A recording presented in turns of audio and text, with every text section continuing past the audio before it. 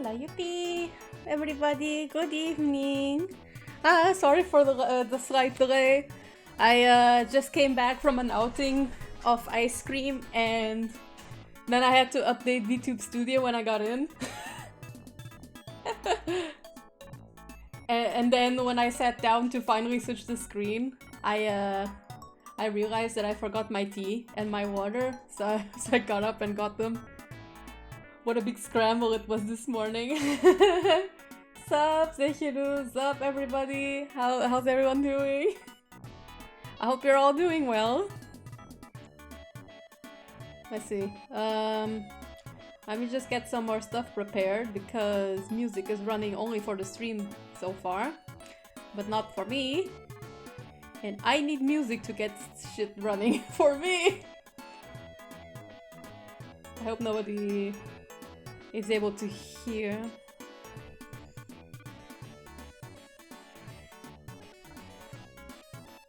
There we go. Now I have everything ready for me. Happy to shitpost, that's good to know. Let's see, where was I left off with this drawing the last time? Do I have all the line art parts together? No, I don't. I have to merge them. Then duplicate. There. Merge.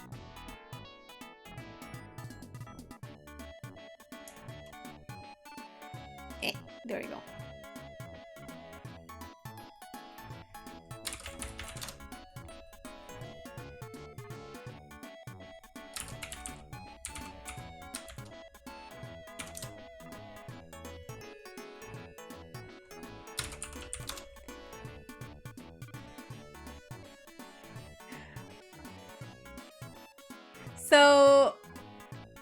So what are you happy to shitpost about, Zechiru? Is it another Umineko shitpost that you're doing?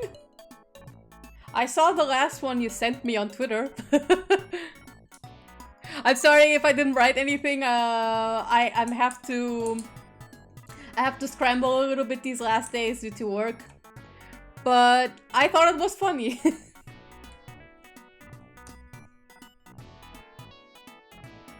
I lost it at the Genji screen.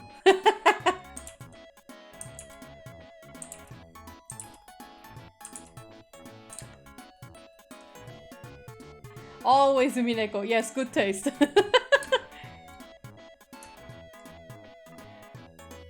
My current Brainrot may be going a bit differently from Umineko at the moment, but it still is very much Umineko.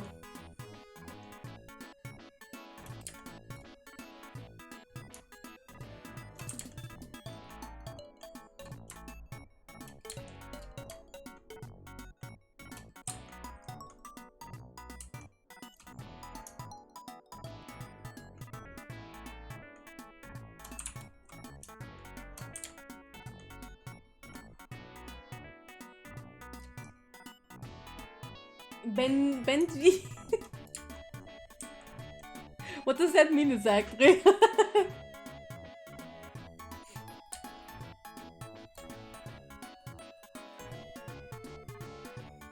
I just realized that I need some color references that I don't have yet. Got 100 subs, now I can shorts, happy to say. Oh, that's cool! Now you can make shorts. That's awesome. I didn't know you needed 100 of minimum followers to do shorts. I might consider, when I have more time to make like video edits, I might consider doing shorts as well. I already partially make video edits of some of my clips. And I do shitposts of my own clips or other skits that I thought of. I just don't have the time. And my PC is not powerful enough for After Effects just yet. Like, some of the clips that I made that are very short and on my YouTube are... I almost destroyed my computer with them. I don't have the best computer. I just realized my tablet is not blended in. Now that's fixed. And now it's more accurate.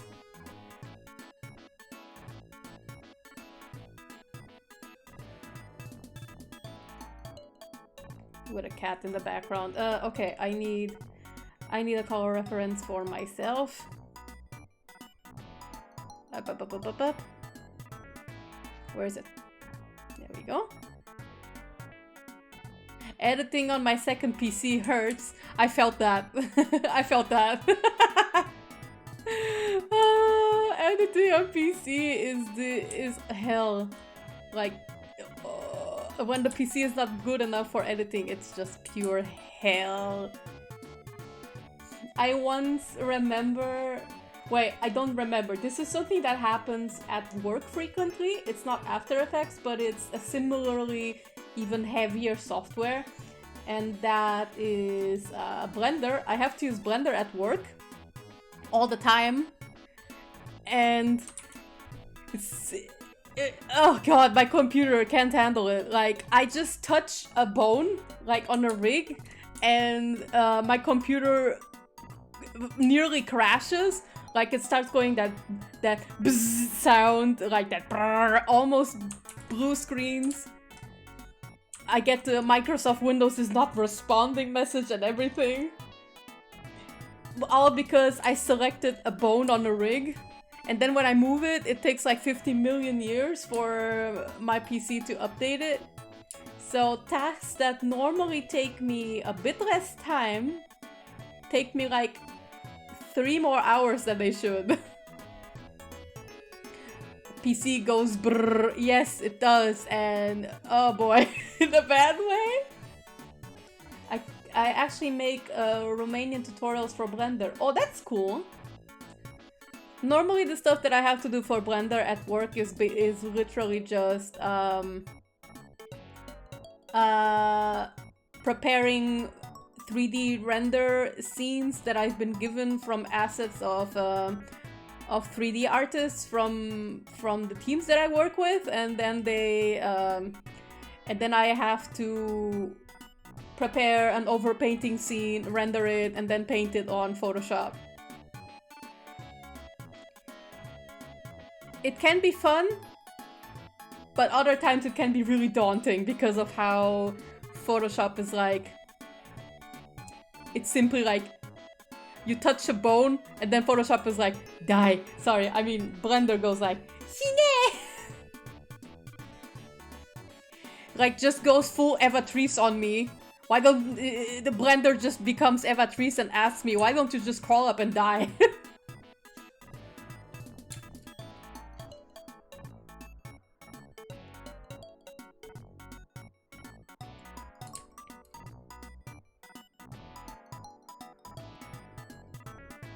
And since we are talking about Umineko before to begin with, Umineko shitposts, there are some comedic type of things that I'm thinking of drawing. My boyfriend and I binged Kaguya-sama Love is War the last few weekends, along with like other shows, but mainly Kaguya-sama Love is War is the one we binged through.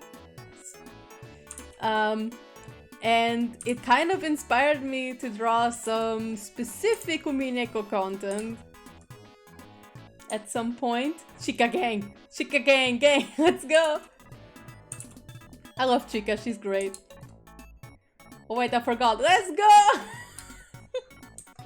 Let's fucking go, Ed! Chika gang! Ramen King gang? Yes. I respect my Ramen King.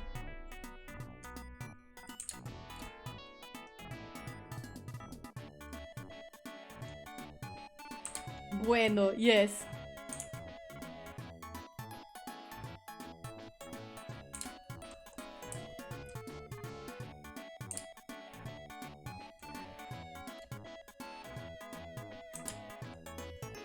Like, I was slowly starting to run out of ideas what to draw based on Umineko. Specifically with a certain demon Butler. And then Kaguya-sama gave me some ideas what to draw, and I was like, that works perfectly for this dynamic.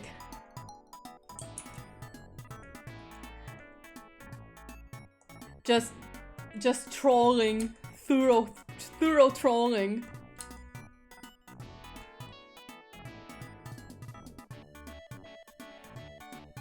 We'll tweet a non-spoiler image I made yesterday with Yu-Gi-Oh! And Kinzo. Oh no! Did you make Kinzo go Gezugao?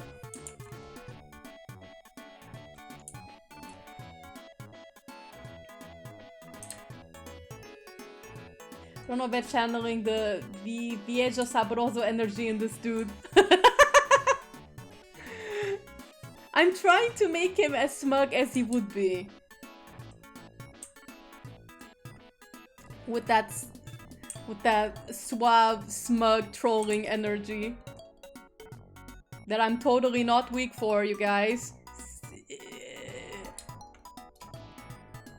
Nothing unchristian is coming out of that.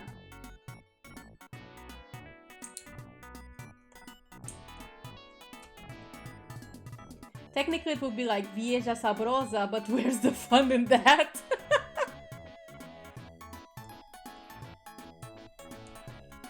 Hold on. Color.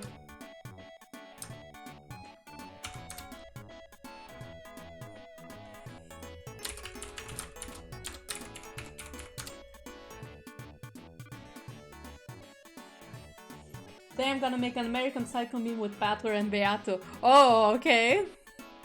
I'm totally unfamiliar with American Psycho, but I'm curious how it would go. What would happen out of that?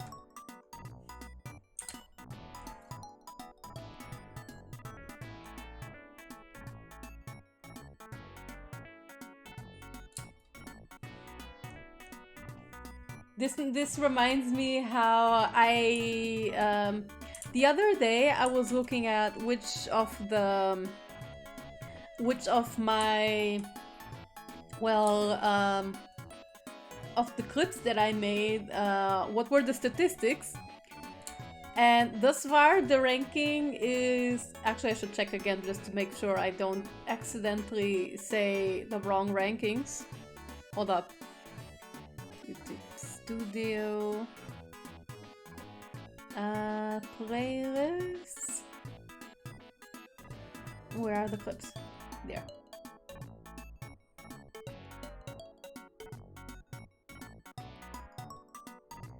Okay, we have... Oh no, wait, they don't show the views on the playlist, so I have to check them single-handedly. But thankfully, my channel catalog is still small, so I can scroll. Okay, so... We have Butler No Don't Eat Maria at #1 at almost 3K views. This is like my most viewed video thus far. On my whole channel. Then coming in second is the time I summoned Ronove into my room. Which is the clip in which my boyfriend actually cameos in, which is funny to me. Coming in third is Ronove simping. Then couldn't be edgier than this, which is like Kanon's edgy costume. I think it's like the first clip that I made without much editing at all. Immediately afterwards is the water bottle opening incident, which I had fun editing. Finally, it's normal Seizo art stream behavior, and at last a small compilation of DBFZ clips. But I am happy that both Ronove clips that I have are my two most ranked clips.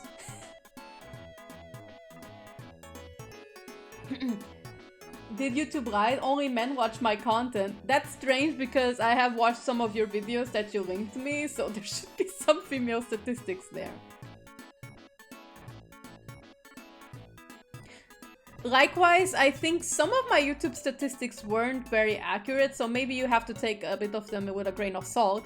For example, the clip that I just mentioned, the one that time I summoned Ronove into my room clip, I went to look at the search statistics, like what made people come see the video, and you'd laugh, but there were 3 search terms that made people find the video.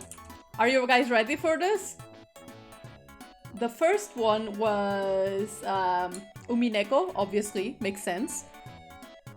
The second search term that made people find the video is the best one. Hold on to your seats.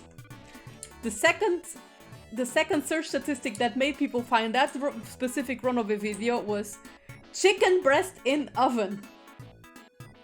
Chicken breast in oven made people find that Ronove clip, apparently, according to YouTube statistics.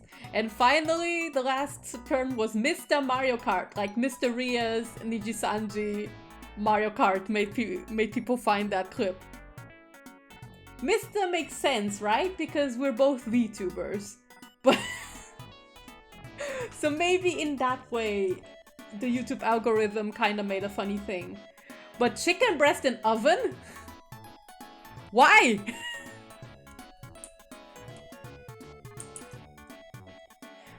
How does chicken breast in oven and Ronove kind of correlate with each other?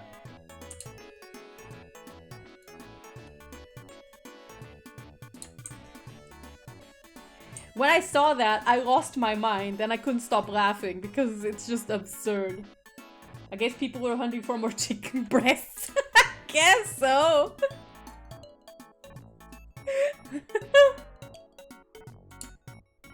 I hope the person who was looking for chicken breast in oven wasn't Uncle Roger. Can you imagine? He opens the... he gets the video recommended and it has nothing to do with food. It's just some anime chick, some anime VTuber chick going feral. And apparently chimping so hard, she summons a real life demon Butler into her room. Like you just go, what?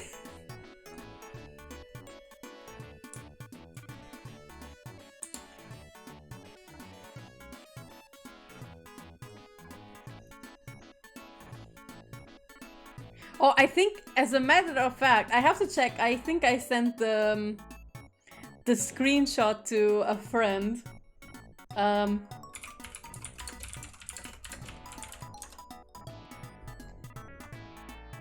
Yeah, it was chicken breast in oven, because I was remembering that it was chicken breast on oven.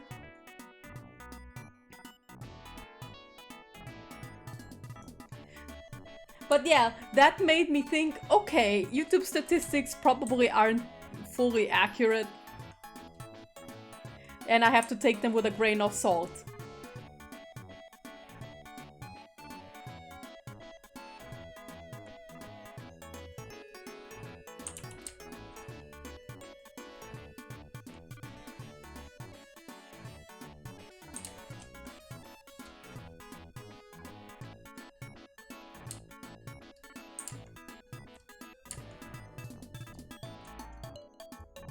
Yeah, another thing about what was about YouTube statistics again?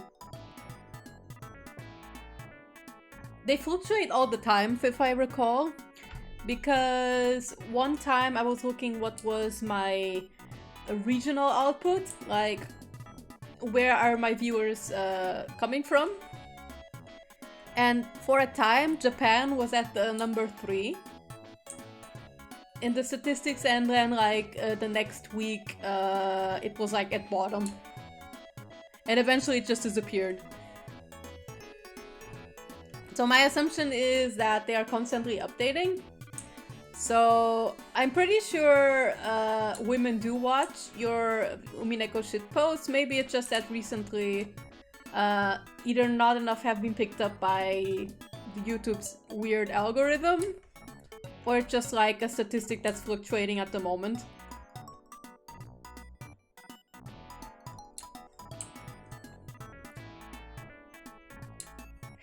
actually checked my ratio in that way yet, but I actually would be curious to see.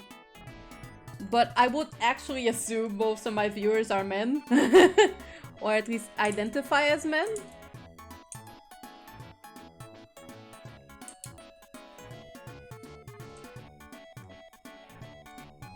And that's mostly because the communities I hang around tend to be mostly male-dominated. So yeah, the channel is still fresh. Yeah, that makes sense. If the statistics update often or are a bit inconsistent here and there.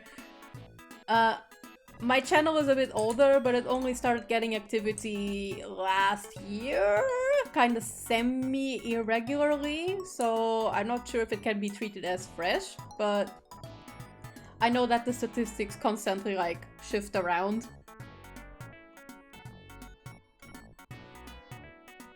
But it's a good thing to keep an eye on every now and then, just to be aware where my viewers are coming from, what are they interested in. Thus far, most of my viewers are almost exclusively Umineko viewers on YouTube, which is funny to me. And I'm actually also grateful about it. There was a time in which I was kinda not confident about me streaming Umineko because I had gotten a lot of comments that were criticizing or misunderstanding things in the way that I would read, or made me worry about how I came across. And I was starting to think, because of the comments that I was constantly getting that were more... They were not like negative or hateful comments, but I was starting to wonder if my reading style was a bit insufferable and annoying. And if I came across as a little bit overbearing or nitpicky. Or like I don't like Umineko. Especially when I criticized Rosa. I used to get really long comments about it. Like, I like that Umineko fans are very passionate. It's just that sometimes I worry that I say something that ticks them off. But nothing in Umineko so far has been really like egregious to me, except maybe like the whole running gag about Butler being kind of a pervert. I don't enjoy that, but it's just a thing that I accept that exists. But like when I comment about a character being terrible, it's not because I hate the character or anything. It's more like more like I'm reacting to shit, and I always worry that I annoyed people like that. But when I addressed that on a different VOD, a lot of positive comments came in, and that just revitalized my worries. Or not revitalized my worries, or they revitalized my confidence, and now I just read however I want to. Though I do try to be a little bit less overbearing.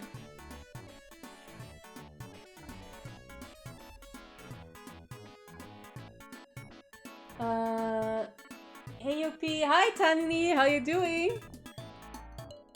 I hope you're doing well. Saw your content on YouTube first, and then I found out the Twitch. Oh, that's good. That's kind of the strategy that I go for.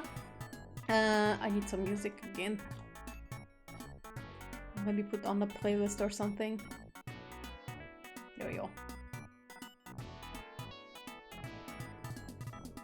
Yeah, there we go. I needed some music on the background for me. Yeah, that's kind of the plan. I do try to get people to come to Twitch if they can, to watch the streams. Because on Twitch, my audience is kind of varied. So I can do different things at times. Because actually, even though I'm not streaming that often at the moment, one of my main gimmicks is actually fighting games, and most of the fighting game community hangs around here. Like on Twitch. And like a lot of the fighting game community people locally I know personally, and yeah, they also hang around on Twitch. So it makes me happy that you came to seek me out on Twitch. That's touching. That makes me really happy. Because I do know that most Lumineko fans that saw me on YouTube, they are mostly just people who hang around YouTube and are not really people who visit Twitch or use it a lot. So it always makes me happy to hear when people either make Twitch accounts or just to seek me out, or they just start using Twitch again just to follow me, or just come see me in general live. It makes me very happy.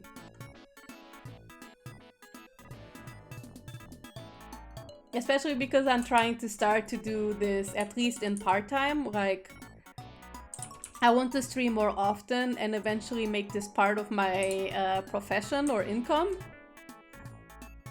Or at least, it doesn't have to be necessarily my main income or anything.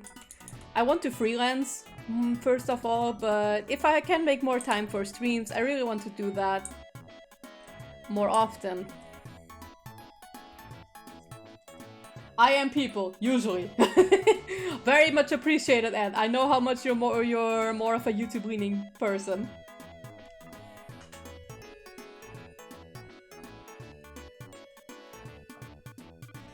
There was a time I had considered streaming on YouTube, but that was at a time things on Twitch were a little bit more tumultuous, but then I just decided to stick to Twitch. Most of it is purely because of the fighting game community. Because I know most of them are here, and also my older brother streams from here from time to time, and friends do stream here, and I like to raid them when I can.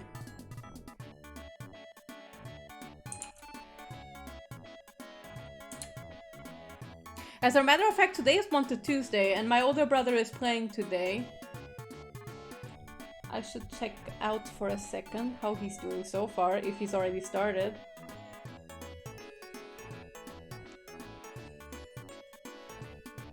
I won't be raiding Wanted Tuesday today, necessarily. At least not during my brother's match, but because it's way too soon.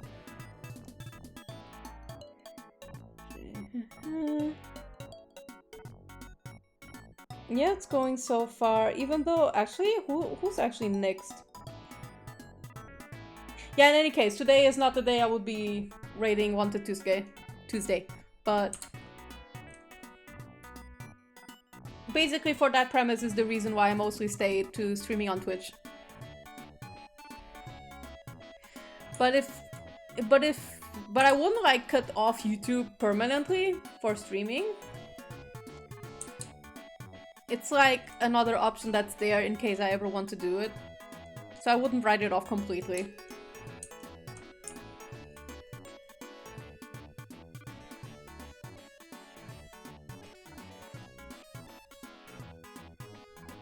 Let's mask this part just in case.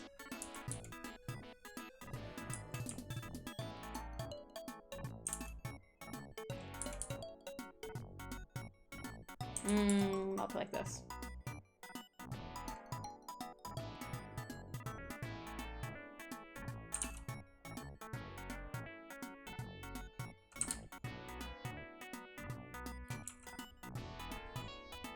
I'm okay, just trying to chill before I have to get ready for work. I hope you're alright. Yes, I'm alright. Thank you for asking, Sam. Yes, Logan, sneefy. Sneefy. FGC, friend gaming circles, let's go!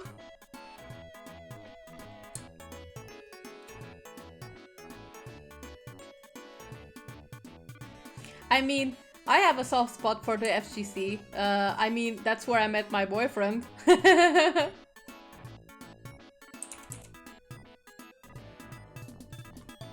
And he also commentates like King of Fighters every Friday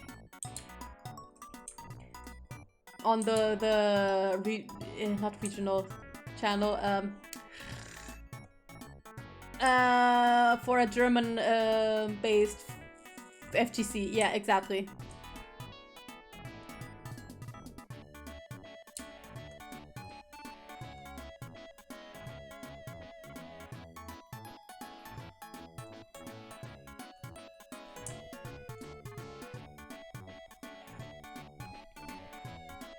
Actually, the FGC will play relevance when I start doing Golden Fantasia finally. The only reason I have not started playing Golden Fantasia yet is purely because I want to go into it after I finish reading Umineko, because I am aware there are spoilers there. And because I have heard there are like stories that you can do, and with there's a story mode, so it makes sense just to play it after I'm done with Umineko.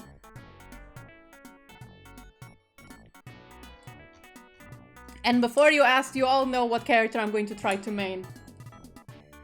I know you have to main 2, basically, because it's like a duo fighting game, like a tag team. So the second character, I'm not sure who exactly it will be, but I'm going to try to make it Beato and a Ronove combo. It will depend on their synergy and which characters I have most fun with. Oh wow, I can't drink tea without my avatar going crazy.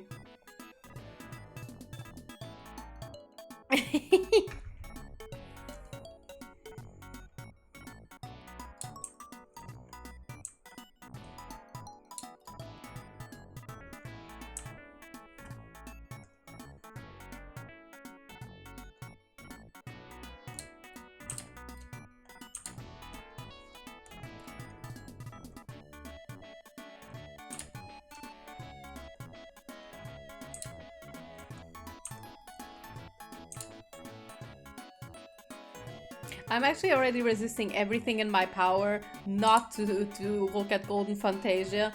I have looked at some clips before for some combos, but I tried to stick it to characters I already know. Everyone else I'm avoiding to look at thus far because I'm waiting to get revealed by their reveals like while I read.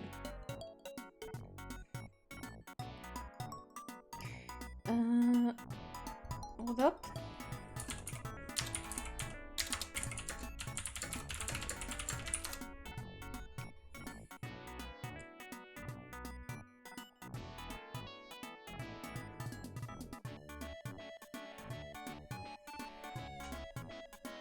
Okay, this is better.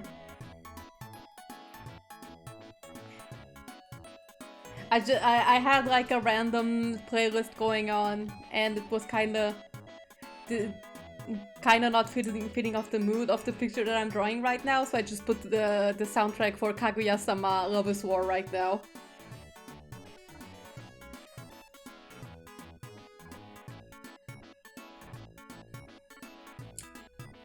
Which is kind of funny because the music of Kaguya-sama is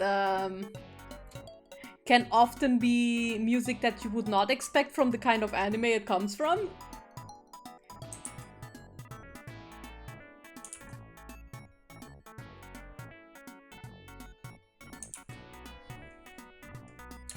The music that you expect to hear from Kaguya-sama is stuff like you'd expect from a slice of life anime, which they do have, but there's like super dramatic music you would expect from like a war movie.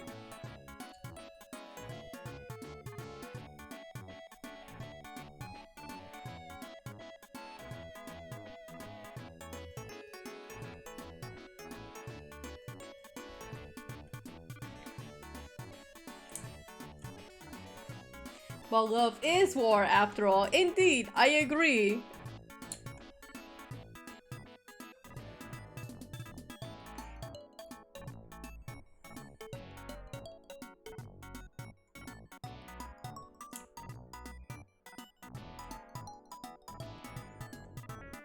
There's actually too many buttons in here. I had updated the design until then. Woo! Patty Pond, thank you for following. Hope you have a good time here. Very much appreciated. Hello, hello!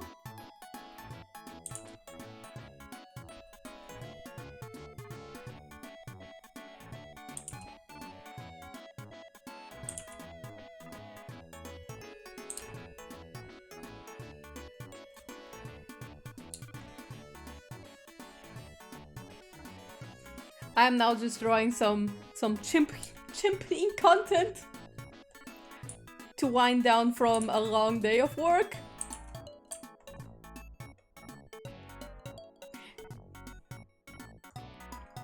And because it's fun.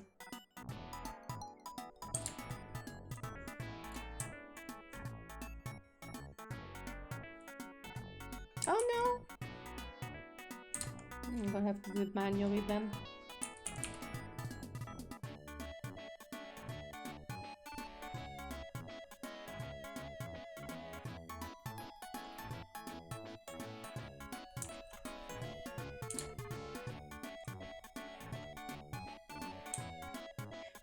Oh yeah, something, since I was talking about Kaguya-sama just now, something I was really not expecting from the show was for it to get really freaking deep at times. I need to start naming my layers, I'm starting to get lost.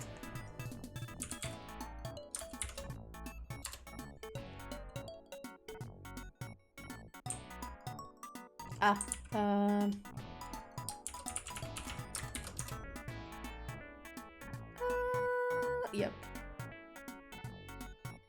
I need to watch that show. I saw as the already massive backlog and I say as a massive backlog increases. I felt that deeply.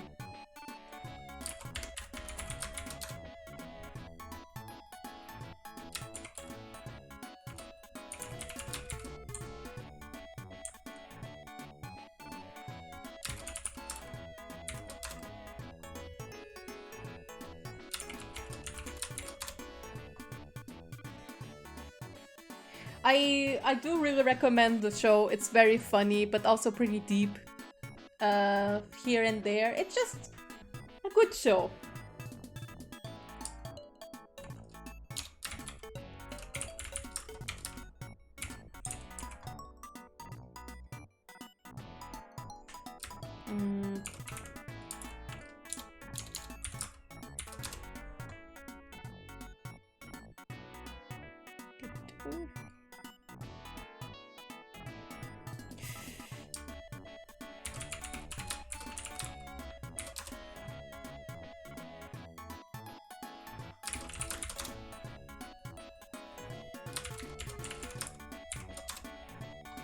I need to put this on top after all.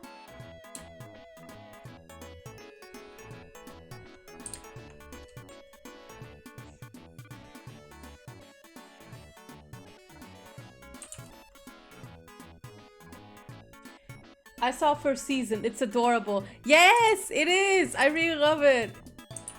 I like how it gets weirdly intense sometimes, like how Kaguya and Shirogane just deploy psychological warfare.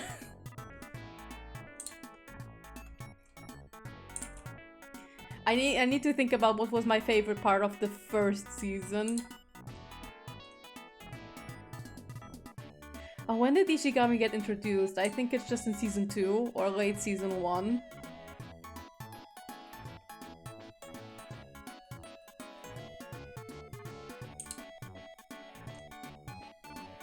I do know season 2 gets unexpectedly very, very good.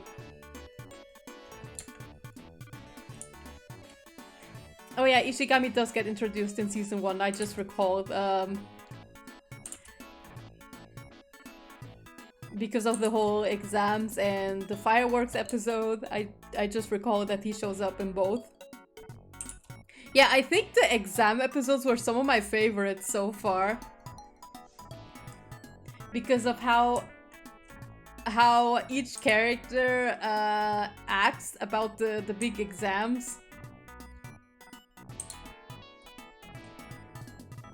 And the way like Kaguya just gets Ishigami to torture study basically. And then even make a very cute friendship out of it. It's just very nice. Okay, what am I missing? The eye color. Got it.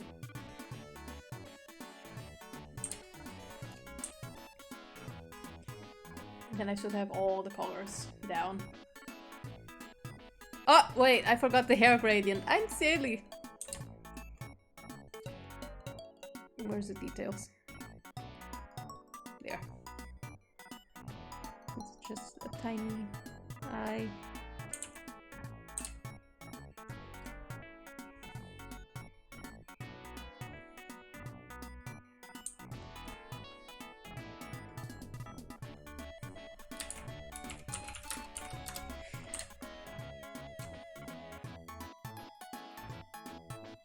I need to watch season 2 then. You do! It's so good! It gets so much better in the later episodes. I won't go into it here because of potential spoilers, but it just gets better.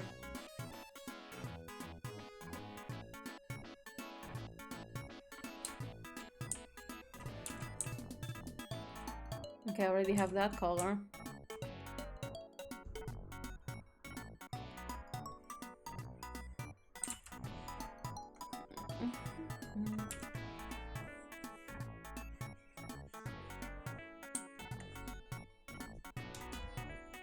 I am a simple man. I see Chica, I like. That's totally fair. Chica is a good character. Yeah, right. The episodes that I really liked about Chica too were the ones where she trained Shirogane. Those are always good episodes.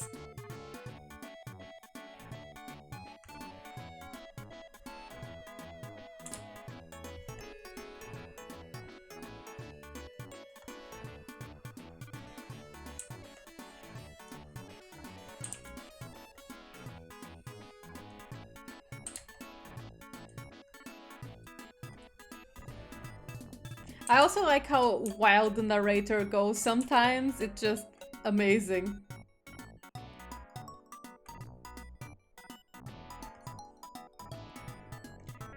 I hear in the English dub he goes even wilder, and that's always nice to hear.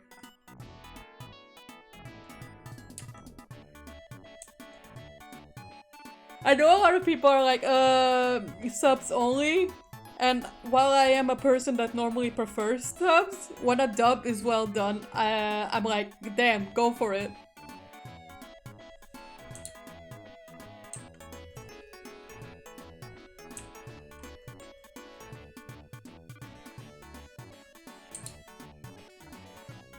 There we go. I think I got everything on this side. Right? I'm missing the eye color here.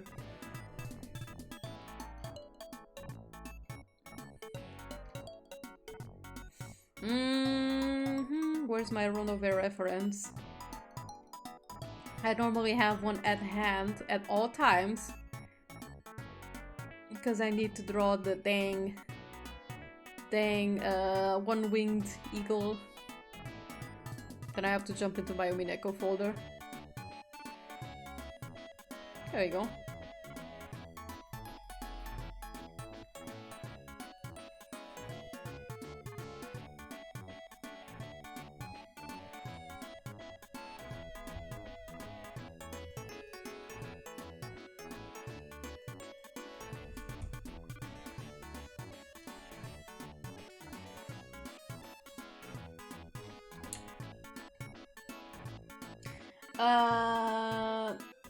Dub and subs war. Oh my. Yeah, I know there's an intense war between them, but it's like, it's just a matter of preference at the end of the day.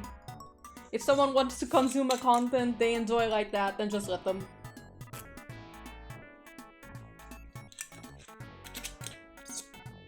My dress-up darling is also hilarious and very adorable, and lots of fan service though. I have watched my dress-up darling. I really liked it.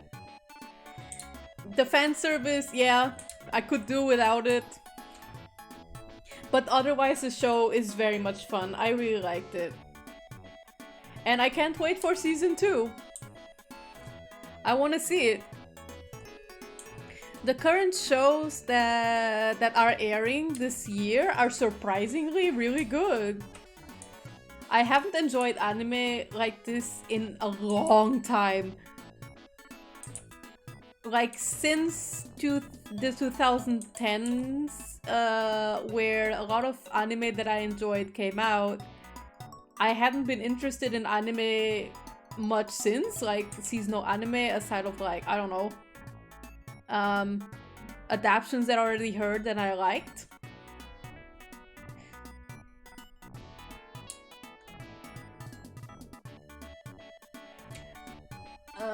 Where's the UP Star German dub though? Oh, my dub would be a Portuguese dub, let's be real.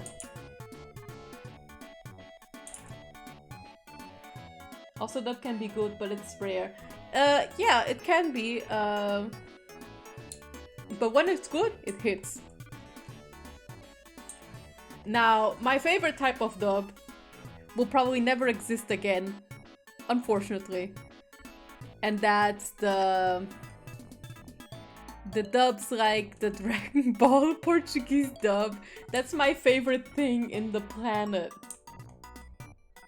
Like there's nothing for me in this world that can top the Portuguese Dragon Ball dub. Like it just doesn't exist. I just realized the ribbon here is wrong.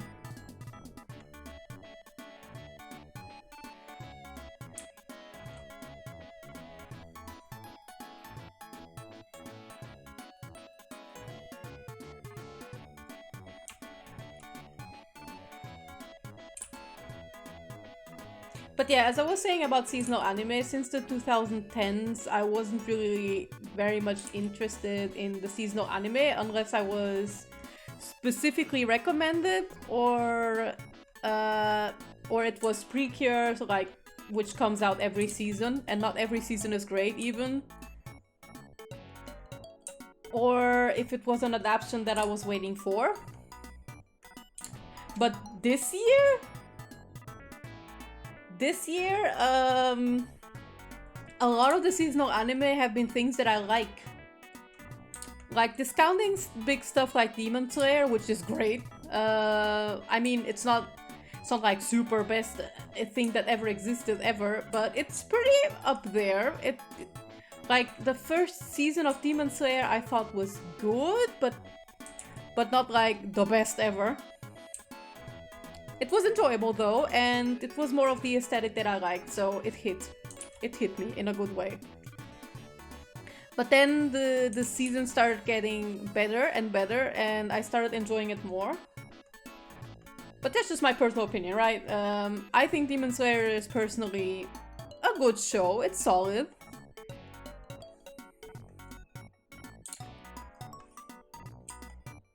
And yeah, discounting big shows like that, there are a lot that I'm liking right now. Like Dressed Up Darling was a show that I really enjoyed. Like, there was no episode that I did not enjoy. I really liked every single one of them. Like I said, the only thing that I have an issue with is I could do without the fan service. But everything else was great. Besides, if you watch anime, then a lot of the times you just have to accept that fan service will be there. Unfortunately.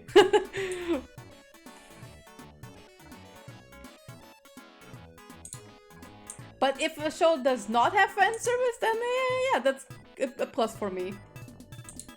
Let's see. So yeah, it's My Dress Up Darling that I really like. I'm really enjoying Spy X Family. It's great. And let's see, I'm enjoying Shikimori-san, even though it's a more down-to-earth high school romance without big stakes or anything, without big drama. It's just enjoyable. And then I am also watching the new season of Kaguya-sama, like season 3.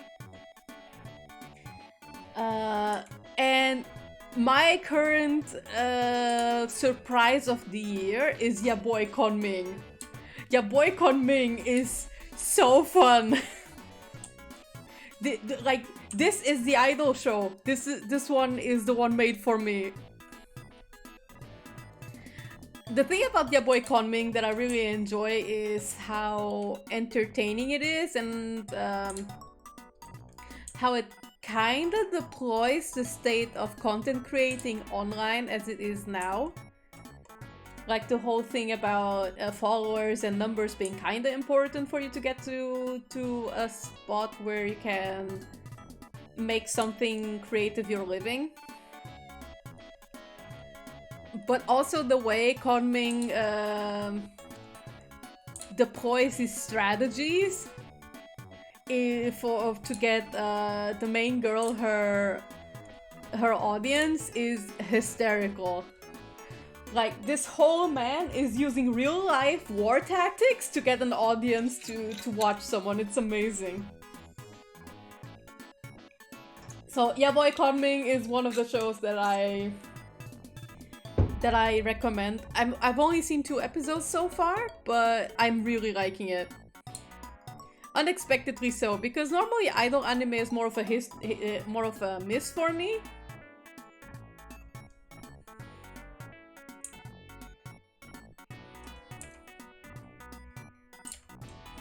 I think I got all gradients now.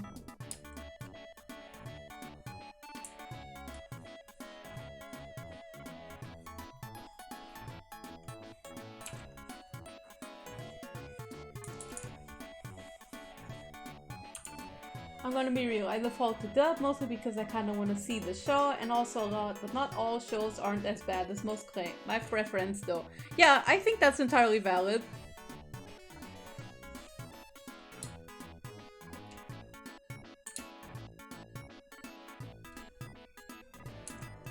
And it's like, when it comes to dubs, I feel like English and Latin American dubs tend to be on the higher end, or at least more enjoyable.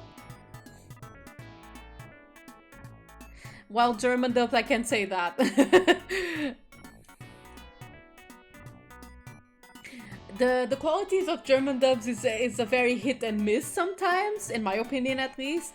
I feel like in the past, they used to be pretty good actually, and nowadays you can kind of tell when one of the show has had more budget to hire more talents, or when they had less budget. They're not like abysmal or anything, it's just that you can kind of notice the quality in voice acting a little. But like I said, not dissing German dubs or anything. It's just something that I kind of noticed while consuming anime on TV. For me personally, maybe that might be biased, but I think the Poquito TV era was the best one. Though I have to be fair, some of the German dubs are pretty solid, like the ones... I know for a fact the ones for One Piece and Naruto tended to be a little bit better. At least in voice acting talent. Despite of the script and censoring. Now, Conan for me is unmatched when it comes to German dubs. In a way, I even prefer the Conan German dub over the original. Maybe it's my bias from growing up, but I don't know, the voice cast in Conan in German is really good. It just fits every character in my opinion.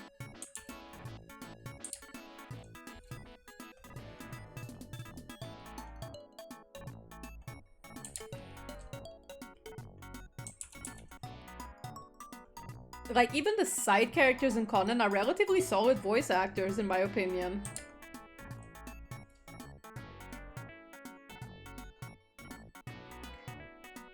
That's, for me, the one show where I would say I prefer it in German dub, even now.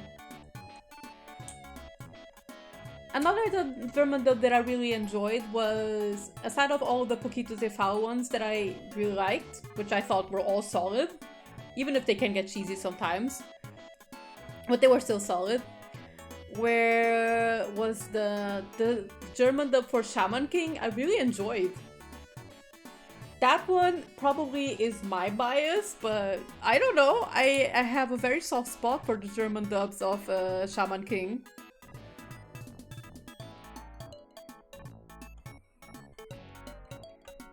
If you think about it, some of the voice cast in German in Shaman King was more clever than the American version. The reason I say that is because there were some strange voice acting choices in the English side of Shaman King, where For example,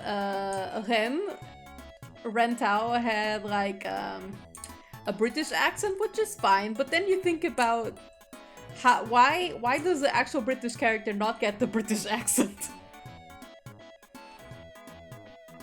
It's by no means a bad dub. I still kind of have a soft spot for it too, but you still are like, why did you do that? I'm kind of confused.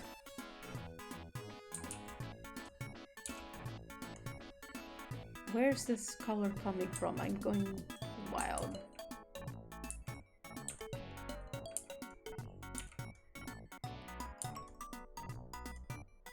Ah, there we go.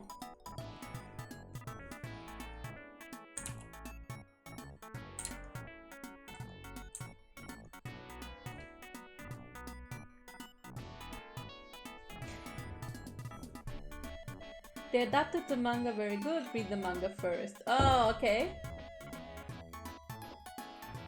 Thank God the fan service in Dress Up Darling was oftentimes quite hilarious. Yeah, that's something that I liked about the way Dress Up Darling employed fan service. A lot of the fan service in anime tends to be on the unsavory end, which is kinda not great. But Dress Up Darling felt like it was more in a comedic way, and most of the time it was like in the consent of the characters, you know what I mean? Or like the agency wasn't taken away from the character, like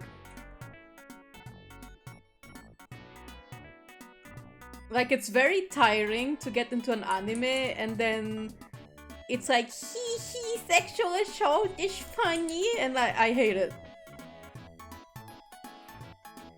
But like in Dress Up Darling, I was relieved I didn't have to worry about that.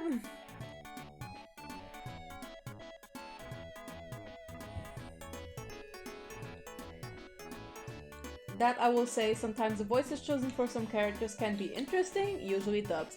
But in my case, some Japan voices do fall in that end too. I can actually agree with that. For example, is actually a Dragon Ball example. This might come from my bias from the Portuguese dub and in part of the English dub. But I can't get used to King Kai's Japanese voice. I just can't. The Portuguese voice is my go-to. I cannot get used to King Kai's English voice, you guys. Sorry, not English, Japanese voice. Because in the Portuguese dub, he's so goofy and shrill, and I like that. Frieza in the Portuguese dub is pretty close to the Japanese one, so it wasn't like weird to me. It was actually quite fitting. Because in the Portuguese dub of Dragon Ball, Frieza was very, very effeminate, so he had a very feminine-like voice. Like, forced feminine voice in that way. But it fit! It fit him! So when I heard his Japanese voice, I was like, oh, that's literally like in the Portuguese dub.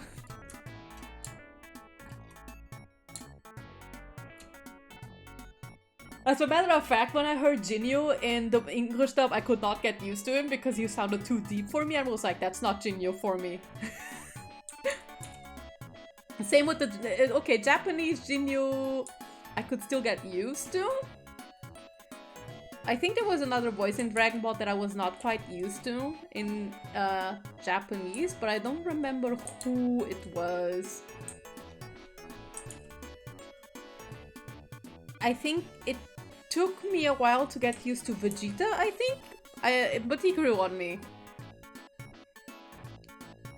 Because to me, Vegeta's voice is still very much ingrained in his, one of his many Portuguese voice actors, João Loy.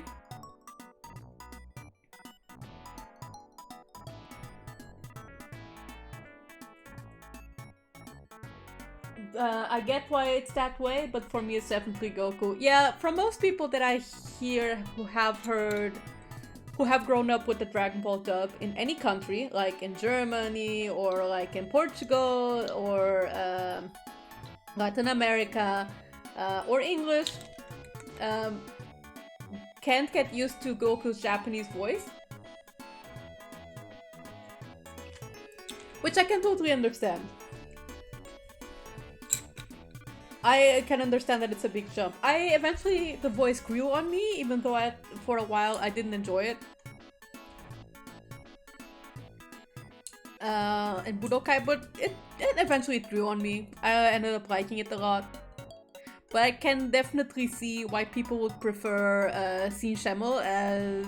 If I pronounce his name wrong, I'm sorry.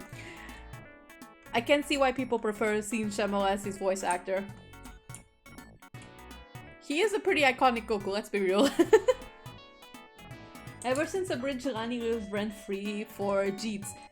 Rani is an amazing Vegeta. When it comes to Cell, for me, it's now either Norio Wakamoto, like his Japanese voice actor, whom is one of my favorites of all. It's either Norio Wakamoto or Takahata 101. And I am convinced that Takahata 101's influence has reached the English voice actor for Cell, at least in the BFC. Because I get the feeling that the English voice actor for TBFC took a lot of cues from Takahata, at least in the way he did the humor for Cell's voice, right?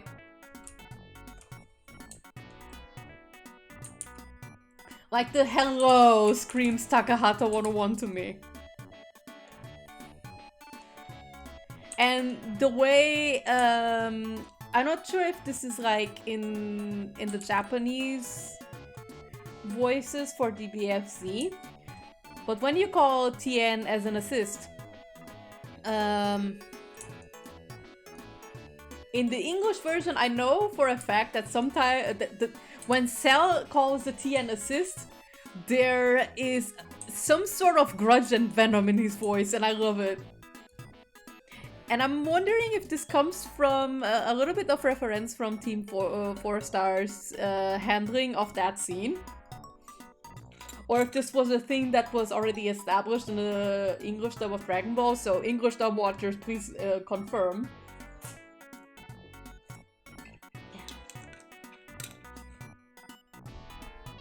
Please confirm if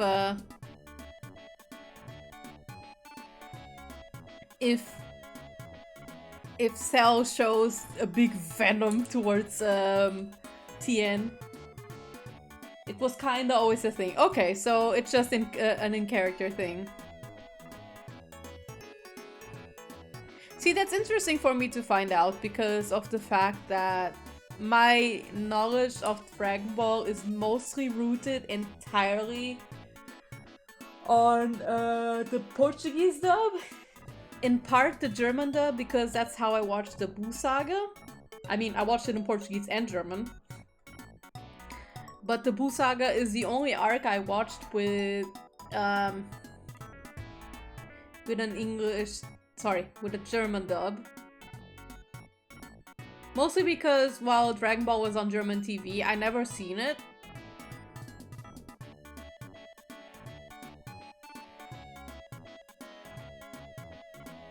Give me a hot second, I'm trying to see something. It's blue. Okay.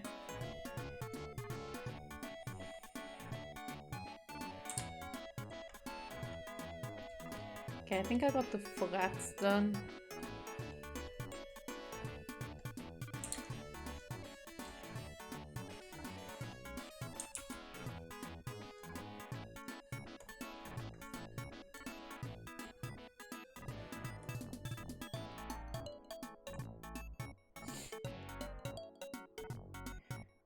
But the bridge style developed stuff big time.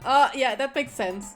I think the abridged maybe might have taken a lot from the English dub of Dragon Ball, but those references probably went over my head. Good evening, noobs. Oh, hi, Kumamara. Good evening. How you doing? I hope you're doing well.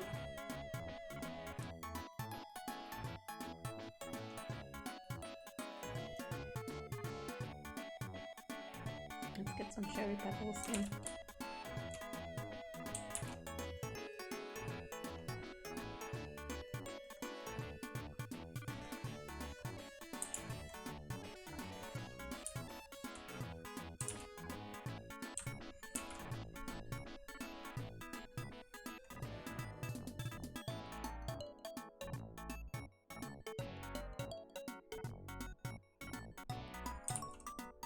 Good, but busy. Sadly, I'll be on and off today. Oh, okay. That's fine. But why don't you at least drop by and say hi? Oh, that's sweet of you. Thank you.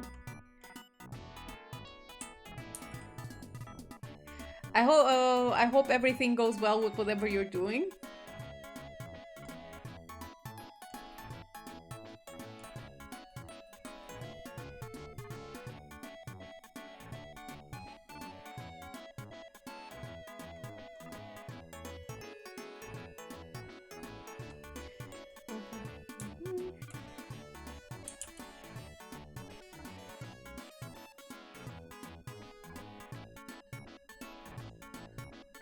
Oh, I have the wrong colors on.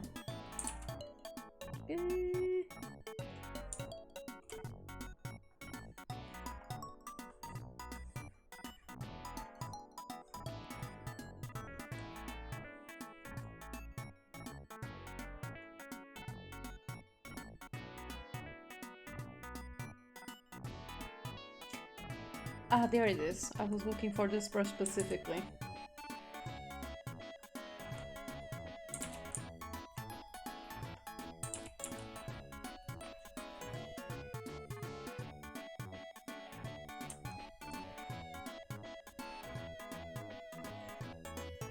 Oh, I didn't see I have a ruler there. Oh, wait, I have to flip that.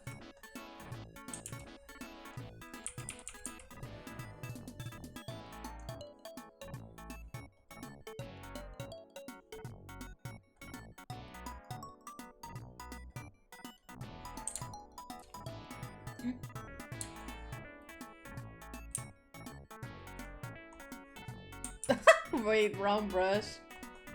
No! Oh yeah, since we're talking about seasonal anime and shonen anime specifically, like Dragon Ball. Oh man, I finished the Shaman King remake last weekend, and boy do I have shit to say.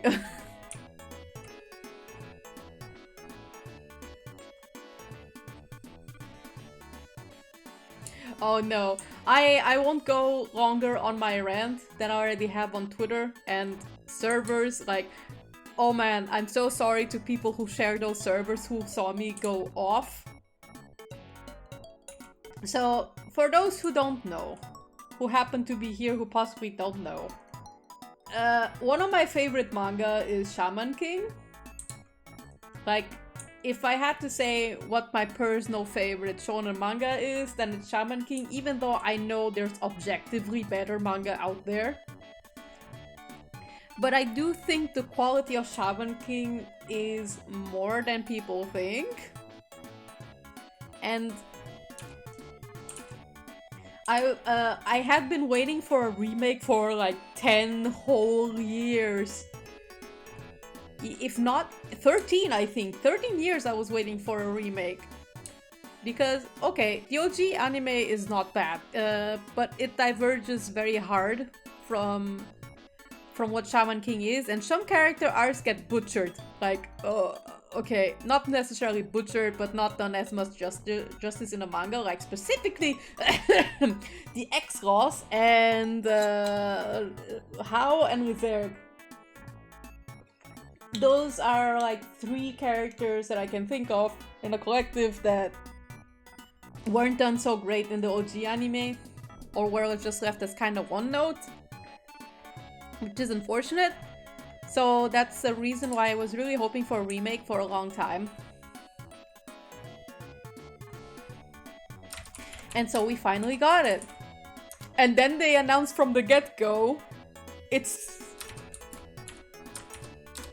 that it's going to be 52 episodes long. And I was like, 52 episodes for 300 chapters is not going to end well. And what do you know? It did not end well.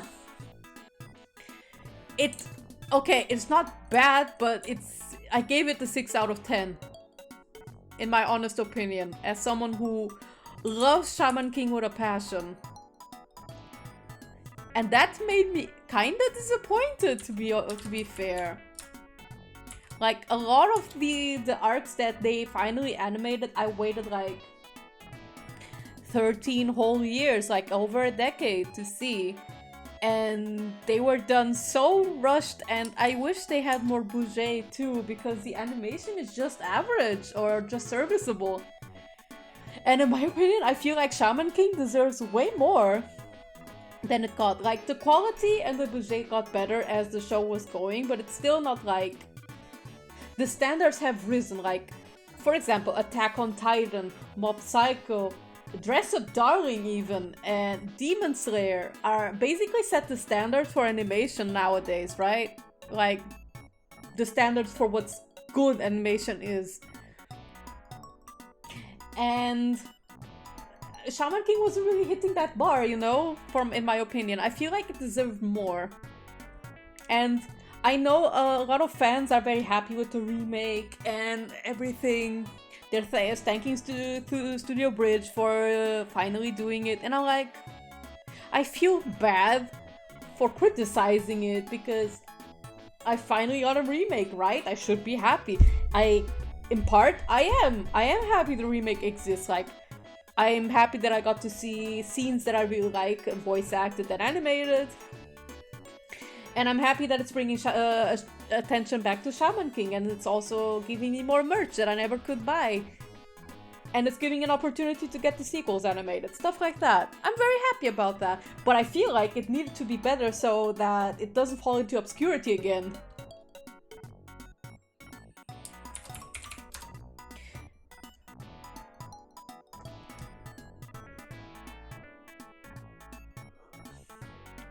Six out of 10. It was like a train wreck except in slow motion and not as exciting. Yeah, pretty much. Like, here's the thing. The first 14 episodes are extremely rushed. And okay, I get it. Because the OG anime went over the same things. And they try to take a same approach as most anime remakes do, right? Like, they brush over the stuff they already adapted so that they can get to the stuff that wasn't covered, right? In that sense, I get it, but I feel like Shaman King needed at least like 20 more episodes to balance out the pacing a little. Like, if I recall, Fullmetal Alchemist Brotherhood got 60, 70-ish episodes? Let me double check. Let me see how many chapters Fullmetal Alchemist was and how many episodes it got.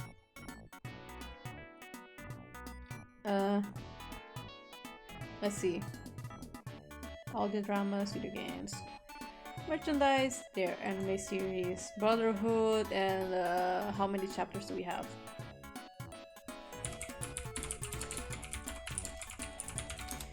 I just want to see how many chapters it was in total.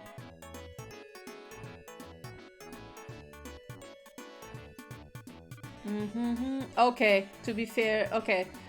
Fullmetal Alchemist is like 200 chapters shorter than Shaman King, so okay, they had way more time to adapt stuff.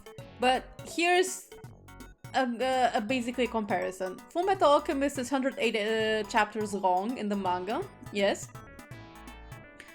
And Brotherhood is 64 episodes long, and in my opinion, even Fullmetal Alchemist Brotherhood was my first outing with Fullmetal. Okay, not really. My true first outing to Fullmetal Alchemist was with the OG anime, like when I was 12 or 13.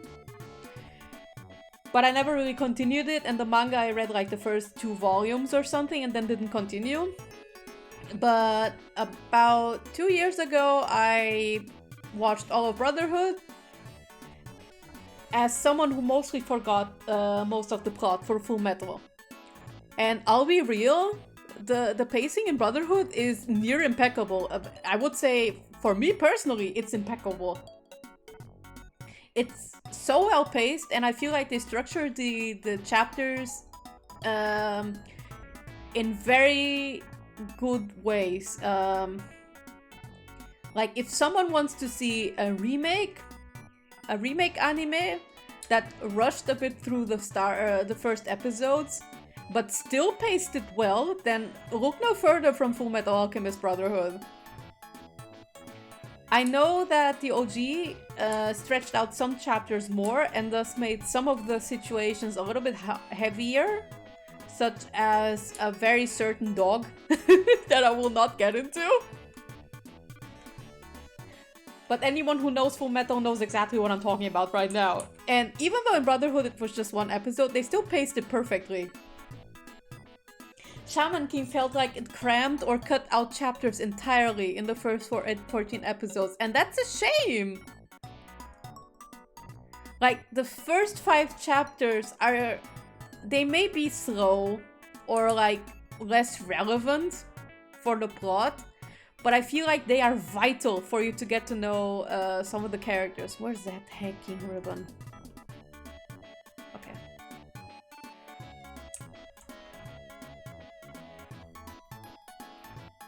Right, as I was saying,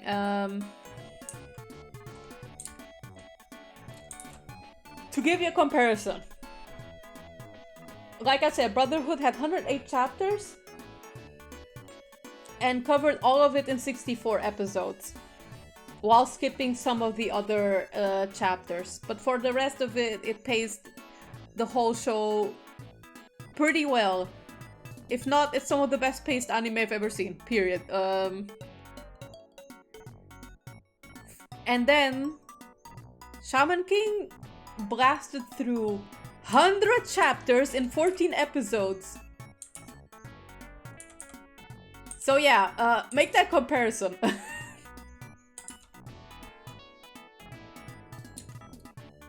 I know the chapter count exactly because I have reread those specific chapters where their plot diversion started in the OG and the anime rushed into. Before you ask, the OG anime started diverging from the manga starting Lizerg's debut episode. That's where they started to diverge things a little bit more.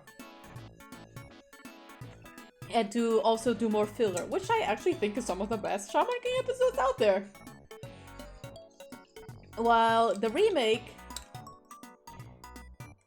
like the same, it started it went up to the diversion point and then it started to slow down a little.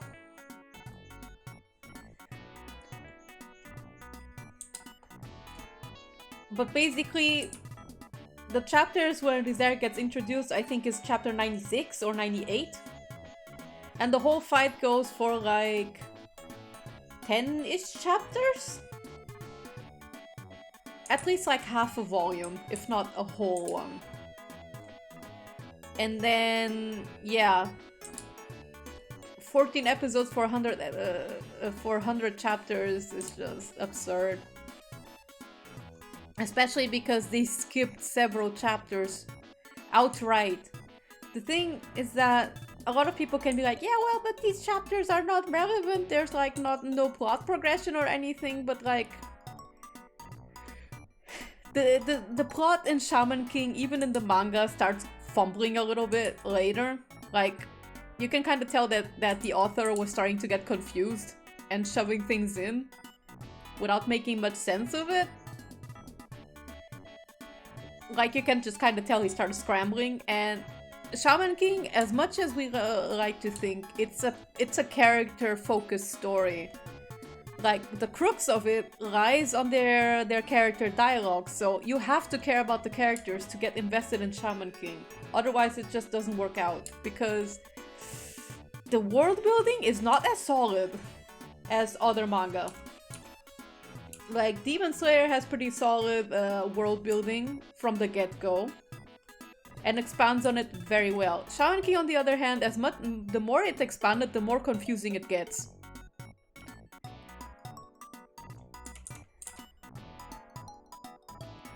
But you don't care about it as much when you're reading because you already are invested in the character's journey to begin with. So you kind of forgive the weird power boosts and the weird power rules and whatever, the whole Furyoku deal and the Reirokus and whatever.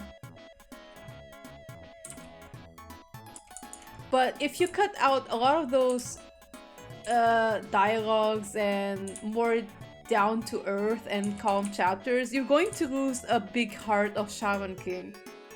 The first half of the first volume is literally just you hanging out with Yo and Manta and Amidamaru and building up their connection and like literally exploring how they become closer friends and start to understand each other. And how Amidamaru and Yo grow to have a more closer bond as time goes. Before Ren gets introduced. And I feel like, okay, I'm using my boyfriend as a reference for this. He's a complete newcomer to Shaman King and he did not enjoy the remake very much. There was a point where he started to enjoy the show, and that was when the episodes started to get better paced and had a more solid grounding what it wanted to be. But the thing is that, because he doesn't know the characters like I do, he couldn't enjoy the show as much as I did, even though I was pretty harsh towards its criticisms. I know these characters from their different adaptations and from their source material, so I could enjoy the show regardless, in a way, right? He couldn't though, because he's new to it. He doesn't know the characters. He doesn't buy their connections because they skipped all of it. He told me outright he doesn't believe that Amidamaru and Yo have a close bond as they do, as the story writes it out to be, because you don't get to spend time with them. And that's a huge mistake why I think they shouldn't have skipped those first 5 chapters, or at least not rush to introduce like Ren immediately in the 3rd episode. Because for that, then you just make the character suffer for it, and it's just not worth it.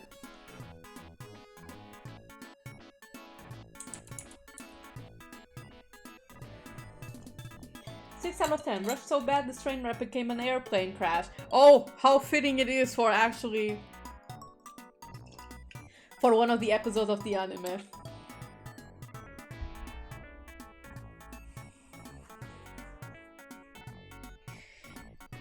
Like, oh sheesh.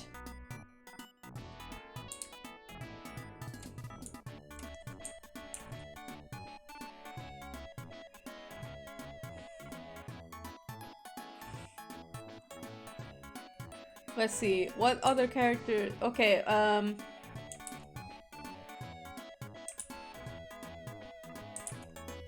when it comes to Lizard's introduction, I feel like the manga and the OG anime handled him way better. Even though Lizard's characterization in the OG anime is much more different than the source material, but they still handled his introduction pretty good. It's still an episode I enjoy watching, because even though he's more aggressive and down to earth and like broody, which is where my character curse came from, I still enjoy his character in the OG anime. It's just that it doesn't even hold up a candle to him in the manga. Mostly because he's a more sympathetic character there. And the remake kind of rushed through the episode and kind of had some of the worst fighting animation I've ever seen. And I was so angry when the episode aired. I was like, my boy deserves better than this. I will say this though, one of my favorite fights from the manga, like Team X1 versus Team Nile, was fantastically handled in the remake, okay? It was one of the episodes that I really did enjoy.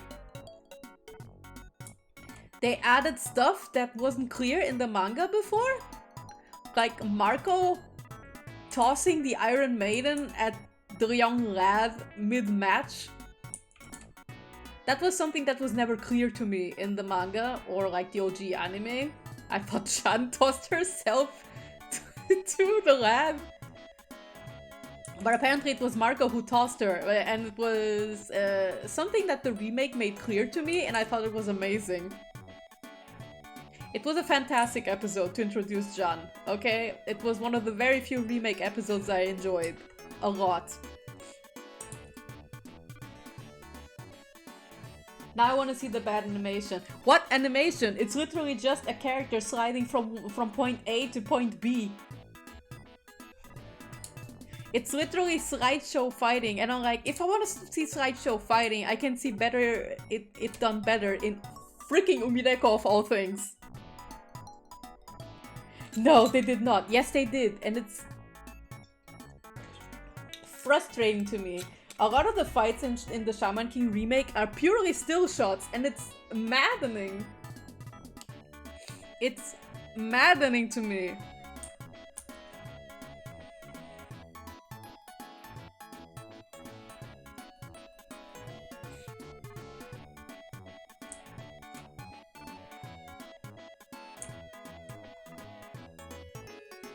It's Battle of Haven all over again. Oh no, yeah it is! And is it possible to surpass the Battle of Gods recreation? Yes. Yes, it is. The Battle of Gods recreation was something I thankfully skipped. But I've seen the clips. And I can say the Shaman King remake kinda tops it. In the way that I think sometimes it just fumbles.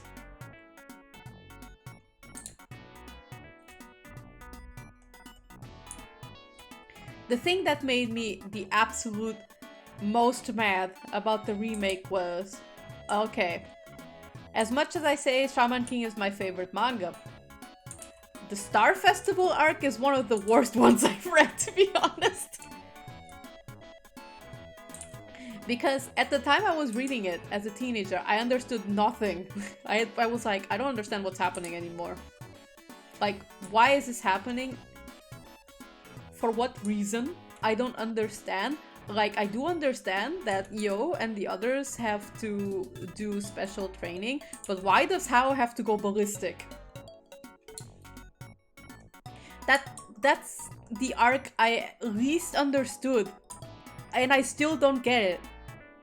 And for me personally, that's the one arc the remake could have rushed through, and they didn't. They took their sweet time on that arc, and that pissed me off. I was like, I can't believe it. You're making me sit through... You're trying to pace this arc well, when it's literally the most nonsensical arc that I've read in this dang manga. Like, it's not nonsensical necessarily, but it's very confusing.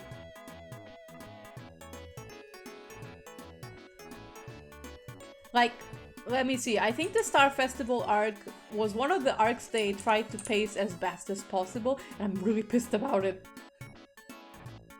Like, okay, the arc is not abysmal. There are good moments in it, like really good moments, such as Marco fighting Anahol, and sorry, I know the name sounds sus, but bear with me, that's just his name, it's Anahol.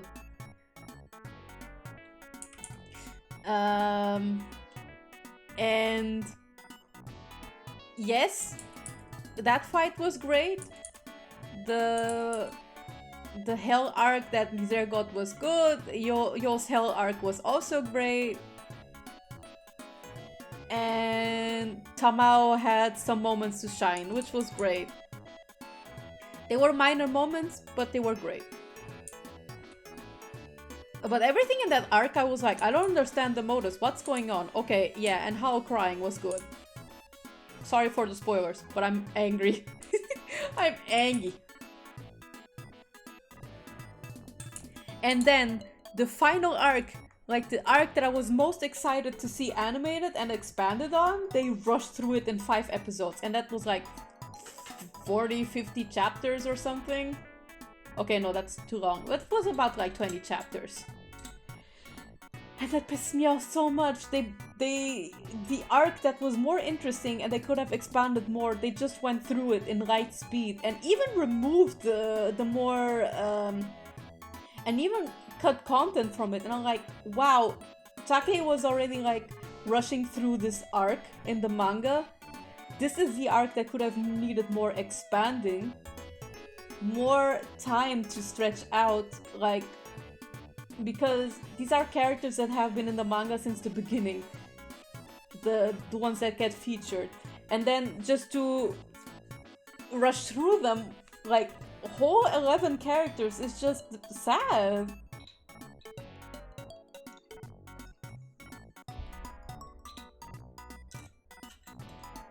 You can tell in the manga already that the author was already rushing through this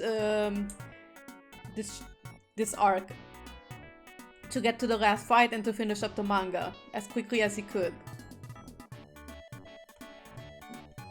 But it still had some love in it, some detail. You can just tell it was more like an editing and publishing problem more than anything. And then the anime just rushes it even more, and it's like, why? This is the climax of the story, you shouldn't be rushing it.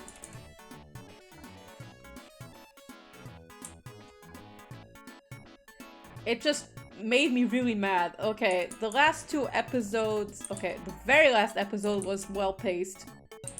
Kinda. It was exactly like how it was in the manga. Like I think this is the only chapter in the... Sorry, the only episode in the anime where they actually used only 2 chapters for the episode instead of like cramming 10 chapters at once.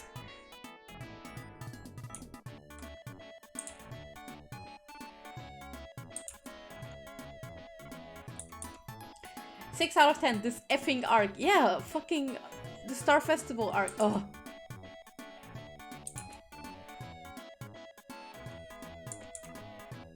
I'm so glad they paced my favorite arc well, though. Like, the Ozores en Revoir arc is one of my favorite arcs in manga, period. I just really like it. Also, Matamune is best. Don't at me.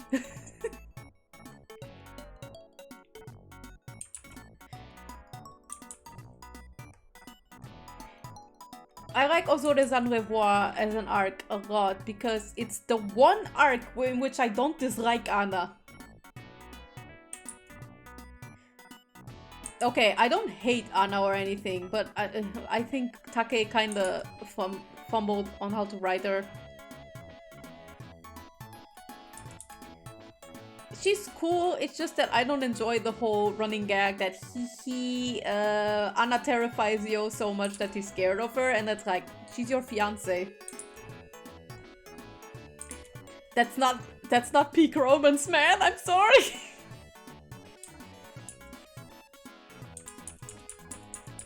And Ozores en Revoir arc is the one arc in which I feel like I understand their relationship and where it actually works, hers and Yo's. That, and I liked the storytelling behind it. I liked how it was more simple. Matamune was also an amazing character, and that was the one arc they paced well. The single arc I feel like they paced well. And that's kind of sad.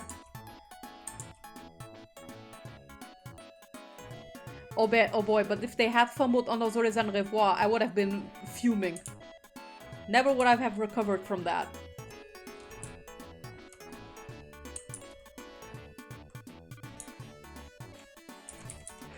But since I have finished going over Shaman King, you can still give it a shot if you want to. But I recommend reading the manga.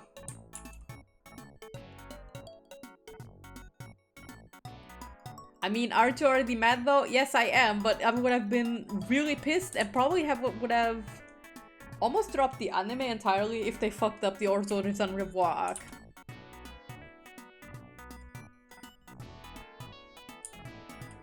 Which is funnily enough, that's the last arc they paced well. From that point on, it's like they realized, well shit, we don't have enough episodes left, and started rushing everything again, and it was just a clusterfuck.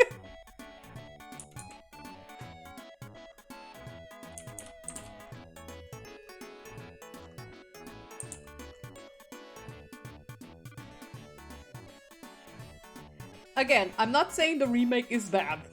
It's not outright bad, but it just... It's just average, and like, for my favorite shonen manga, I feel like average is not enough. That's all it is. I just wanted my favorite shonen manga to get more than just the bare minimum. I do appreciate that I can get merch now though, and that's nice. And the best thing that came out of the Shaman King remake, honestly, is the soundtrack, first of all, which is amazing. Yuki Hayashi is a hecking god. Okay, he's not Sawano, but Yuki Hayashi is great.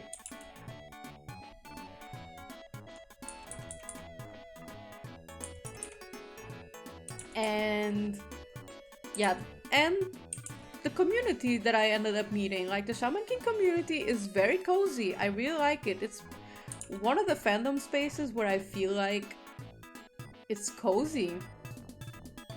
Like, a lot of fandom spaces nowadays tend to be more, you know, a bit more eggshell walking and a bit wild. But the Shaman King for a server that I went into is very chill and very supportive. It's very fun, and they're also super supportive of OCs, and that's like, hell yeah. Hell yeah. 6 out of 10, not Sawano. Okay, excuse me. Excuse me. Yuki Hayashi is great. I will hear no slander on that man. He's not CTS, he's not Sawano, and he's not Yuki Kajiura, but Sawano is great.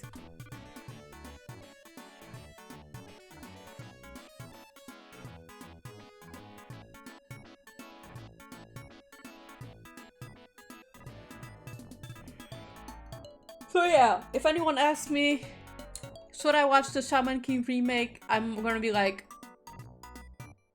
sure, if you want to. But if they ask me remake or manga reading, I'm gonna be like, just read the manga. I'm begging. Or watch the OG anime, like, okay, the OG anime diverges from the manga at halfway through, or more like at starting episode 27. But it's not only is it well paced, it has a lot of love poured into it, and like expands on the characters a little bit more. On like, well, characters who are not Lizerge and everything, but Ren and Yo and even Anna were done relatively well in the remake. What I also like about, sorry, not the remake, the OG. What I like about the OG anime as well is that this is a flaw that the manga has for me personally, but the guardian spirits get kinda sidelined and are more like, I don't know, purely tools. Like weaponry tools, except for like maybe Amidamaru and part Bazon. But everyone else kinda gets sidelined. While in the OG, the Guardian Ghosts are very much involved with the quips and the dialogue. Okay, Kororo makes sense that she's not very involved, and not because she can't really speak, but there's a specific reason why it makes sense for her not to be as featured as the other Guardian Ghosts, and that's a spoiler, so I won't get into it. Like, even if you, but even then, the excuse of this Guardian Ghost doesn't speak much makes sense to sideline in the manga. It doesn't really work because Morphine, like Lizard's Guardian Ghost, does not speak. She doesn't speak at all, either manga or in the remake, and they actually gave her so much more of a personality in the OG anime, and that's really sweet.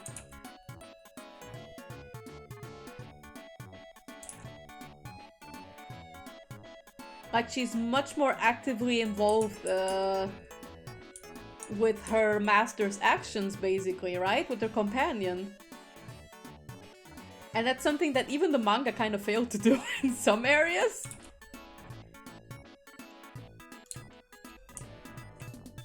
So yeah, the OG is fine to watch. It's enjoyable. But I still say the truest experience is a manga.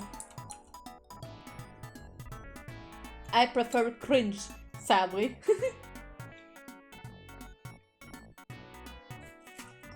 I felt all this rant with Ruby where I dug it a lot and then bam, V4 and onward happened. I hear a lot of stuff from Ruby. And I'm afraid.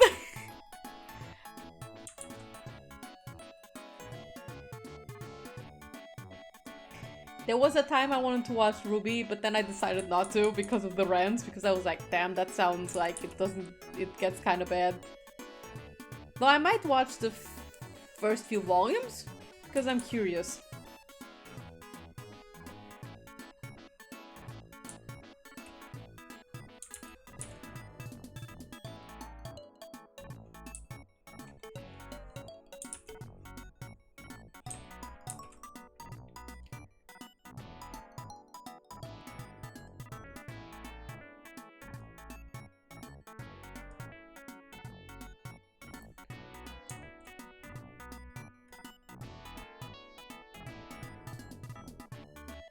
The potential got lost big time. Show wasn't perfect, but man.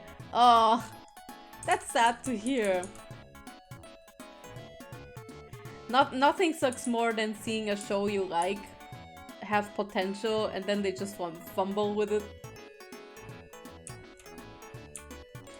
Same goes with Shaman King for me. It has potential and they just fumble it. Even the author fumbles with it a little.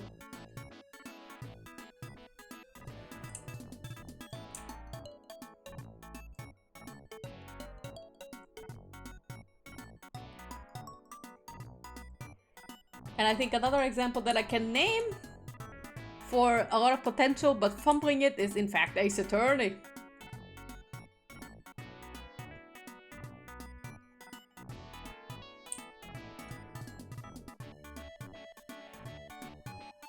Like, if you think about it, Dual Destinies and Spirit of Justice both had a lot of potential and then they just dropped the ball. Both games are good and are enjoyable. It's just that you kind of notice that they started getting a bit lost on how to write and got a little bit stuck on the formula of Ace Attorney. Like, I would say, like, in fact of saying stuff like, yeah, well, Ace Attorney missed potential, Spirit of Justice and Dual Destinies make it sound like they're both bad games, but they're not. Spirit of Justice is in fact one of my favorites of the series. And has some of my favorite cases. But they kinda fucked up on Apollo a little.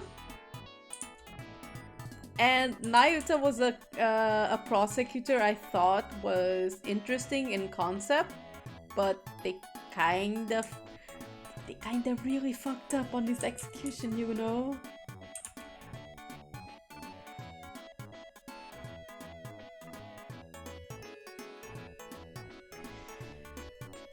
Thing is that it's partially because of how Monty passed away, and then a lot of executive meddling happened. To put it really lightly. Oh, damn. That sucks.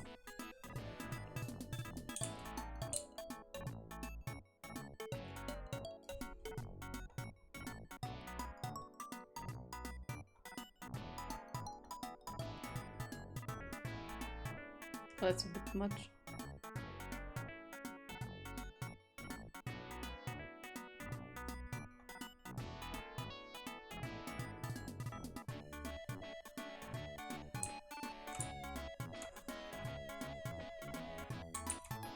Apollo, convenient backstory justice. That's literally what it is! They didn't know what to do with Apollo anymore. And it just... It's just... Why, man? Just why?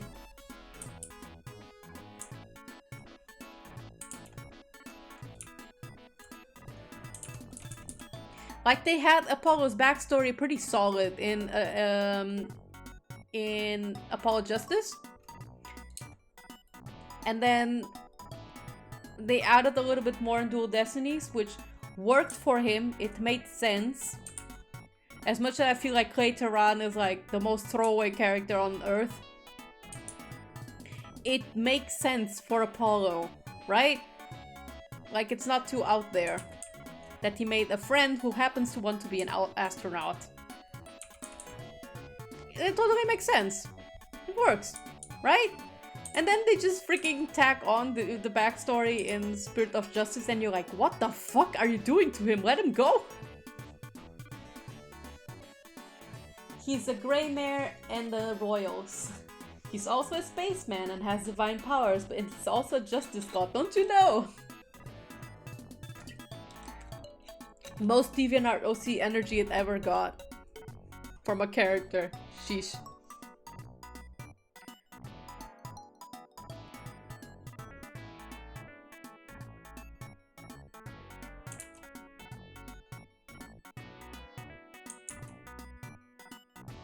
And then the stars align and he will judge you for your sins. Oh god. I wouldn't mind getting judged for my sins by Apollo. But that would probably cause him actual torture.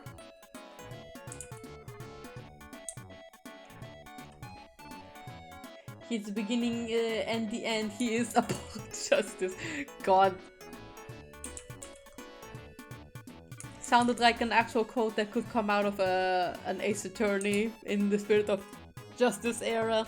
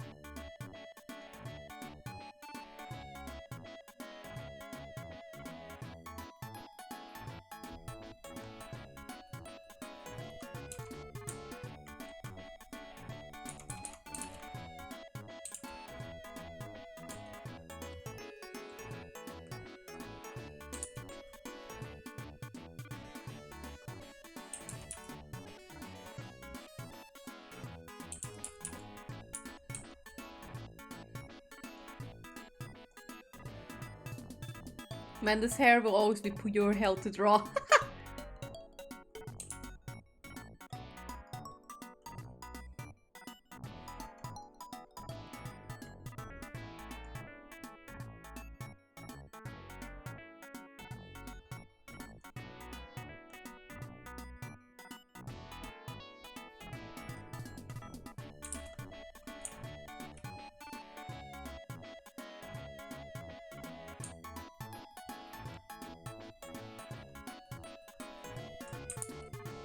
Oh, where's this coming from?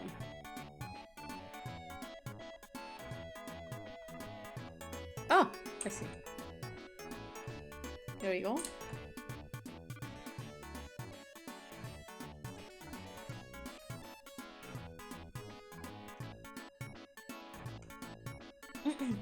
Also, he stole the anime wind powers. He's an airbender, you know? Oh god, no, please! Apollo, please stop tacking on more powers and backstory onto you. You can't take all this backstory with you. It's too much!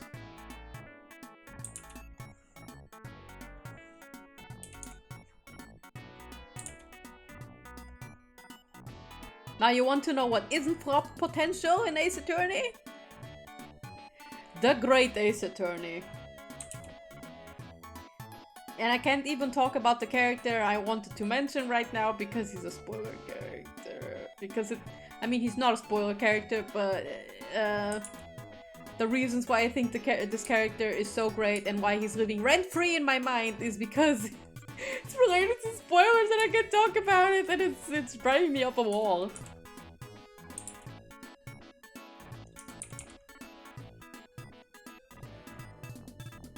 But let me just say it straight.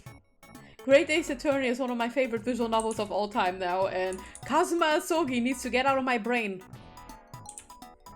I can't take this, you guys. He needs to leave. He needs to leave my brain. as fast as possible, too, please. Show him out the door. Show him out the brain door. If not, shit's going to happen, and I'm afraid.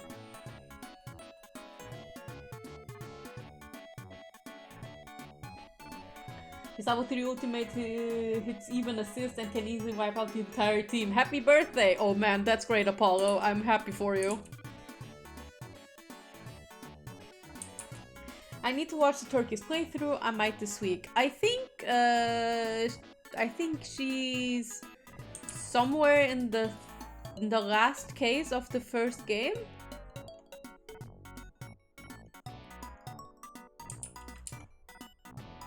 If I recall from the VODs that I've seen. I'm trying to convince my dad to play Great Ace Attorney, actually, because, okay, it's not really... It has an automatic story mode. If you can't deal with the gameplay aspects of it, you can just turn on automatic story mode and then just watch, read.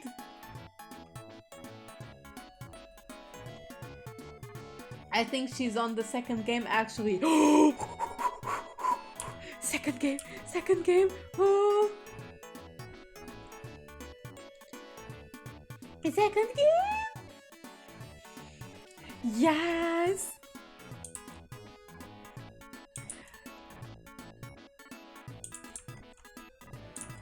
I hope she gets there soon because Great Ace Attorney 2 is one of the best payoffs I've ever seen. I don't want to shill it too much and overhype it or anything. I'm so sorry. It's just that it hit everything for me.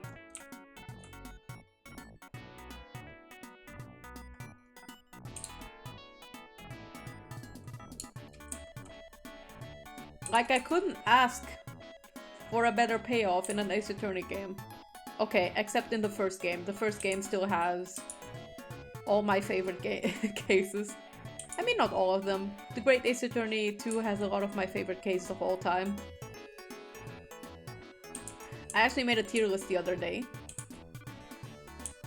of my favorite cases in Ace Attorney.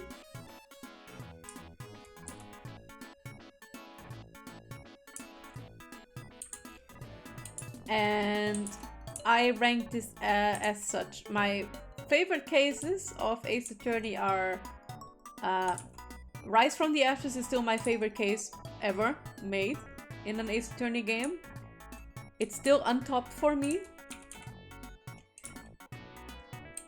Because, I don't know, I love everything about the case. I know it's a divisive case, but for me, it's everything. It's everything I want from an Ace Attorney game. In writing, in gameplay, in progression, and in everything. And okay, that's my number 1 case, which is from the first game. Then next up is the last 2 cases of the second Great Ace Attorney game, which is like I think the 4th one is Karuma's Last Whale or something. And the last one is the resolve of Ryunosuke Naruhodo. Those are my other 2 favorite cases ever in Ace Attorney. And then Turnabout Goodbyes in the first game.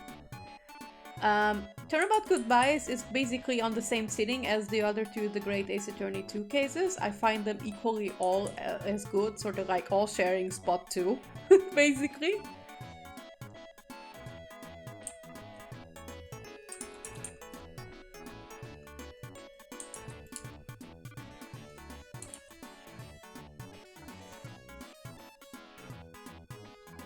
Your take isn't that uncommon.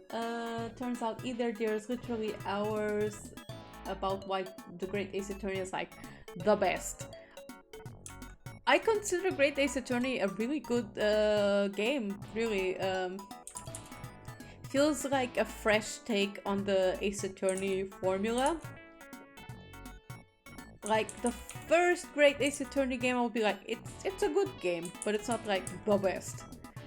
But that's because you can see that the Great Ace Attorney 1 and 2 go hand in hand. So you can't really have one without the other. It's the one Ace Attorney games where the 2 is quite literal. Or at least like among the best. In my opinion, it is among the best.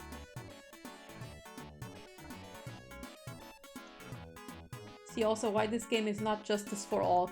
I feel like people give Justice for All a little bit too much flack. I feel like it's one of the weaker Ace Attorney games. But to be honest, Ace Attorney Investigation for me is the weakest Ace Attorney game.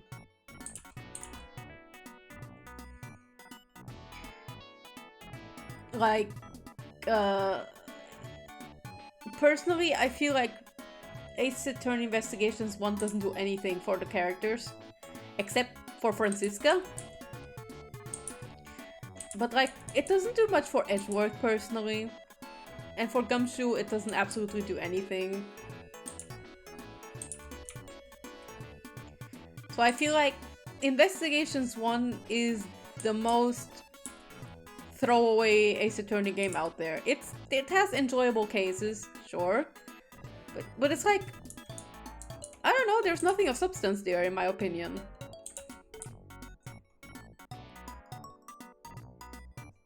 That's how you start wars, my friend. But it's true, Ace Attorney Investigations 1 isn't very good. It's fun, but it's not great. The airplane case is enjoyable, the first case is okay. And then it starts falling apart really hard in starting case 3. Which is unfortunate, because Kay is kind of cute. I enjoy her. But she's kind of just a more tomboyish Maya, if you think about it.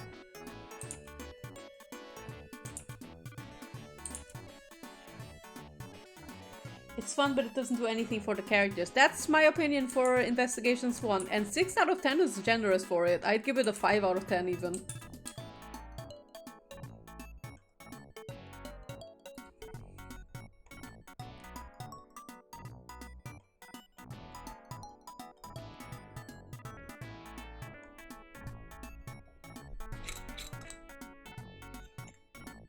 Now, Investigations 2 is the only Ace Attorney game I have not played yet. But I hear it's among the best. And I have high hopes for it.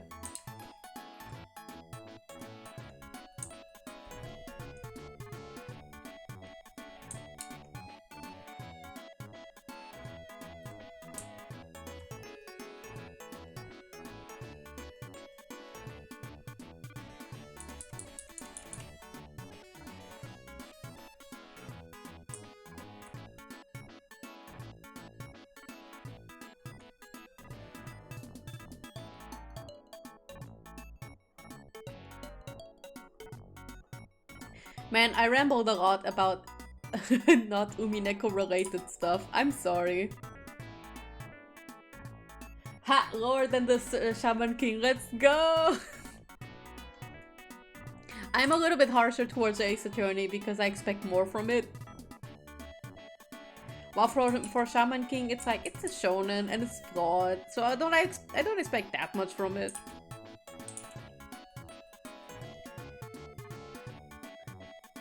Because, to me, a lot of the shonen are a little bit interchangeable. I mean, okay, fair enough. It's like, shonen and magical girls both have tropes. And I just happen to find the tropes in shonen a little bit more annoying than in the magical girl tropes. But that's just personal preference, right? I mean, hell, I'm a magical girl enjoyer and that's like the most tropey stuff out there.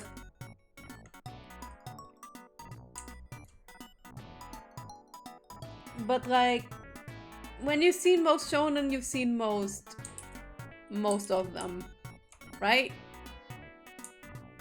And I've grown at an age where I want to see more women-geared stories. Not to be like, ew, boys or whatever, that's dumb, but... You know what I mean, right?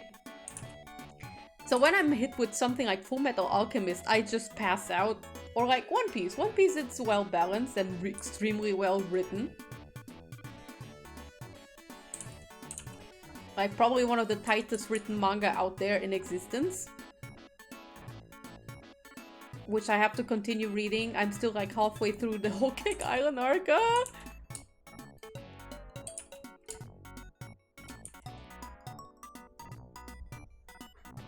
Sheesh! Cracked art, yeah, yo! Oh, hey, Eddie, how you doing?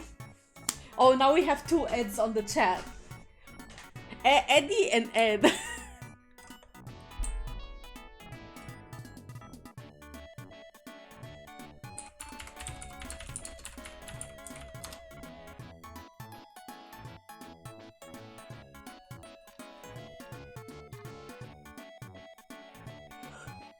Literally just woke up. It's almost 1 p.m. Oh damn, it's that early over there. That's funny. Time zones keep impressing me. Meanwhile, over here it's like 9:41 p.m. So it's like late at night.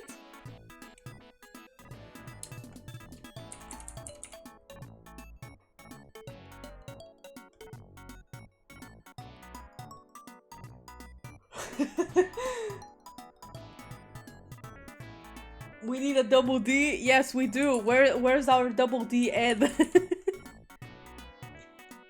Yeah, Yuppie, anytime I stream and pop in, it's like 2 p.m. by the time I finish stream. Oh, damn!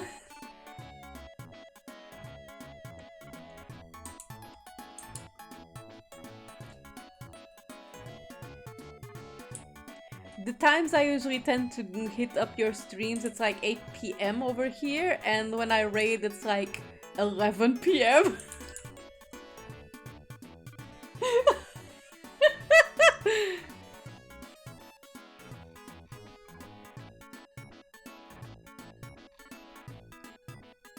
And I keep finding it funny that I keep hitting you like just before you finish streaming. It's pretty hilarious.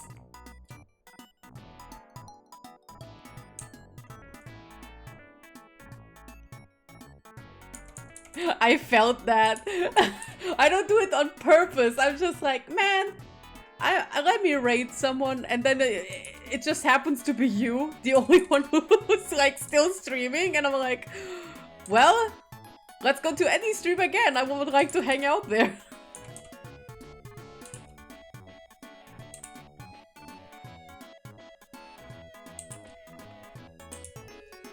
And because I do enjoy your streams to begin with, so I'm like, let's raid. Let's raid the lad.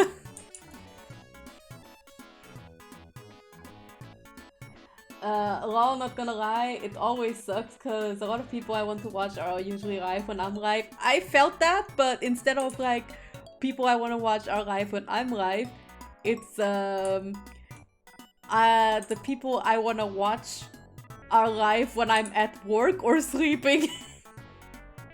Cursed time zones. Fuck time zones. All my homies hate time zones.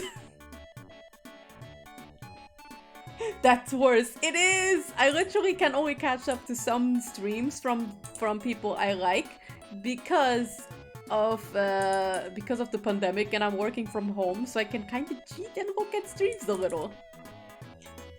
Yuppie, you look magnificent. Oh, hi, Amibio. How are you doing? Thank you. My model update, I'm very happy with it. I'm going to make a second outfit soon. So soon I'll have 2 outfits. Time zones, am I right? Yeah, GG's.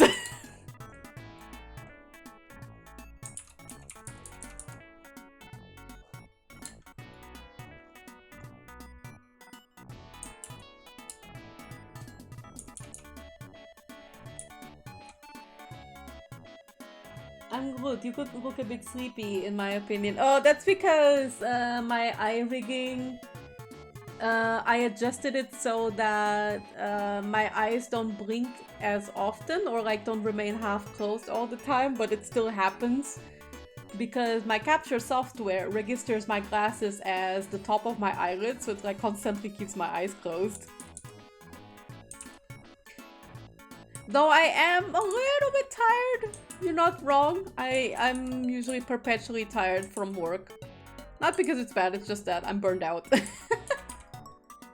I'm so hyped you commissioned someone whose models aren't only super cheap, but it's in a super cute art style that reminds me of Paper Mario, Thousand Year Door, or a cutesy version of Darkest Dungeon. Oh!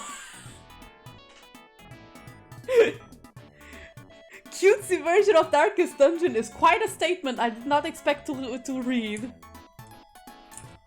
I'm very excited to see it when it's done. That sounds very adorable. But also, I'm thrilled to hear that you know Darkest Dungeon, even though I've barely played it, but I enjoy the music from it very much, and I got straight fucked in the first dungeon.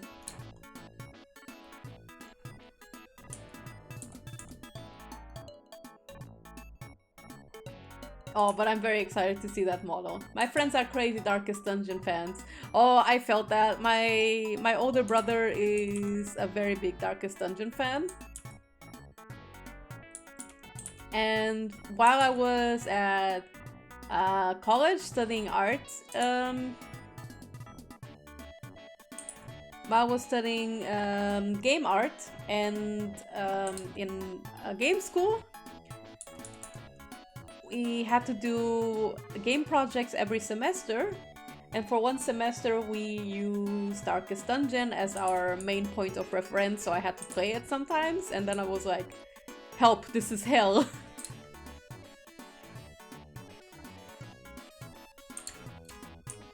But I really like the music from it. It's intense and I like it, and I like the designs, it's really cool. The art style is amazing. How's art going? You mean like in general, or like at work? Or here? Because so far here it's going well. As for work, art-wise, it's also going okay. I'm getting stuff done.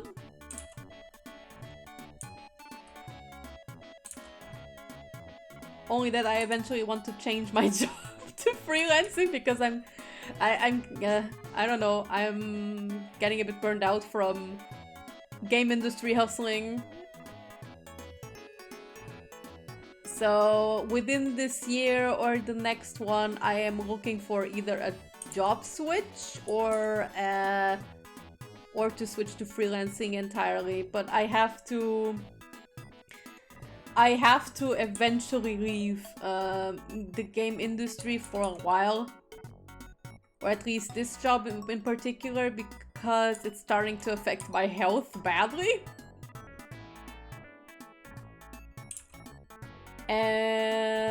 It's the struggle of having like autism, you know, like Asperger's syndrome. You're just more prone to burnout, so it's harder to maintain jobs like that. Because I actually started off pretty fine, you know? It's just, I don't know. Got caught up a little bit by it, which is a little bit unfortunate. Look at the big old eyes. I see what you did there. Oh man, it's crazy to think it's been several months since I go let go without being told I've been let go. Oh, ouch. That sucks. For my job at the moment, it's more like I am doing well output-wise, kinda, but my burnout is starting to catch up with my output a little bit, which is not great. I'm still providing like quality that's expected of me. It's just that I'm taking way longer for stuff that I normally wouldn't take so long.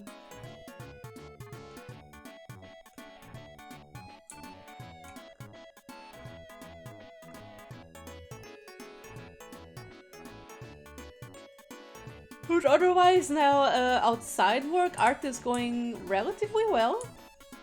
My output is relatively lower than in previous years because I have less time to draw and thus also less energy to work.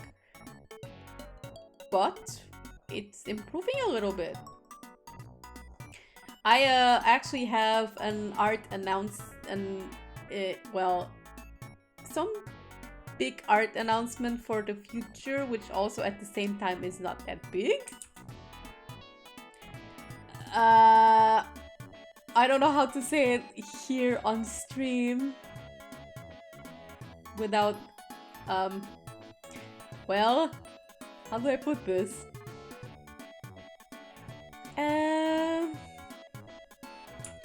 Well, I am going to open a side account for sussy shit. That's all I'll say.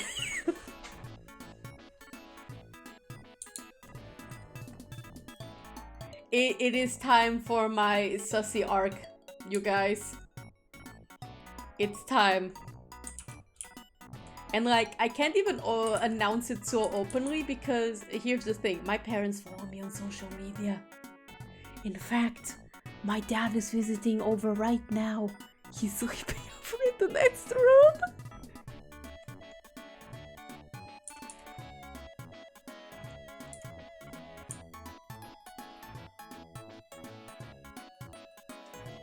So basically, when I announce the account, I'm gonna have to tweet it and then delete it. I'm gonna have to keep the account locked too because I can't let my parents see it. You know.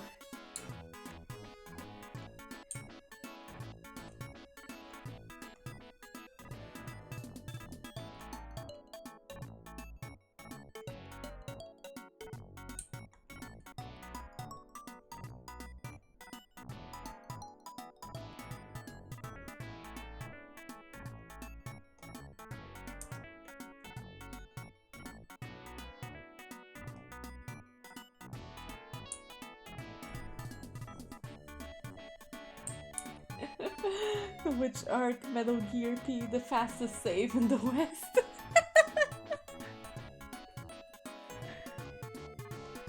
It's hard.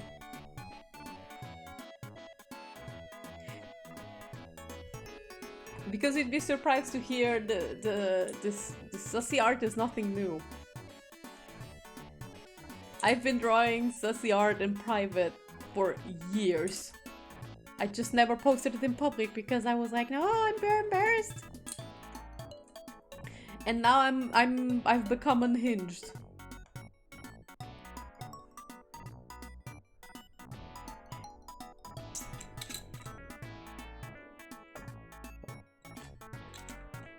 Really? Interesting. Yeah, it's probably going to be interesting for a lot of people to suddenly find out that I have been drawing stuff like this since forever. They're going to be like, what?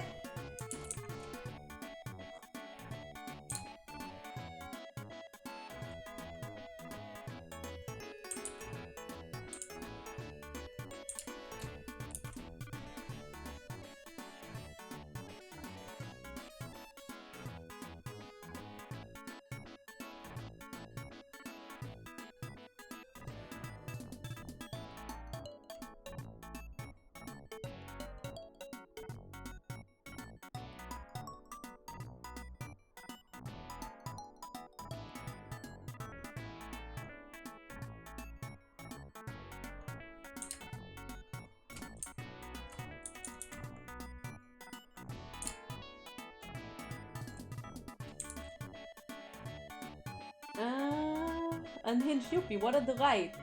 Hey daughter, how did you do? Did you make money for the spread?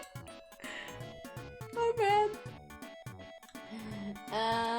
Sorry Yuppie, but I gotta bounce. Need to do some dub anime pro tag voice lines for a lead video I'm almost done with. Oh, good luck. I'm excited to see that video when it's done. And thank you for dropping by. Good luck with your voice recordings. Embrace the inner protag in you and good luck it. Yes! Seconding. It's gonna be a super cringe video. I can't wait. Cringe videos are the best. And you do good voice acting. I enjoy listening to how you voice act in your Yakuza videos and the like. In your streams, so pretty excited to hear how it sounds like. Embrace the cringe, become free. I agree.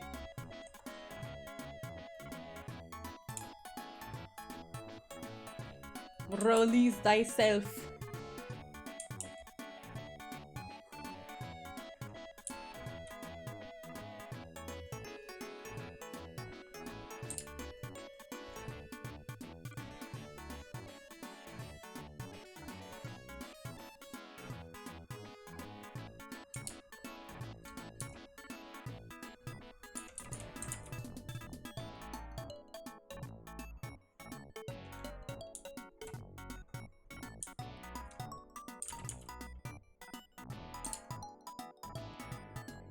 And the triangle nose shading is something that I'm still trying to get the hang of.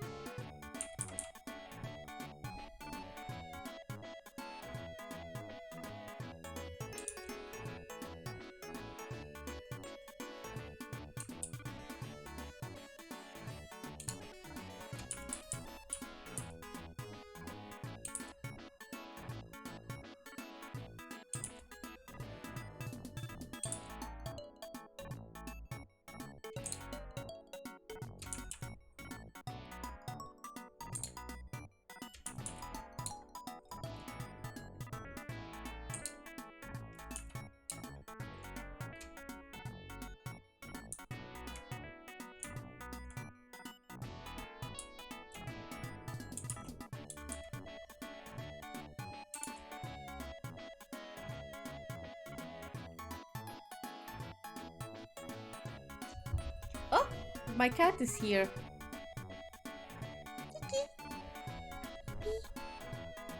Baby. Baby. Hello.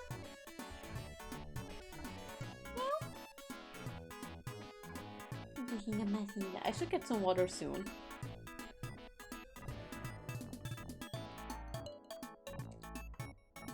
Oh, now this hits. Now this track hits.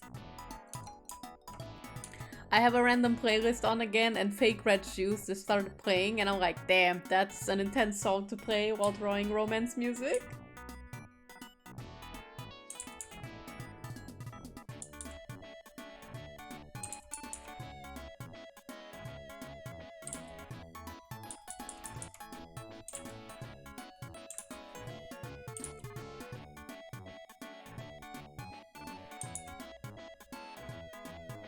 Imagine you get asked to dance with Rodove and then the first thing that happens is freaking Fake Red Shoes start playing in the background. Intense Toho-like music. I'd panic too, so it makes sense.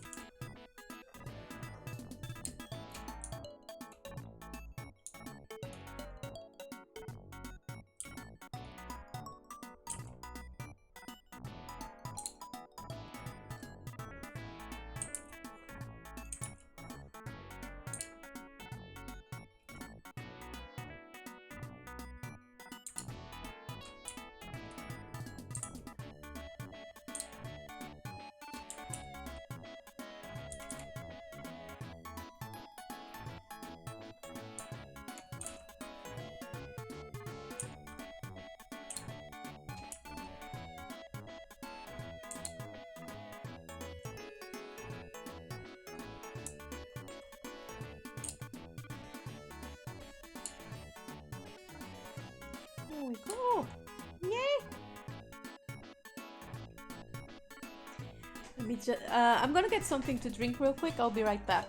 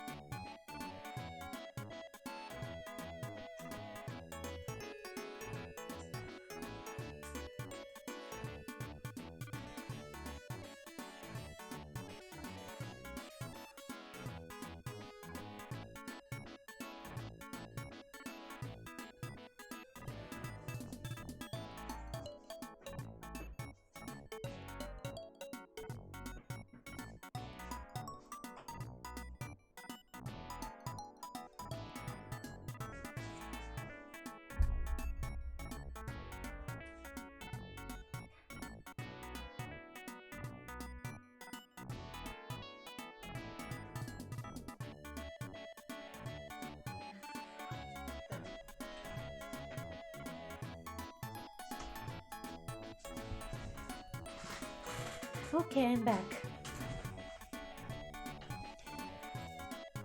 Hydration checkpoint, let's go! Let's go! I need to start making having a sound for hydration for message highlights because I need more power.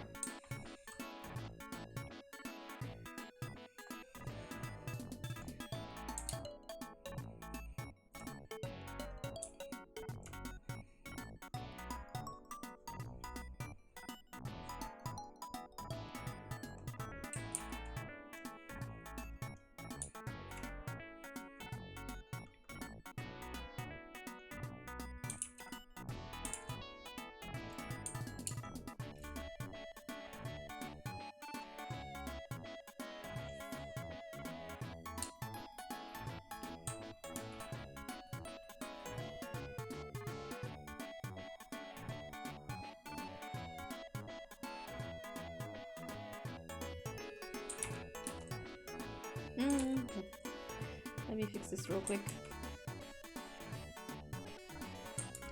I always have to look over at my second monitor because my main monitor is overly saturated. So a lot of times it happens that art looks saturated and well shaded on my main monitor, and then I look over at my second monitor and it looks like a mess. Like it's not... Like as if I didn't know what color values were, and I'm like, wow, I made an embarrassment out of myself.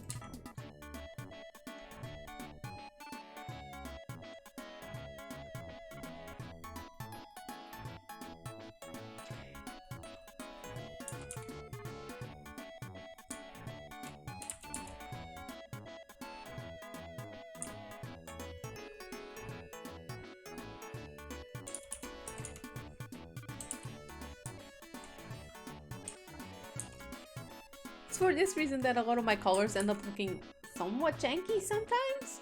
I always have to double check on my main monitor. Sorry, on my second monitor. Looks for fine in one monitor, then you look at the other screen and you're suddenly feeling the funny dance. Me presenting. I felt that deeply. And like I tried calibrating both of my monitors to be more consistent with each other, but it turns out it's still too overly saturated. And sometimes it bites me back at work, where I'm like, here's my graphic for this task, and then it's like it's very dead in color, and they're like, and I'm like, what do you mean? It's very overly saturated, and then I look at my other monitor, I'm like, oh shit, oh snap, this is bad. You have no idea how often that happens to me at work.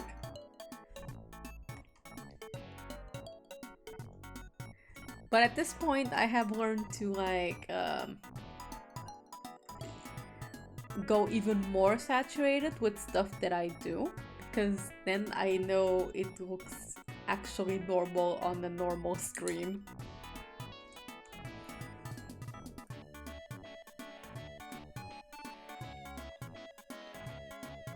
Like if you compare my current model with then my old one, you will see there's a difference in saturation. And that's because I looked at in other screens and I went, shit, the saturation is all fucked up.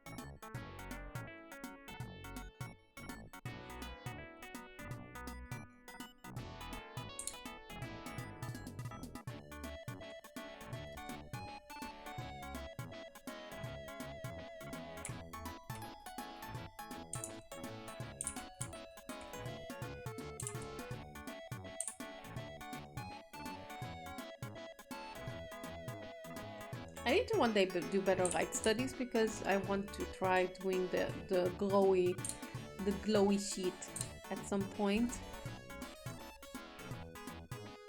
Maybe in a future art stream that becomes like the main subject, like an a lightning study or something of the sort. It would be a fun stream, I think.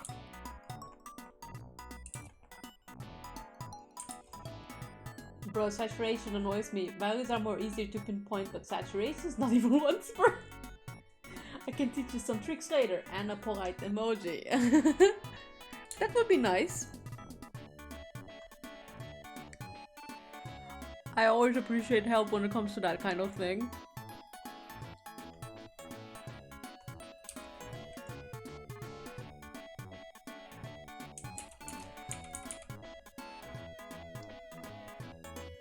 But yeah, lightning studies is something that I definitely should be doing at some point.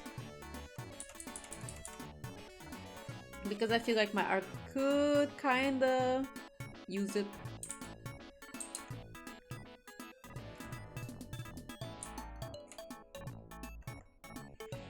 Oh no, a song came out on my playlist and which I low-key wanna sing, but it's like late at night and my dad is sleeping.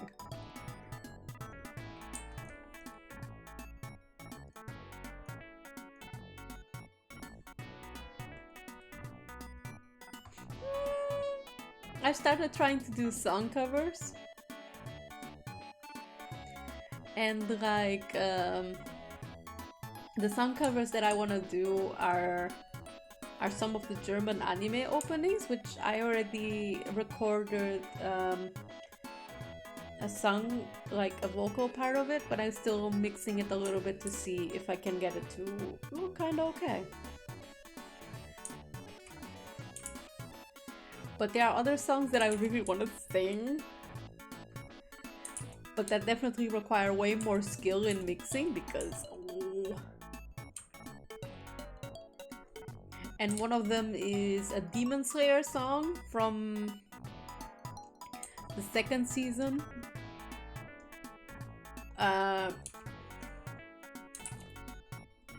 But it's like one of those songs I know if I don't mix it well, it's going to sound like a catastrophe. But yet I still have the urge to sing and I can't do it!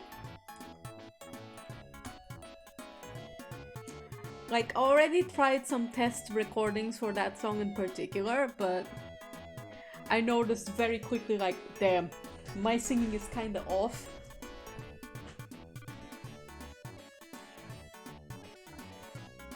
I still need to hold that one light fall out trick. Yeah, that's one I still have to learn too. It's one that I tried to apply on this model, on the nose at least. Where the banding is like saturated, but the shade isn't so much. Yeah, that's a technique I'm trying to use more as of late. It can get a bit tricky, but it's what do you call it? It looks easy to apply, but it's hard to actually get it right.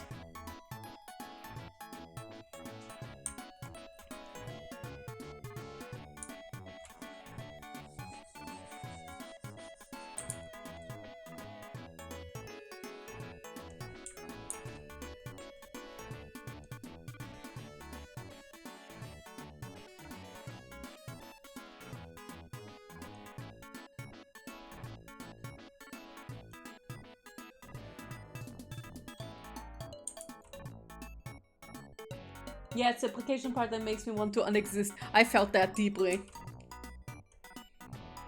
That's a lot of my application technique with this as well.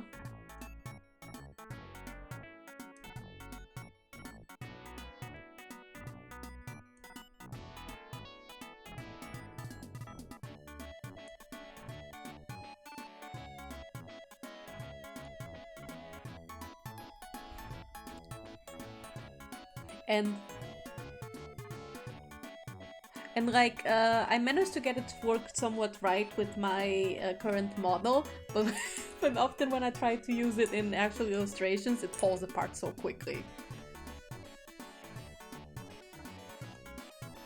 I still need to study the actual logistics of it, so I think I should do that sometime.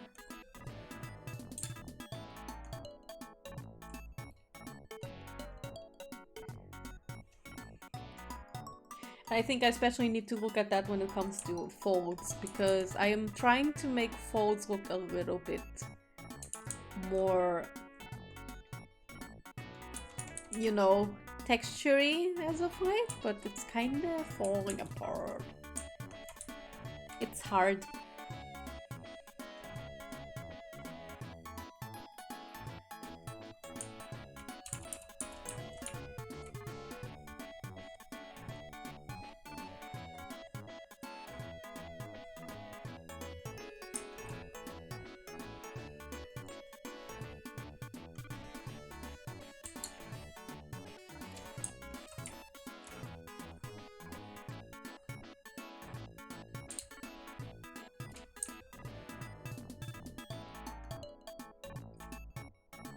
Also for folds, I just cheat with Liquify at this point, not gonna lie. I could do that, it's just that a lot of it, when it's not cell shaded, I can't Liquify as easy. Because I wanted to have a specific shade, as a specific flow, so it's a little bit harder to get it on Liquify. In some cases. But actually that's something I should try later.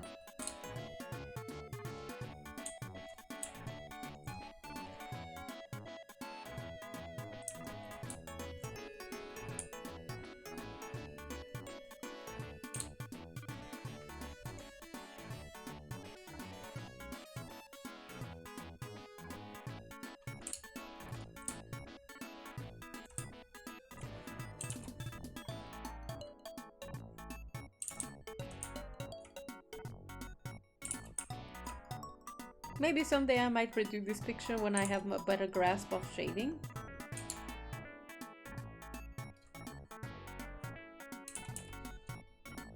Oh no. My playlist attacking me with Great Ace Attorney soundtrack right now. Stop! I'll start crying! That game makes me feel so much emotion.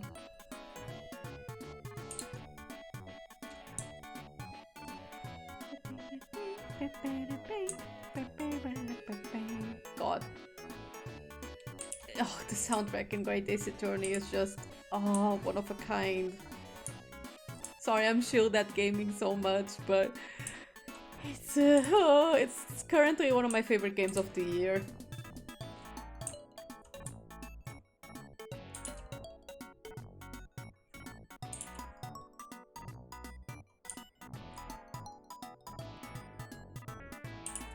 It makes me feel things. Oh, oops.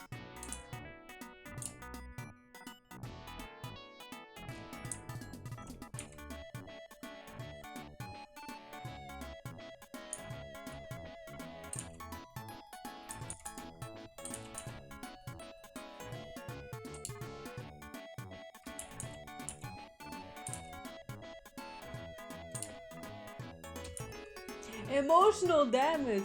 Pretty much, yeah. Great Ace Attorney is one of the very few Ace Attorney games that have me feeling really strong emotion at the credits song. There is not a single Ace Attorney game out there where I can say thus far where the credits song made me want to cry.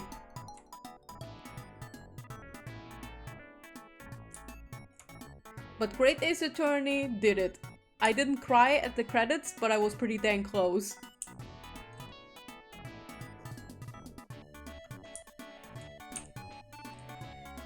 But as much as I shill the Great Ace Attorney, the only Great Ace Attorney game that made me cry is Spirit of Justice, in fact.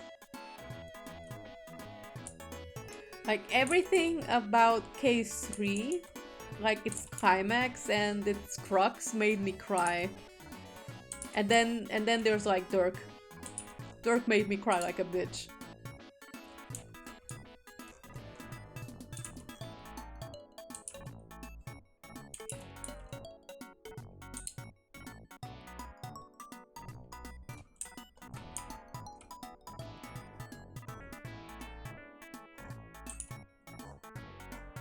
Spirit of Justice had a lot of missed potential, but when it hits, it hit.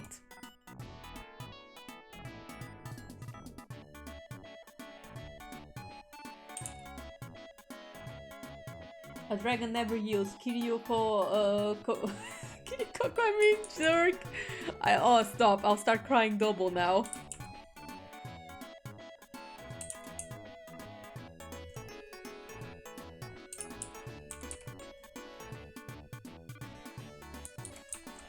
Like, specifically for Dirk, he's one of the things that represent kind of the missed potential in the writing of Spirit of Justice.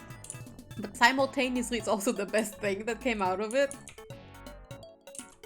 Like, if I had to say what was my favorite aspect of Spirit of Justice in terms of writing, I would say it's Dirk.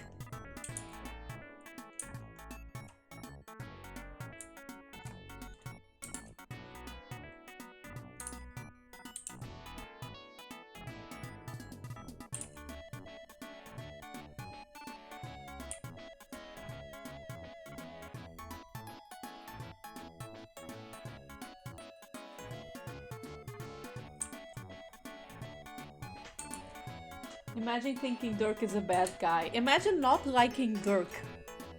Him and that's Arbok.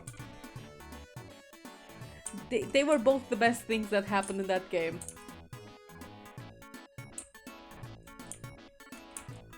Okay, those two, Guitar Jesus and Duzutri had me in the first half. Yeah! We were all expecting some unrelenting hard-ass dude, and then we get dad. Literally, expectations of Dirk. Hard-ass, rebel, broody, and probably hard-mouthed. And then reality is just dad. Man, I love Dirk so much. Even though he's one of the reasons why Apollo's backstory gets just fucked beyond redemption.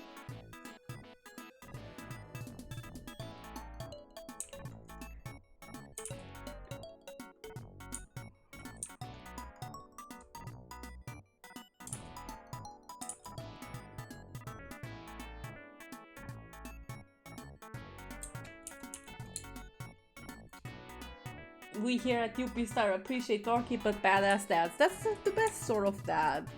It's the reason why I'm enjoying Spy X Family so much.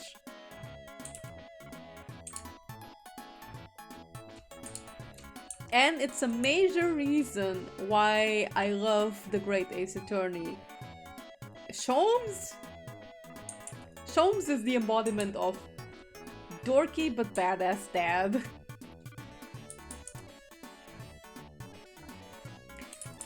There's more characters like that in the Great Ace Attorney, but I won't say whom.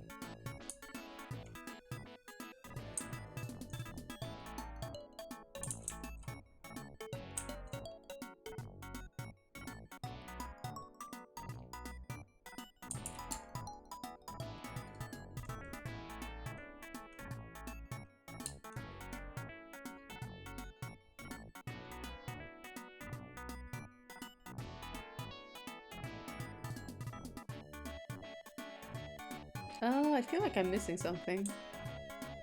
Right. I entirely missed the skirt. I should actually remove it from here and place it in another layer. I think it's best for everybody.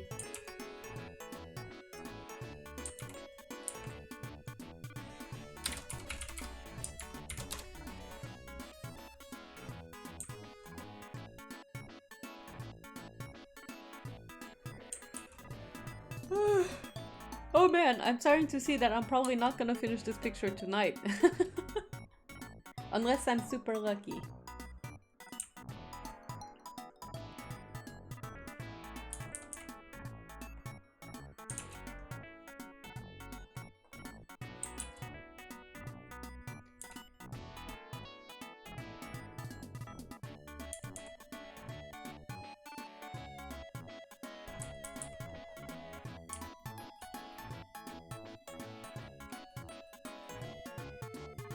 Let's see, what's actually something else that made me cry in Ace Attorney? Actually, I think Spirit of Justice is the only game that made me cry in the Ace Attorney series. Like, okay, there are many parts in Ace Attorney that made me sad and feel emotions. The Great Ace Attorney is one of those games that made me, that elicited strong emotions out of me, but didn't make me cry. Let's see, Ace Attorney 1 elicited super strong emotions from me, which is why still it's my favorite, in spite of everything I say about the Great Ace Attorney.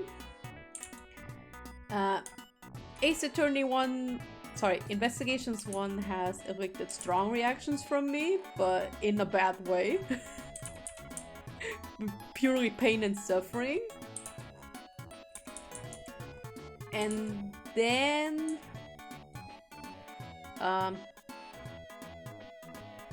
Dual Destinies didn't elicit that much reaction from me, but except the one scene that everybody that has played it probably knows exactly what I'm talking about. That scene made me feel dread and just really freaking sad. Wow.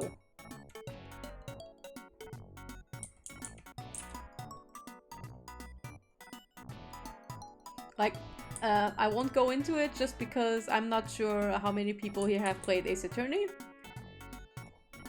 But the scene that made the game rated M, oi. Some of the most depressing shit I've ever seen in my life. Those are actually one of the things in Dual Destinies I enjoyed and thought they were very strong with. Like, I feel they handled Athena's trauma extremely well.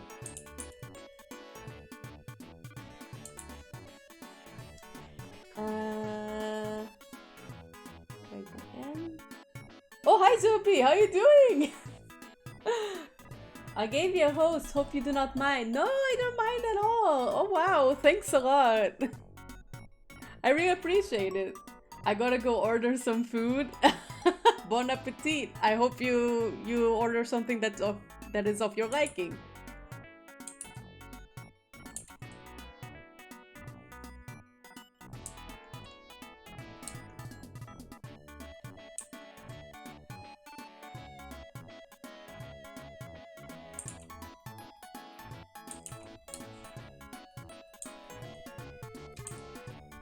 Oh boy, I've been sitting so long on this picture.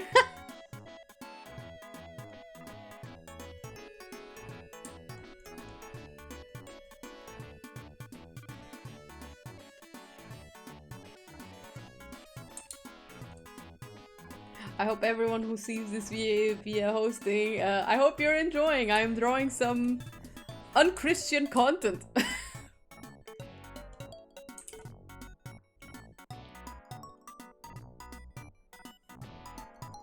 But not as unchristian enough to get me banned from Twitch. That's elsewhere.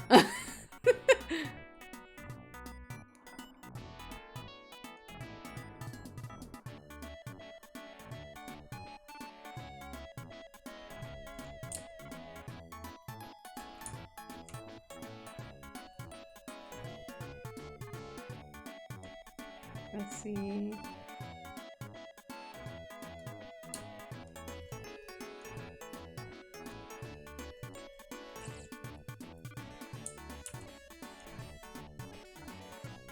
Poor Ronovea hasn't had any shading done on him yet aside of the skin. I should get to him soon. Otherwise I'm never gonna get this done in time for tonight. I have like about a maximum of 1 hour before I have to go to bed.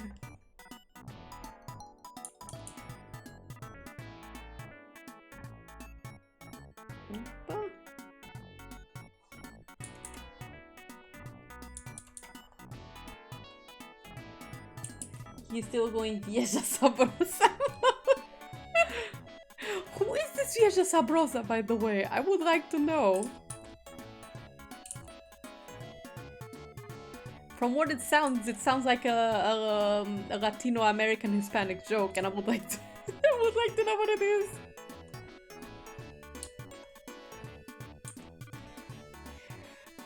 My Latino jokes are limited to just Brazilian jokes.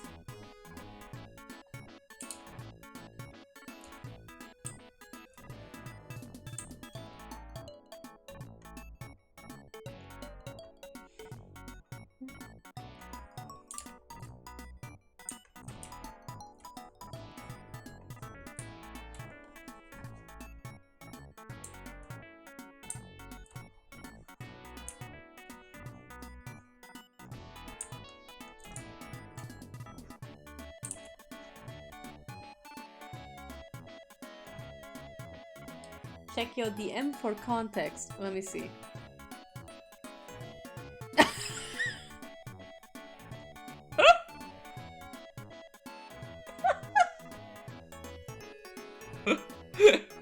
Okay, I get it now. No, I will never be able to look at that specific cap or Android 17 the same way ever again.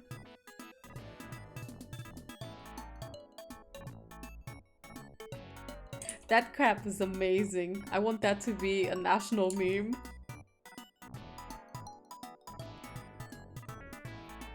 DBZ inspired memes are some of the best ones. I think one of my recent favorite memes was the one where Goku curses in English and then in Spanish.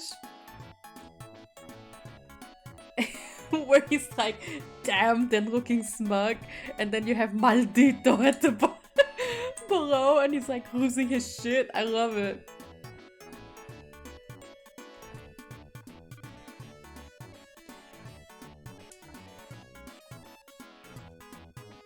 The fact that Goku is swearing. I do hear that in the Latino American or Spanish version of the Dragon Ball Z manga, there is a part where Goku says something like "cagón de mierda" at Frieza, and I'm like, damn, damn Goku, holy shit, oh yeah. Loving my ass off. So it's real.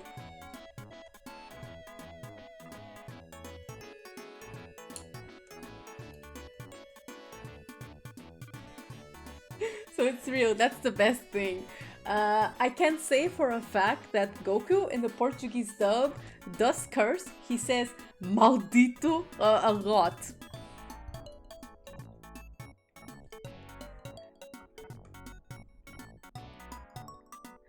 I can even remember one of the specific insults in which he dropped maldito, and that was like when he was fighting Kid Buu, and he just growls and says maldita bola, which is like damned ball.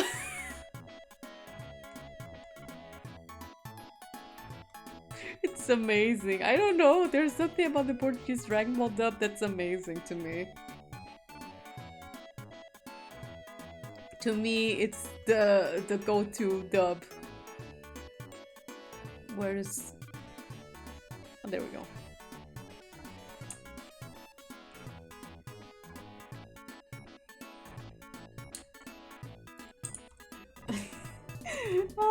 Some of the insults in the Portuguese Dragon Ball dub are just so deadpan and so simple, and yet they somehow still feel hard.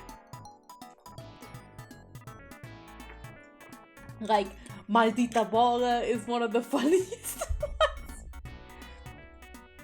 But the insults that Gohan launches at people in the Portuguese Dragon Ball dub is something else. Like, there's a section in which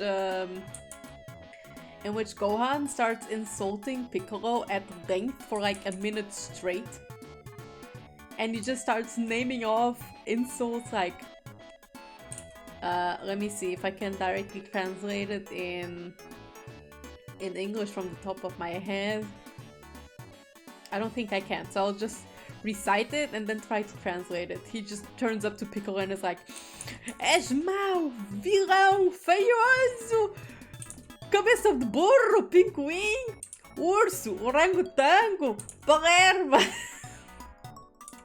I love it. He just goes like, let me see, in order, I think it's like, you're a villain, evil, ugly, vilão feioso, donkey head, penguin, orangutan, rhinoceros, and dumbass. Does he just call him orangutan? Yes, he calls Piccolo an orangutan. It's wow. Yes, he did. I can even show you the clip later. It's amazing. It's my favorite thing in the planet. Let's see, what other insults does Gohan specifically launch at Piccolo to... No, not at Piccolo. He insults Nappa's mother. I've already talked about it in a previous stream. How there is one time where where Nappa is annoying Gohan and he just insults his mother. And it's like 5-6-year-old Gohan is like, what the fuck?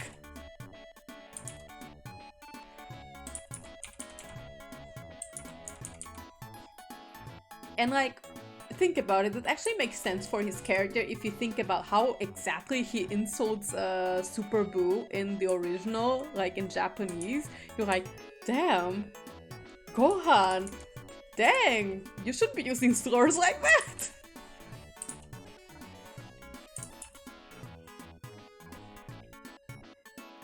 Imagine being roasted by a 6-year-old. It's, God, I love it.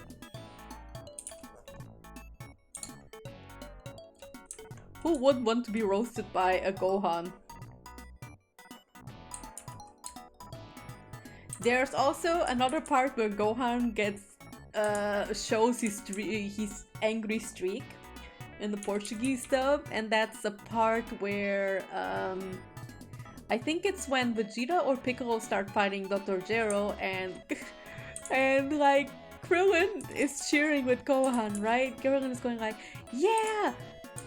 Let's go! Beat him up! And Gohan just yells in, yeah, break his face in! And I'm like, what the fuck is wrong with you?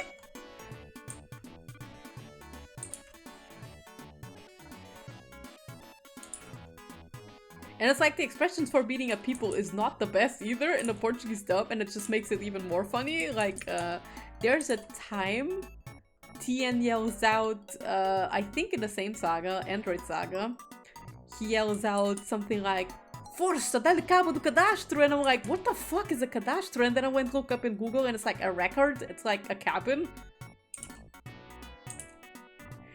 And I'm not sure if I translated it right, but if cadastro and record are the same thing, then Tien basically was yelling, let's go! Destroy his cabin! I'm like, what cabin are you talking about?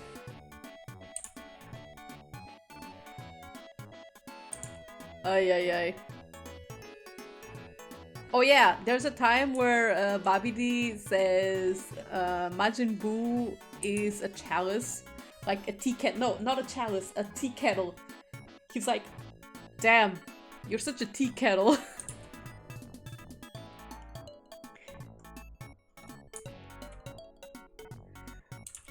I love Portuguese Dragon Ball dub so much. I'm pretty sure there's like better insults, but I just can't remember them from the top of my head. I mean, he's not wrong. Yeah, it's true.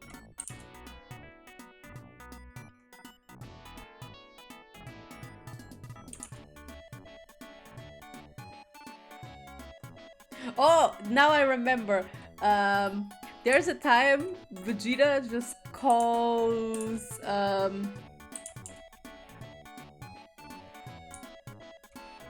when he starts threatening to beat up the androids, he's like, who am I gonna beat up first? The pretty girl, the lanky dude, or the fat guy? And the fat guy, he meant Android 16. I'm like, I'm sorry? What are you talking about, Vegeta? Android 16 is anything but fat? And yet he's like, fat!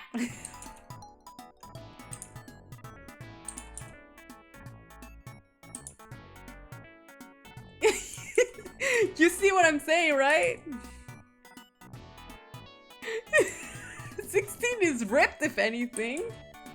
And yet Vegeta turns to him in a Portuguese dub and calls him fat. He's like, the fat guy!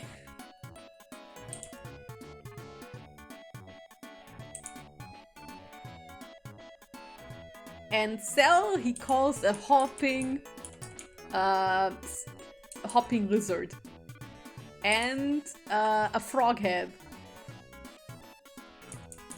I don't know, I love it! But nothing is as the best as calling Goku Cacharot. Nothing tops that. I've already explained it in a different stream, but basically Cacharot it means sperm whale. So he's calling Goku a whale all the time. Sell you effing Pepe, Gamer Jeets. Basically, that's what happens. Vegeta was calling Cell a Pepe since before Pepe has been invented.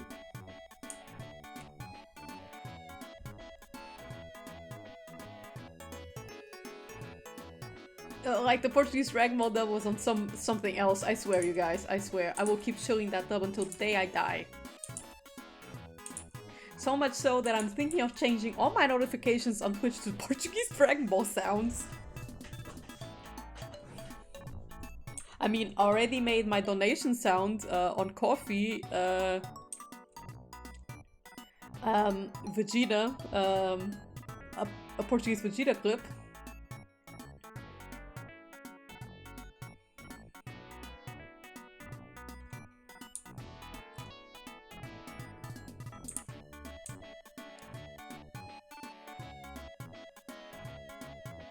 Oh no, now my YouTube is giving me another track that I want to sing, but I can't. It's late at night.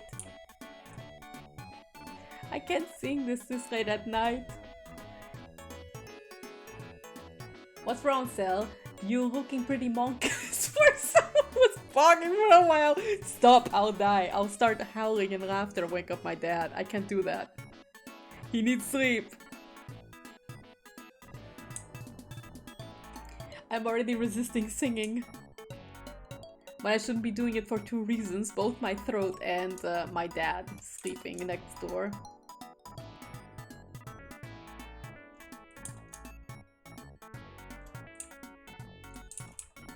But it's like, the song that's playing right now on my playlist is You Are Shock from Fist of the North Star, and it's really hard to resist not singing it.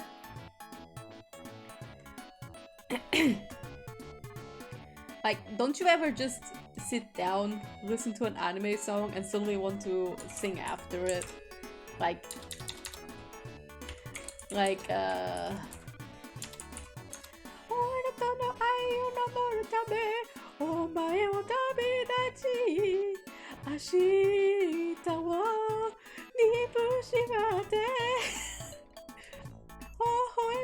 fuck, I don't know the last part. I need to look up the lyrics. But you get what I'm saying, and then like, I want to remote.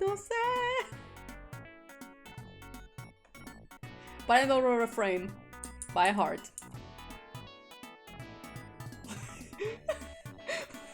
No, stop that quote. That quote. No, that quote. Stop.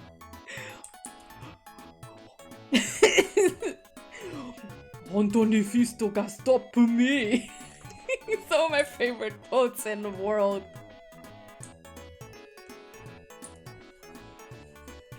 It's so funny. Oh, stop! I'll start crying with laughter. It's a quote from Henry Stickmin. If people don't know, and it's the best, one of the best quotes I've seen. Sheesh.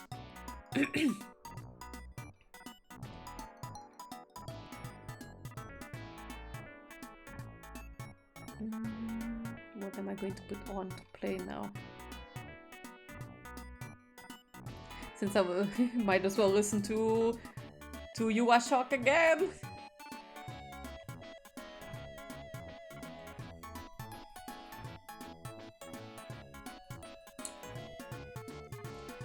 You Are Shock.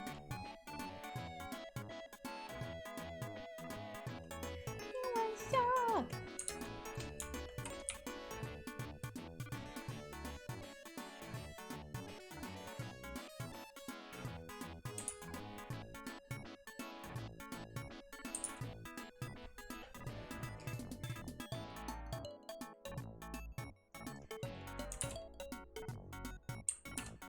No anime songs should be this catchy, but a lot of them are.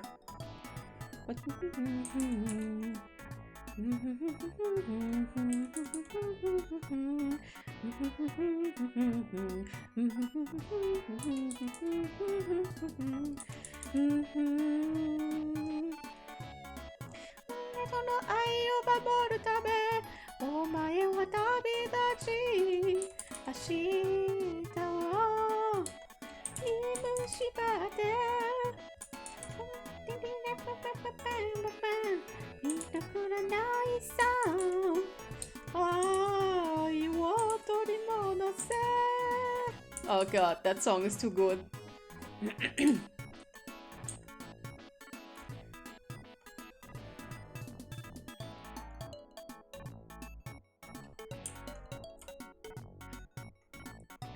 Whoever made that song, I want to have a word with them.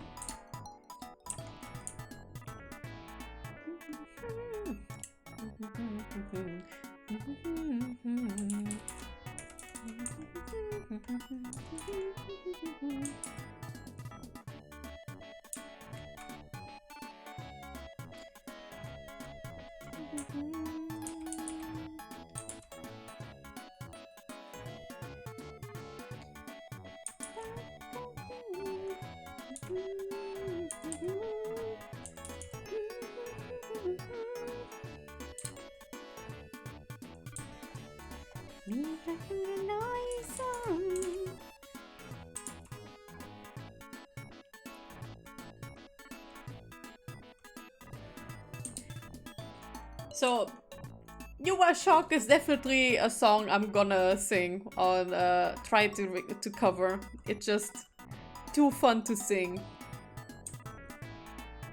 Also, Fist of the North Star is unironically a fun show.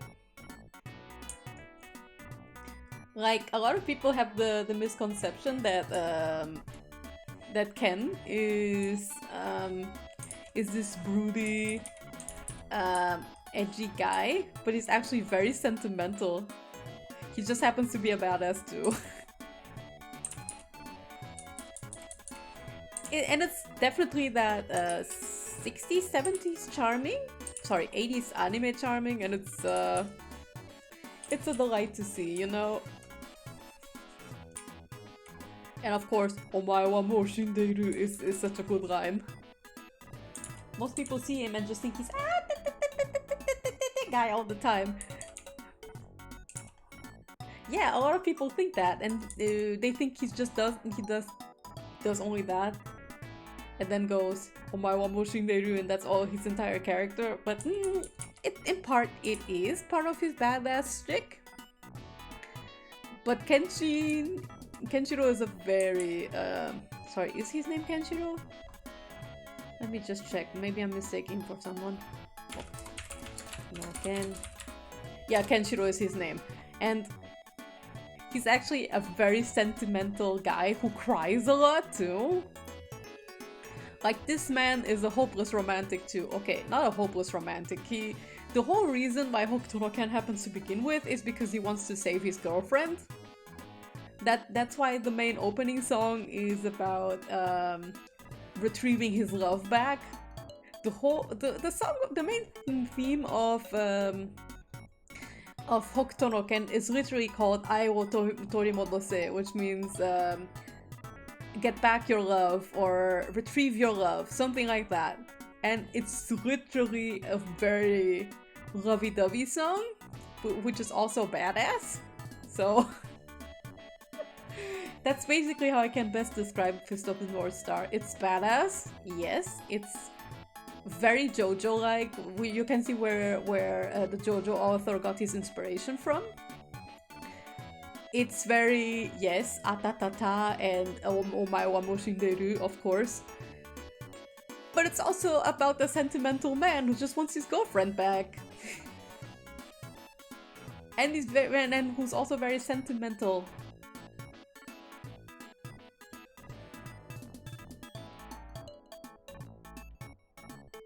Stuff like that is the stuff that I always love. You see?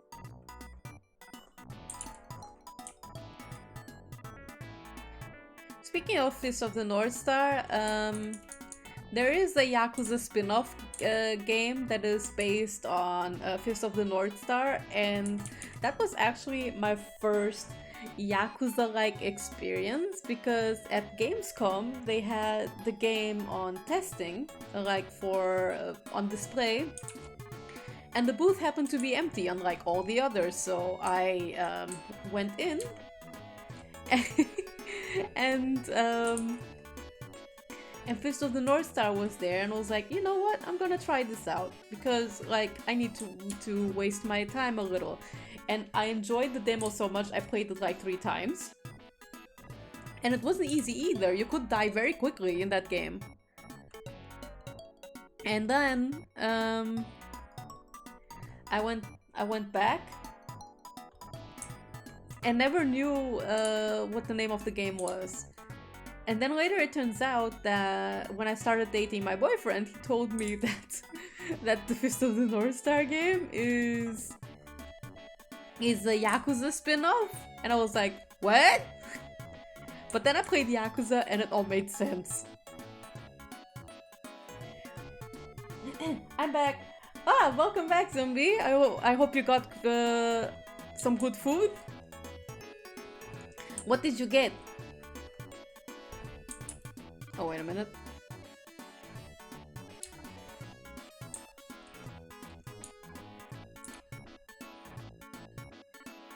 Yes, I do. Good! Then bon appetit!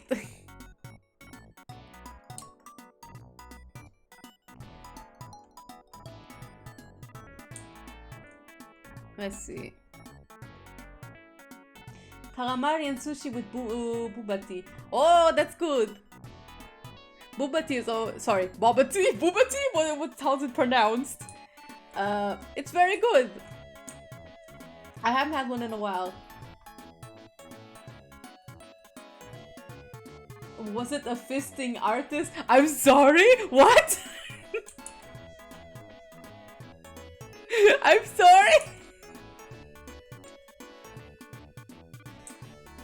Okay, I assume this is in context right now to Fist of the North Star, right? Are you trying to tell me that Kenshiro is a fisting artist?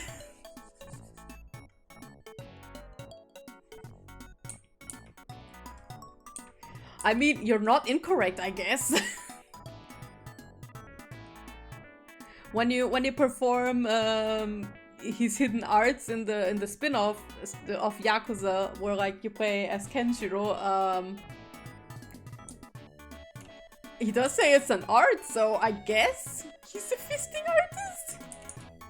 I don't know.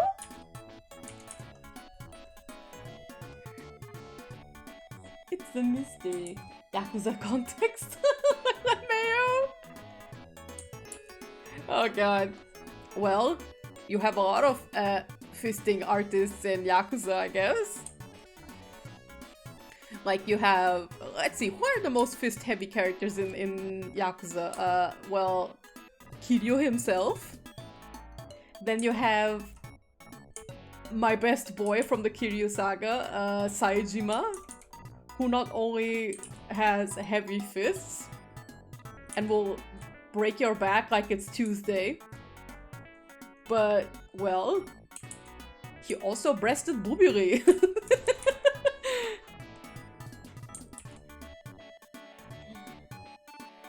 It's called, but some people pronounce it differently. Oh, okay, I see.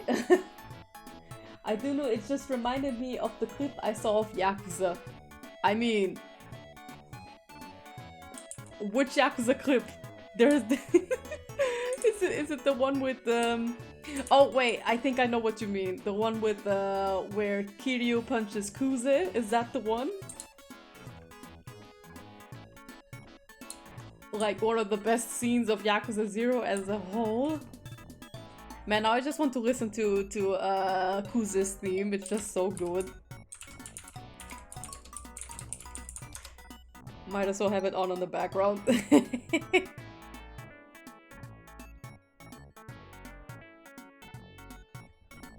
Nah, the one with yokes. Ah, okay, that one. Oh, now I know which one you mean. Oh man, yes. Now I remember. The one where you're talking to like your teacher in Yakuza 0 and then he's like, I'm a fisting artist, and you're like, what?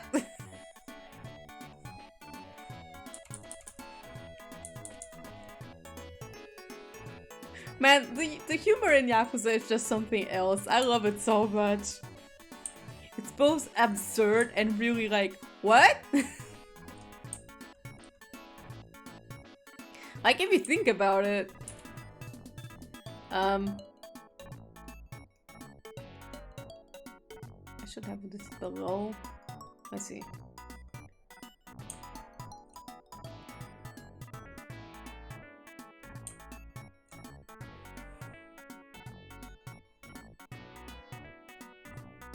How do I get this again? Like this, right?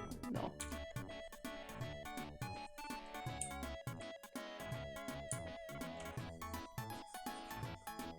I need to fix that shading a little bit. Oh yeah, I think I'll have this in a different layer after all. I didn't account for this part of the code. Ay.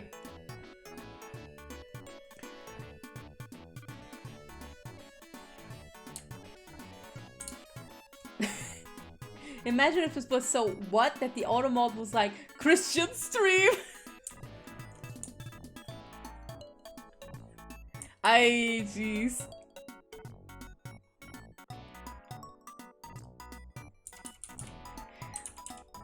One of my favorite unintentionally, where they make like these unintentional sexual innuendo jokes in Yakuza, happens in Yakuza Like a Dragon. I'm not gonna spoil it, but it has something to do with pounding.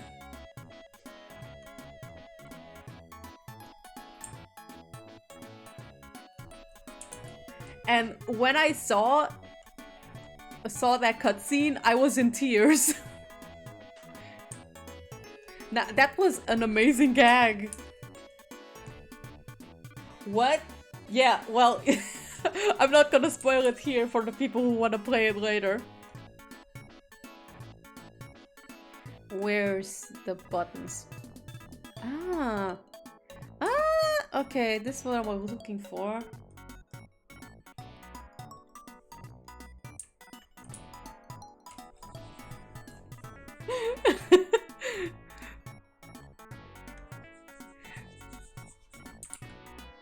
I can't explain it here because otherwise I'm spoiling the whole scene and the joke behind it, and I don't want to do that.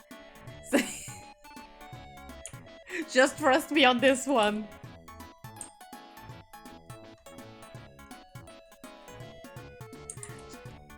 Literally just trust me that when I saw it I was in tears. I couldn't anymore.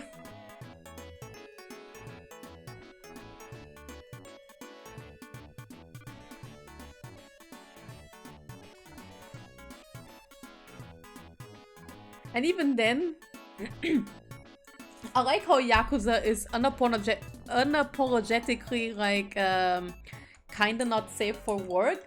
I mean, not really not safe for work, but it's not afraid to use sexual gags and storylines.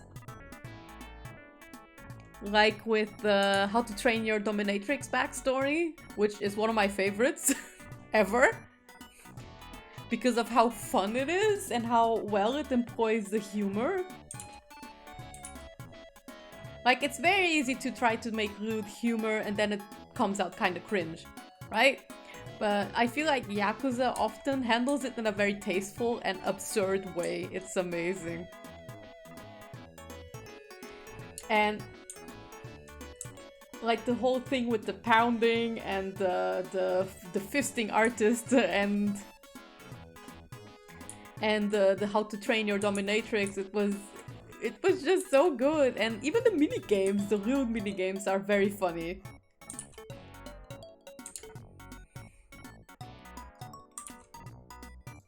What? 2 electric confusional? Oh man, Ed, I'm so sorry. Out of context, that sounds wild, but the How to Train Your Dominatrix backstory is not even the rudest one I know from the top of my head. There's another that's related to dominatrixes, and it happens in Yakuza Like a Dragon, and it's hands down my favorite backstory in that game too. And not even because it's lewd, it's because the humor in that one is on point.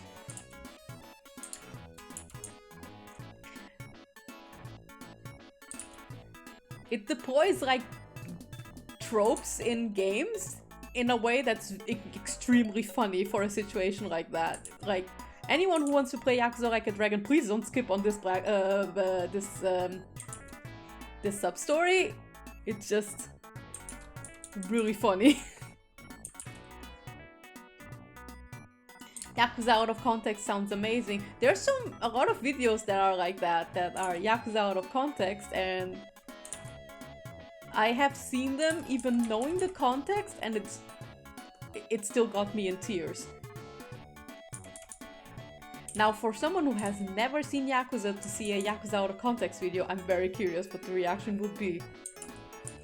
All I know about Yakuza is, how many times do we have to teach this lesson, old man? That's pretty accurate for Yakuza 0, that at least. For Yakuza 1, not as much. Oh, I don't have this part.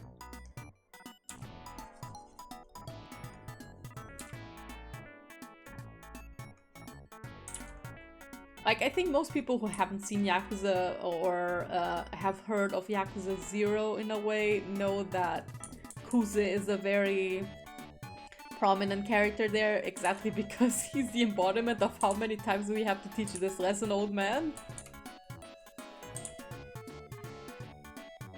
But thus far, I think Yakuza 0 is the only time where that meme makes sense. Or where it's actually correctly deployed. For the other games, not as much.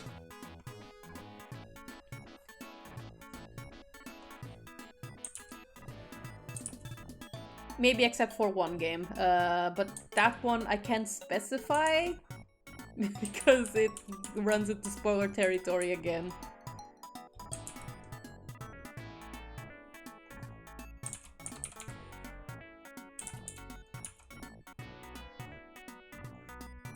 I'm so excited for Yakuza 8 though!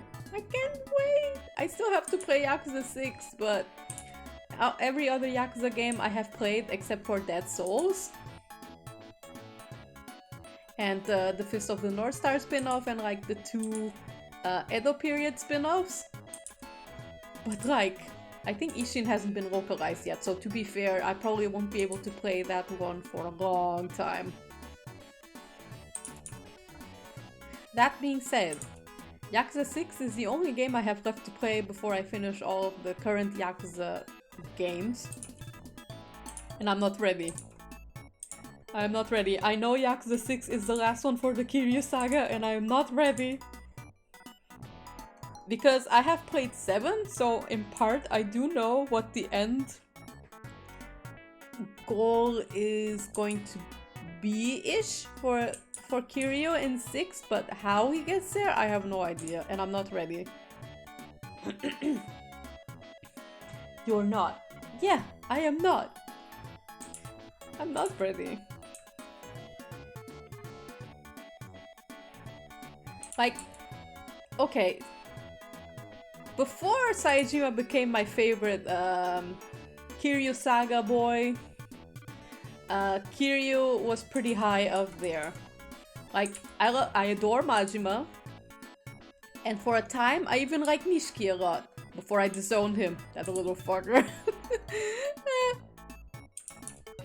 And yeah, Majima and Kiryu are very easy to love. I mean, I know some people don't enjoy Kiryu, because he's very straightforward. And I kinda get why when it comes from Yakuza 0, but I still liked him a lot. I was more of a Kiryu person than a Majima person, even though I like both of the characters very much. And then Saejima happened, and I'm like, he breasted Bobiri, and then I started liking him a lot.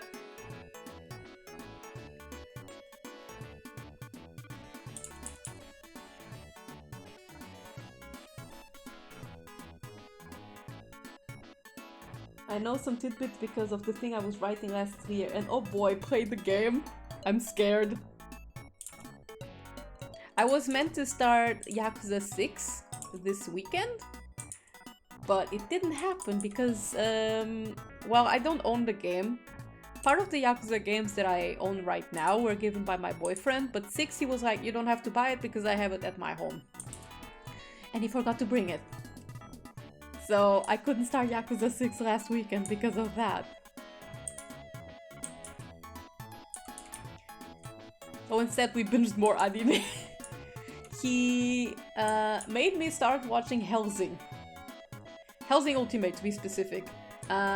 Basically, we are doing a trade-off in anime, and basically I'm making him consume Shaman King, which is like my favorite shonen manga. We watched the remake together. He didn't enjoy it, but he will have to see the rest. Like, he will have to see the OG anime, and he will read the manga at some point. In exchange, I'm watching Hellsing Ultimate for the first time. Then I will see the OG Hellsing anime and then read the manga. Thus far, my opinions on Hellsing Ultimate. What the fuck is happening? But secondly, I really enjoy it.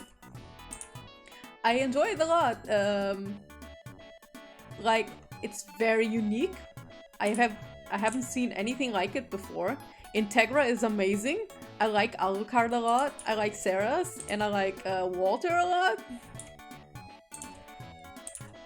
And Judge Anderson gave me psychic damage in the first episode. I was like, I'm sorry, what are you talking about? Like, the part where, just to think that Nori Wakamoto, which is one of my favorite voice actors, just went like, if anyone doesn't love the Lord Jesus Christ. And I'm like, what are you talking about? I'm helping. That line is a meme, and it gave me psychic damage when I when I first saw it. I will never recover from it. But it's kinda lovable, you know? It's not cringe, it's just kinda funny.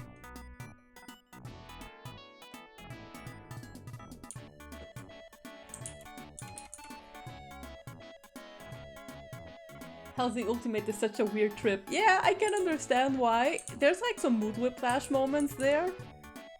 Like, it can get extremely serious, and then Sarah's is here as the... to light up the mood with some comedy, which sometimes is kind of out of place, but it's not bad. I like it. But because this is my first exposure to Hellsing after a long time, I think I watched the first episode a long time ago before I really properly understood English, so I barely understood what I was seeing. And I think it was OG as well, so... Oh, I remember it was relatively violent. But Helsing Ultimate, I'm really enjoying it. Alucard is great. I like him.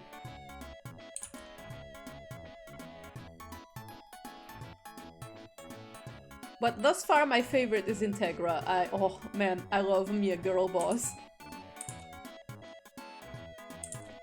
I love me a middle-aged or like late 40s girl boss.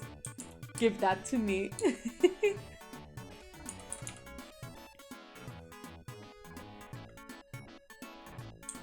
The music is also pretty good from Helsing Ultimate. It's also got that 2000s anime crust that I really like, that I don't really see in a lot of modern anime anymore, right? It's got just the right amount of comedy and absurdity to balance out the ultra-violence. Yeah, it's pretty much like how Yakuza deploys its comedy to balance out the ultra-seriousness. In the case of Helsing, I feel like sometimes they can come out of nowhere if you're not prepared, but as soon as you understand the formula and understand its comedic timing a little bit, you get more in tune with it.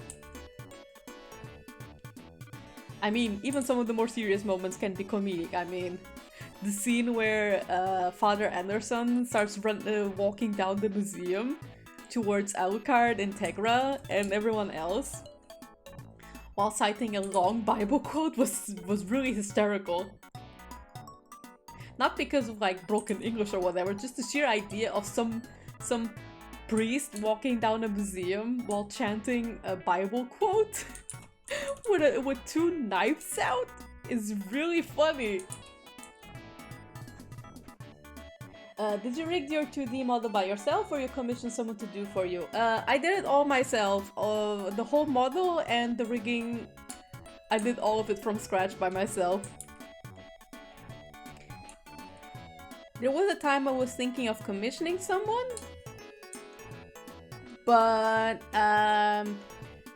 since I moved, I have kind of heightened living costs, so I was running a bit on a budget, so I was like, you know what, I'll just learn it myself.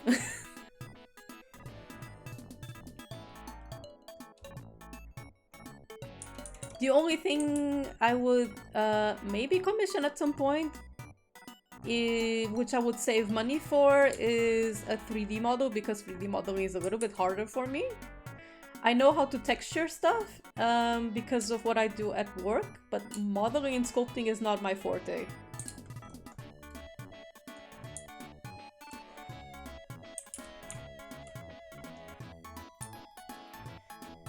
That's really impressive. Was it hard to rig? I'm planning to rig my model, but the program they use require a lot of patience.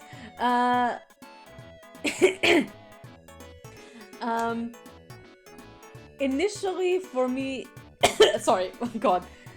For me initially it was a little bit hard for my old model because I have never done something like rigging before, so there was a very long learning curve. I took like a whole month to rig it, and it didn't end up very impressive at the time.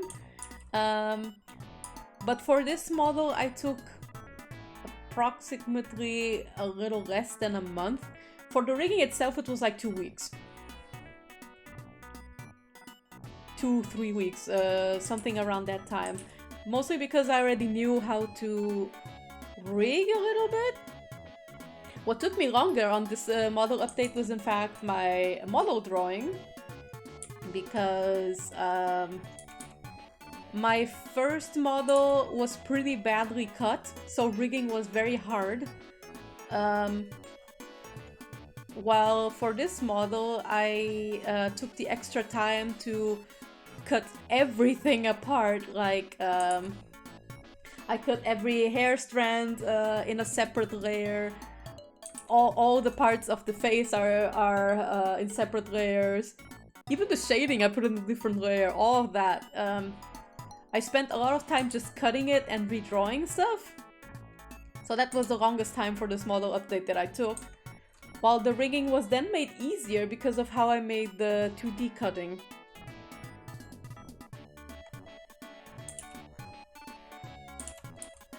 3D model, you can move your hands. Yes, that's the reason I kind of want to learn 3D modeling, because when I react to things on games, I use my hands a lot, which nobody can see.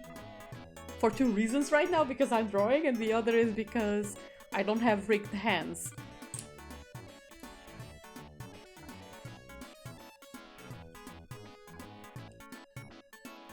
I mean, for the first one, it was still pretty good. Oh, thanks! Wow, yeah, I'm pretty impressed with myself too. I thought my second rigging would still be kind of on the lower end, but it turns out that properly cutting a model really opens up more opportunities for rigging. Like, it's easier to make physics with it, it's easier to make, to have more range without skewing the mesh to a point that looks like, what's happening?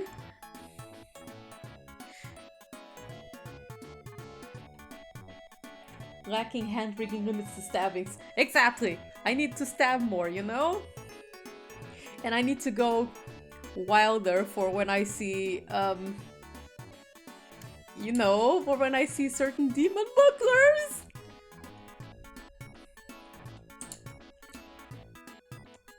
I mean, I already have a specifically rigged expression for when the demon butler shows up, and I don't think I'll live. I think I will get bonked by Twitch when that happens. I actually had to tune down said expression because previously there was drool. And I had to remove the drool because people were saying like that looks like an ahegao.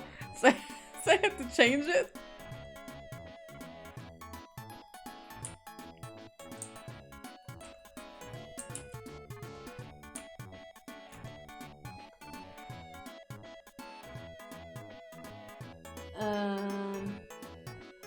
I'm planning to go 2D, and later in the future I will find someone to make a 3D model for me. That's a good plan. That's a plan that I'm thinking of doing for myself too. I mean, I'll try to do a 3D model in what's it called? In Brainrot Studio, but I probably won't succeed. Because my model has some complicated parts I can't really rig and 3D sculpt. So I'll probably commission someone to do it for me. If you need like some tutorials or like video links that are helpful for rigging, I can send you some links if you want. When I first started rigging, there weren't a lot of resources around, but since about last year, a lot of better resources with updated tech and all for Live 2D started popping up.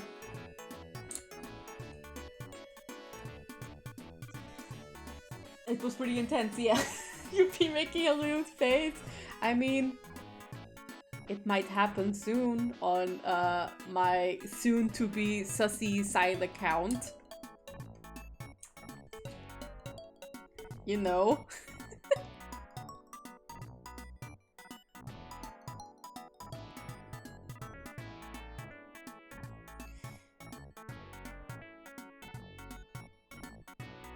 You'll succeed, it will take some good while though. Yeah, that's true.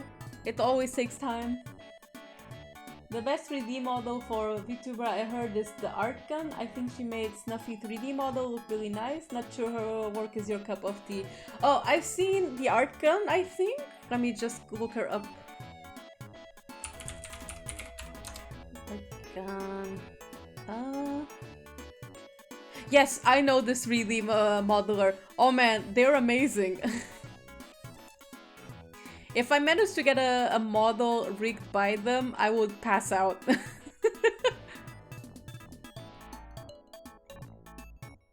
Another 3D modeler I would trust on doing my my 3D model is a Tomato Magica on Instagram. Or also known as Nia Drawing Channel in YouTube. She does pretty good 3D models in Brainrot Studio, and seeing how Brainrot Studio is a little bit more limited with what you can do with it, I'm pretty impressed how close she gets her 3D models to the 2D models that she has to model. I actually got a commission from her recently of 2D artwork, and it looks pretty cool. I really enjoyed it.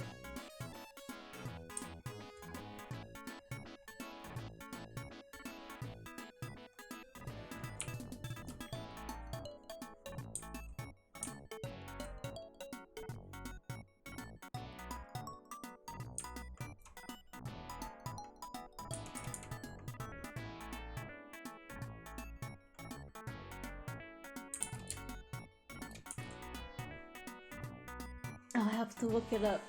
And it says Brainrot is one of those programs that are limited, but if you know where to poke, even that won't stop you for the most part. Yeah, that's pretty much it. If you know what to do with Brainrot Studio, you can get pretty amazing 3D models from it, as seen on some on YouTube actually.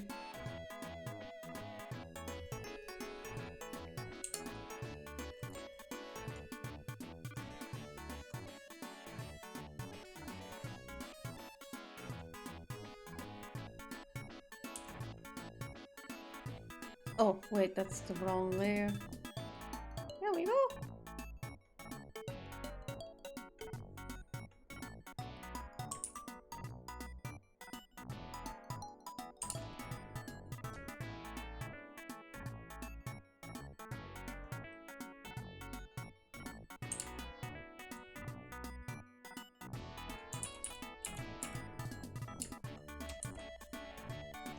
Ever since I've watched someone make their own model on stream, I've been looking around and I was actually pretty surprised how flexible it is within its limitation.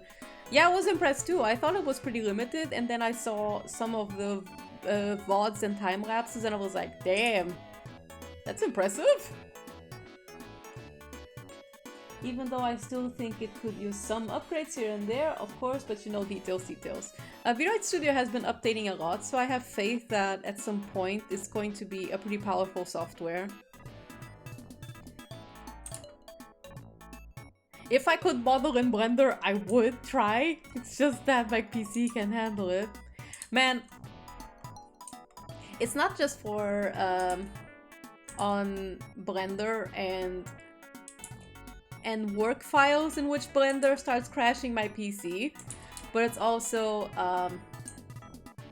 I went out of my way to find a raw model rip of Yashimaru from Samsho, but it wasn't like exported for posing and whatever, so I exported it as an FBX myself in Blender and tried to apply the textures, and I almost broke the model and then my PC.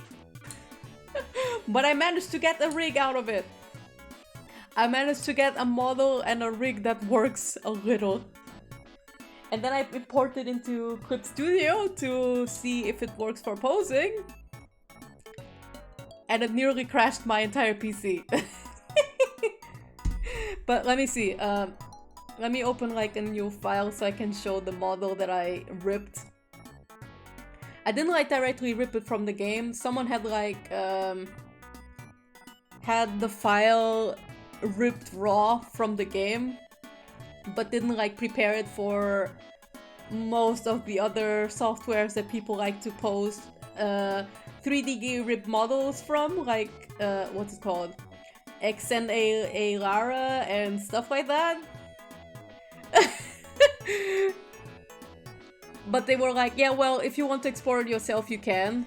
So I went and got the files. Let me see, where is it? Pictures? Reaction images, frames. No, it's an other file. Sorry, my computer is a little bit a mess. Some show. There it is. I found it. Originally, I tried to get it with texture. I tried to get him with the textures, but then, well, I can show what happened with that. I exported the FBX with the color textures, and then this happened. Wait, the PC is almost dying. And, oh, my screen went black, even though you can see it on stream. Yeah, there we go, see? It's all transparent. And I can't move it without the PC almost crashing. Which I did just now, and now I'm almost crashing to Clip Studio. Oh no! Okay. Now time to close this canvas before it takes my entire Clip Studio down. Let me go!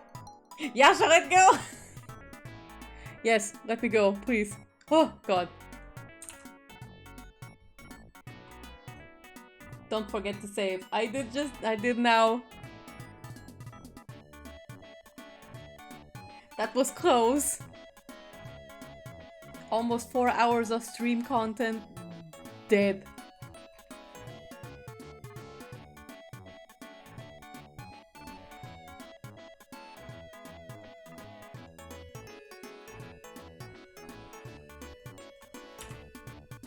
I'm almost done with this, maybe, for today.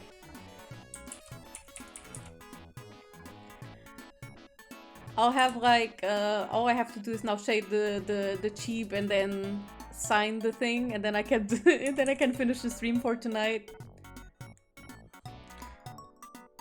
Yeah, the timing looks good even.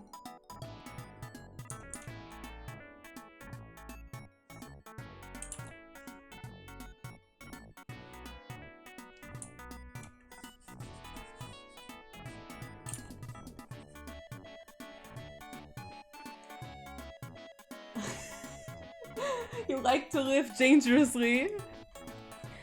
Yeah, I do. A little bit of danger is needed for your life.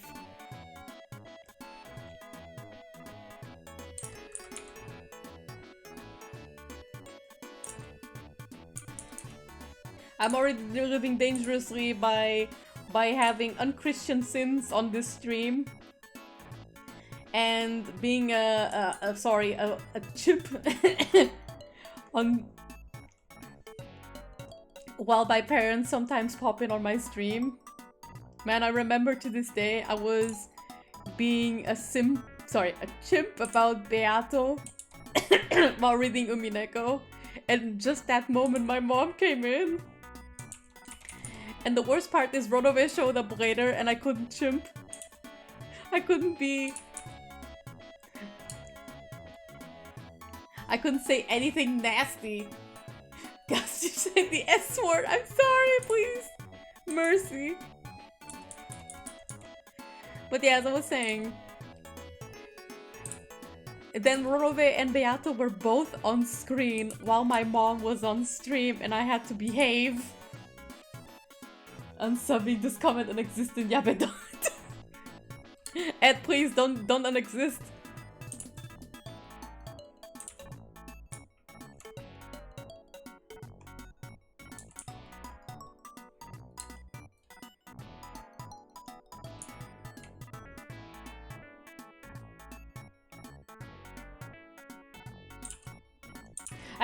I feel bad for anyone who comes into my streams expecting wholesome content and then they just happen to pop in to me saying unsavory shit about Ronove.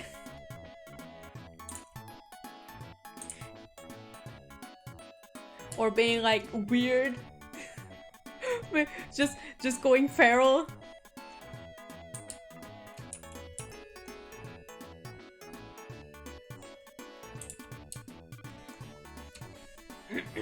I got Thanos snapped. Don't get Thanos snapped. It's Ronove, they'll understand.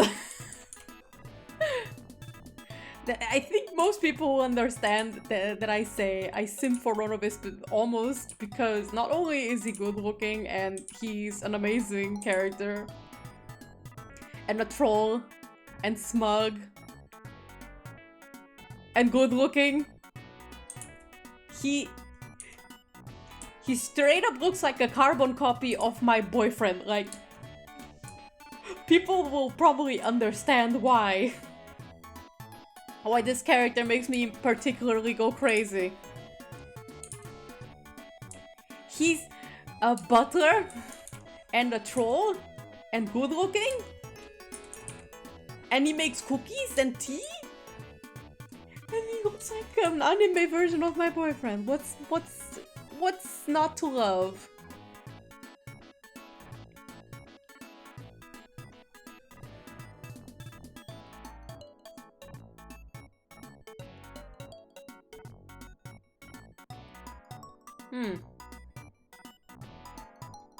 Let me test the things around a little bit.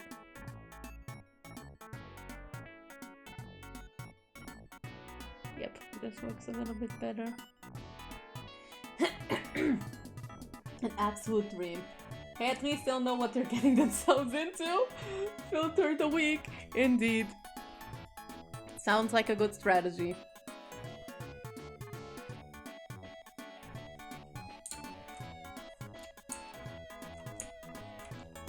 And just to be clear, a lot of the stuff that I would say about Ronove is stuff that I can't even say on stream. I'd get banned. I'd get banned for some of the stuff I want to say about him.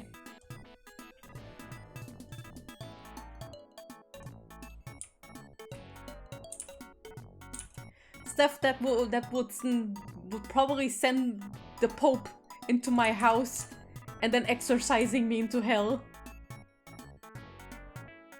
There was a mon, he'd be moon type because it was fate. I'll see myself out. I can't believe you, Ed. I can't believe you. Enough with the puns.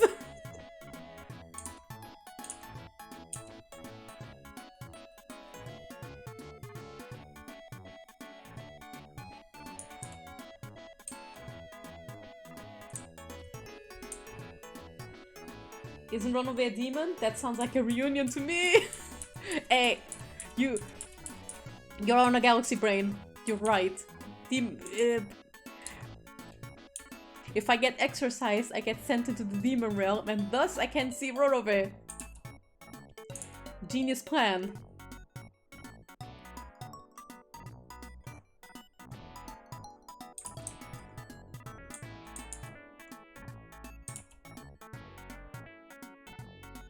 Man, I'm streaming Umineko this weekend, not this weekend, sorry, this Thursday.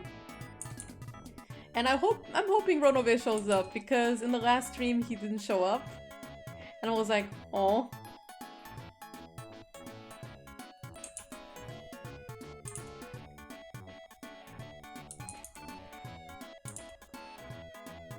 Not that I don't enjoy Umineko when he's not around, of course I do. It's just that after a long time of not doing Umineko, I kinda wanted to see him. But I can wait. What I'm most afraid of is I'm currently at episode 4 and people have said something about me absolutely dying in episode 5 because the thirsting will get on another level is what they told me. I don't know the context why and I'm scared to find out.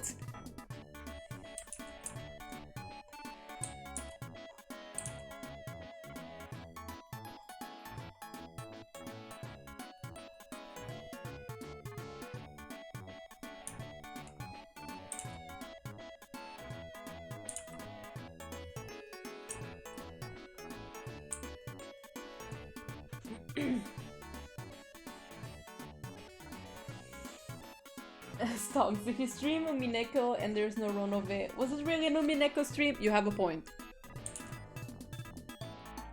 But yes, if at least one witch is present, then it is an Umineko stream. And last stream happened to have Lambda Delta, so it was an Umineko stream.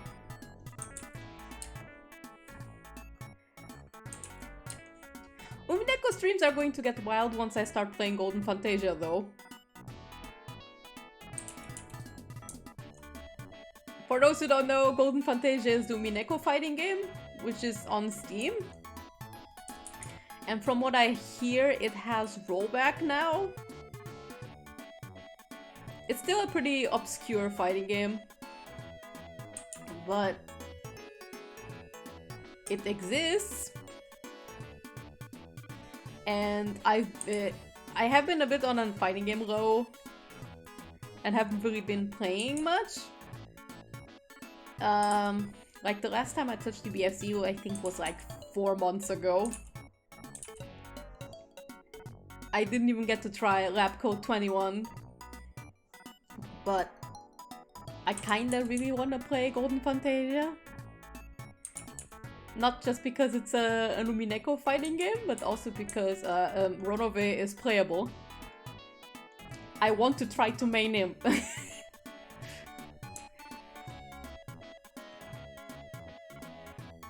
You have no idea how wild I can go for when I start, for when I get attached to a character and they happen to be playable in a fighting game. Like, let me tell you the story of how I bought Samsho and my first PS4. For the longest time, I didn't have a PS4 because I didn't really see a big need to have it. My only reason for wanting to have it was eventually for fighting games and for, I don't know, God of War, which I never played before. And then, at Christmas, my older brother brought Samsho, the VFC, and I think Blaze Blue Cross Tag or something. No, he brought Under Night, sorry. And because he was showing Samsho to me the other day, saying like, it's an amazing game, I really like it. And I was interested in Samsho before already because I had seen the Shiki trailer in like, I think one of a fighting game event, and I really liked her design and playstyle, and I had been wanting to try Samsho at some point because of her.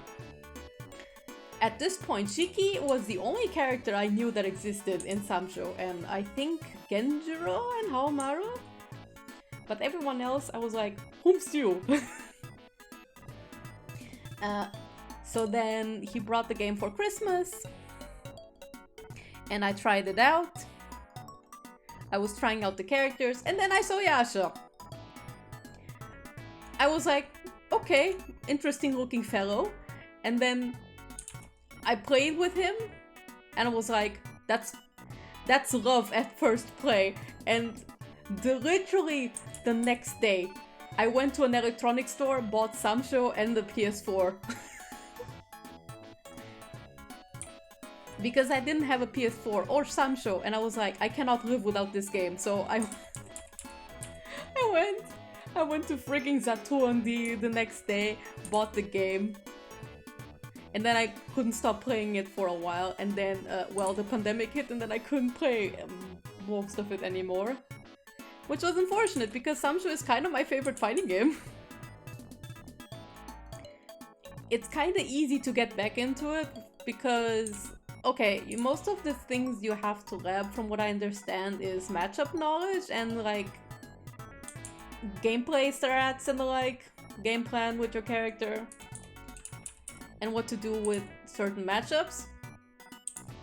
And Yasha is relatively simple, so I can spend months not playing it and then get back and like within 3-4 matches I'm kinda back in the game.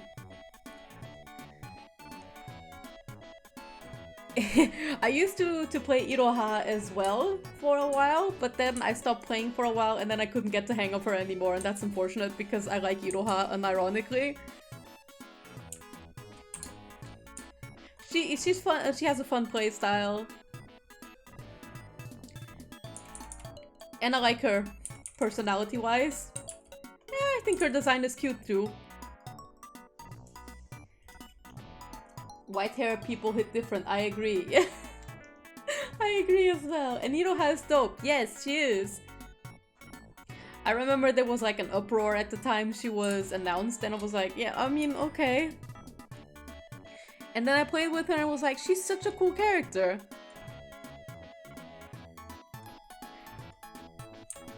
This happened a bit similarly with Angel in KOF. I first got shown her design.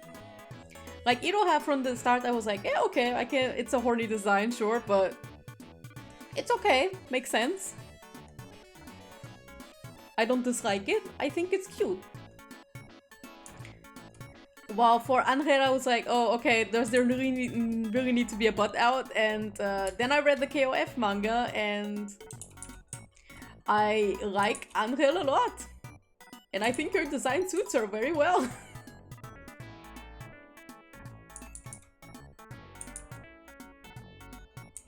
Like, Leona is still my favorite KOF girl.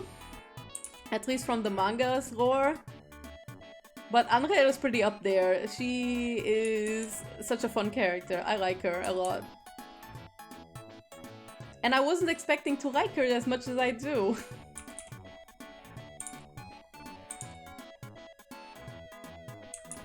Angel has 9 cats and I love it. She has 9 cats? That's amazing. I didn't know that.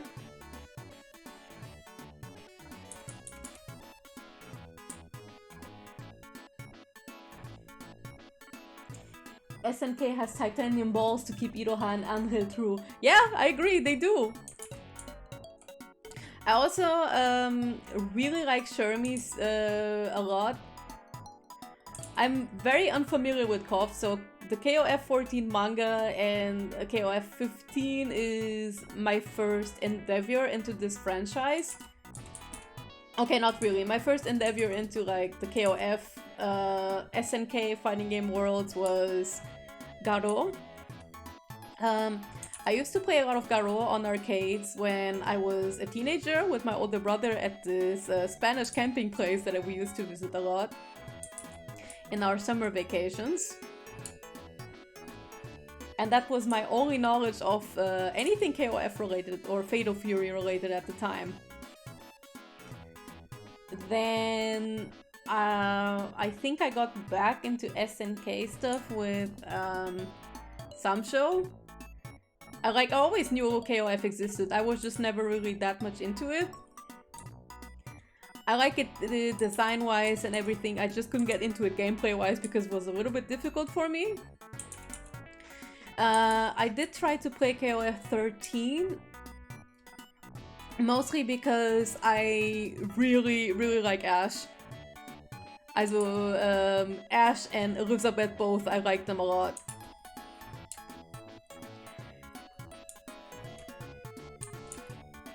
But I couldn't really get the hang of the playstyle at the time. Mostly because at the time I didn't really understand fighting game logistics and whatever. I didn't understand the concept of hops and the like. I still kinda don't, but I'm learning.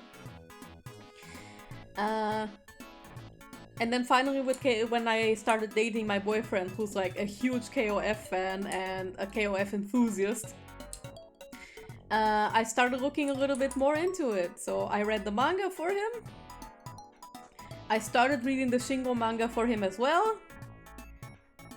And I watched him play KOF 15 a lot. So that's my only knowledge of KOF. Angel is such a weird girl, but I like characters being weird. I think they are funny. Same! I like it.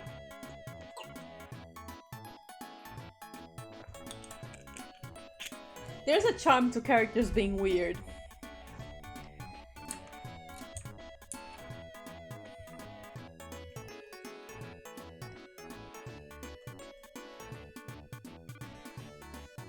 That's part of a reason I like a lot of the Umineko cast. Okay, most of the Umineko cast is very well grounded and very human. But there are some characters who are just crazy there, and I'm like, I love them. Shaman King has more characters who are weird that I like.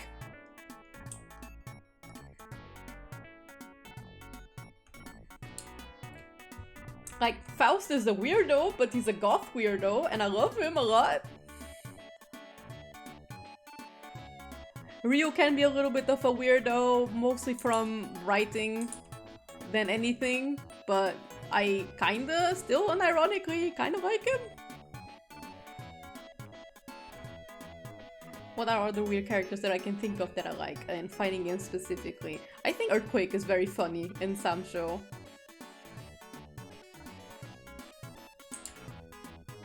There's something that's kinda cute about him being weird. Like, I really love when he does the what's the move? I think dash kick, where he just stretches his leg out and goes like hee hee hee. It's so, I love it. It's very funny. Oh yeah, prime example of weird character that I love is Faust. Faust and Slayer, both from Guilty Gear. Like, Slayer is my favorite Guilty Gear character, without question, but Faust is extremely funny.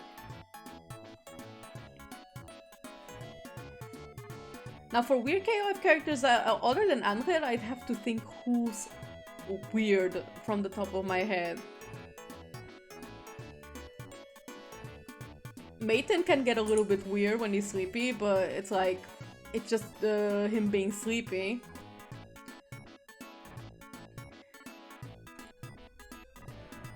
Shermie's new look in KOF XD though, it's the best. Mwah, chef's kiss. I love pink and black color combinations, so they hit all the right spots with me, with Shermie. Never Rufus though. Rufus I was never really a fan of. Slayer for Strive when. Yes, I will try to play Strive again when they add Slayer because I love him so much. I was never good at Guilty Gear, so that's not like a game I played a lot, but I just would be happy to see Slayer in Strive. Look, there's something about men who are weirdos and at the same time suave. It's just the best thing in the world. That's the reason why I kinda like Ronoves as much as I do. Like, aside of him looking like a carbon copy of my boyfriend, he's a little... he's suave, but a little weirdo too. And by weirdo, I mean he's a big troll.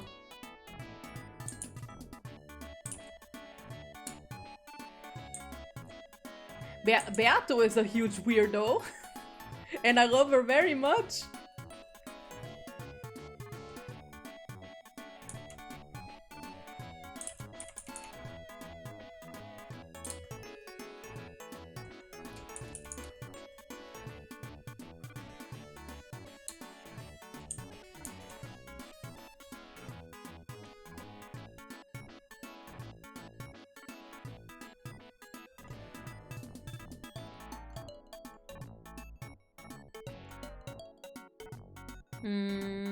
What am I missing? The skirt.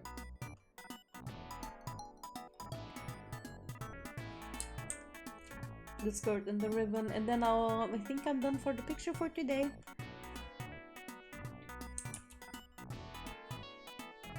And then I can go to bed. It's almost midnight, Jesus.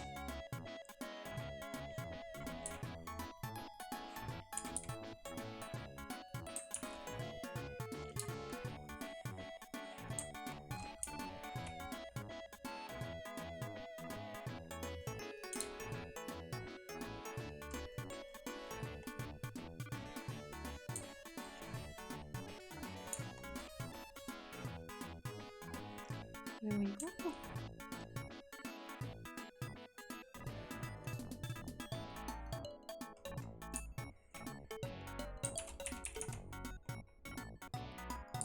Them jiggle effects though.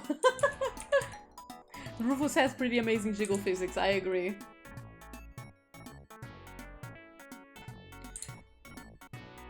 But you know who also has great jiggle physics?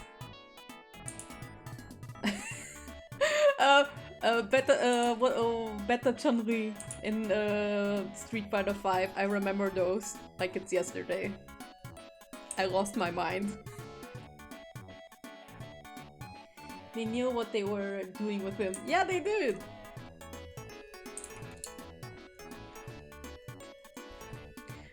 I'm trying to remember, I think Bob from Tekken had pretty good jiggle physics in his tummy too. But I'm not sure if I'm remembering that wrong. Because Tekken 7 is not really a game I looked at often. I did watch Tourney sometimes, because I think it's a pretty cool game. But most of the time when I watched, Bob wasn't around, so I don't know how his jiggle physics are. Usually the characters I tended to see when I watched Tekken tourneys tended to be Geese, Kazumi, sometimes Kazuya, and what's his name again? Dragunov I only saw like from one player, I think. Alisa I saw sometimes. Mostly it was Cuddlecore, and she's pretty cool at playing her. Really enjoy watching her play. Who was the Geese player though? They were pretty amazing. Yeah, but I think my favorite character to watch in Tekken 7 is surprisingly Geese.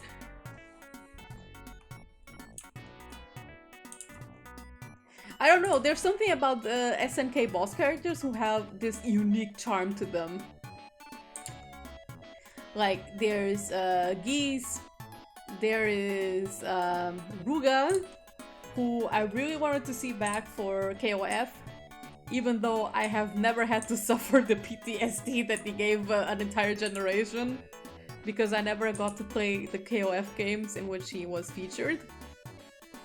But I thought it was cool design-wise, because I got to see my boyfriend play in some weeklies and tourneys with KOF 98, and there was someone who played Omega Rugal, if I recall, and I thought he was cool, so I wanted to see him back. God no, why not, Ed? Let Rugal come back. And he looks fantastic in XV. They did great with him on KOF 15. His model looks on point, his voice actor is great, and the animations look good. Now, I'm very excited for Geese though. Oh, Geese looks amazing. Like the entire Southtown team? Team Southtown is coming this month. Oh right, I forgot that. I can't wait. Team Southtown is entirely composed of Drip. Yamazaki looks fantastic, Geese looks amazing, and Billy Kane looks really cool in a suit.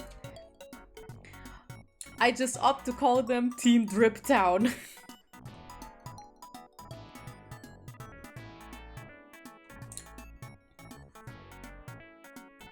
Where's the line art? There we are.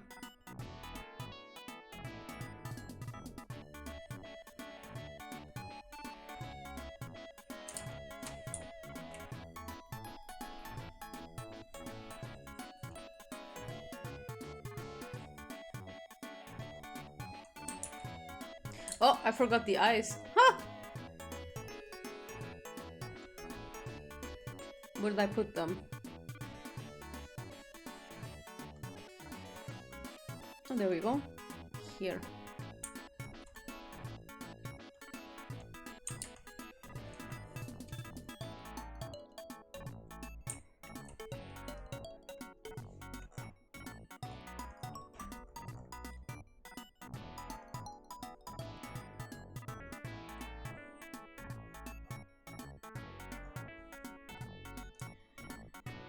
They call them the Drip Team. Yes.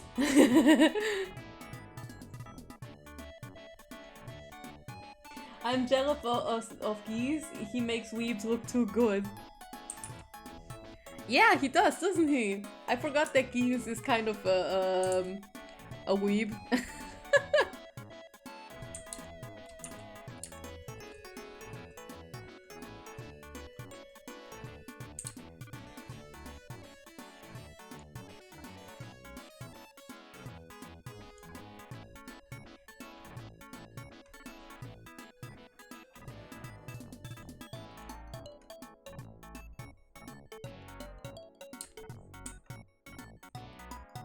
Right, I got the eyes now, and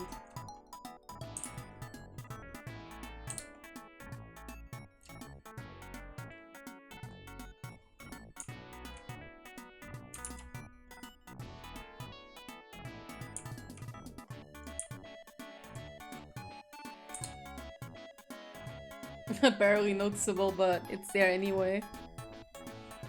Now where's one of his eyes? There.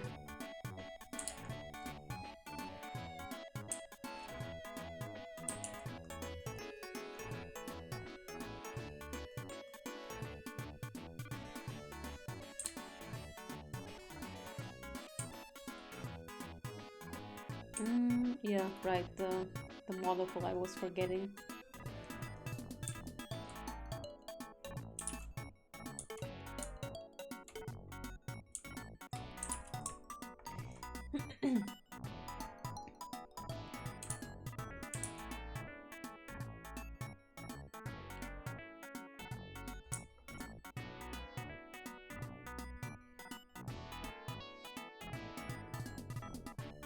I'm wondering what other characters they'll bring in KOF 15.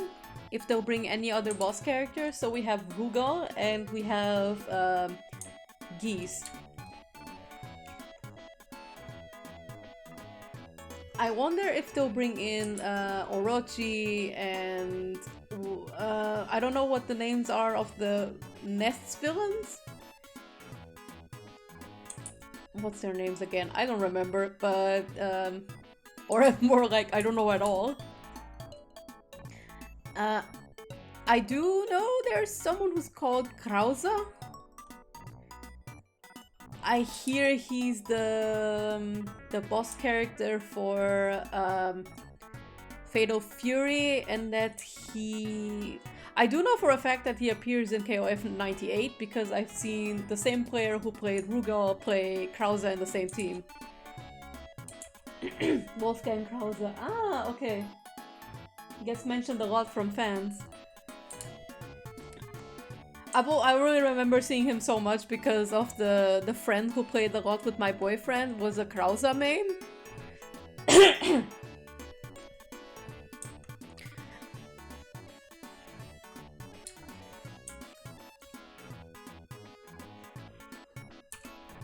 I'm not sure if he is coming back. The most important boss characters are already back, and that's Geese and Rugal, I guess? What other boss characters are otherwise pretty popular in KOF fans? Like, would Orochi be a character who could be popular?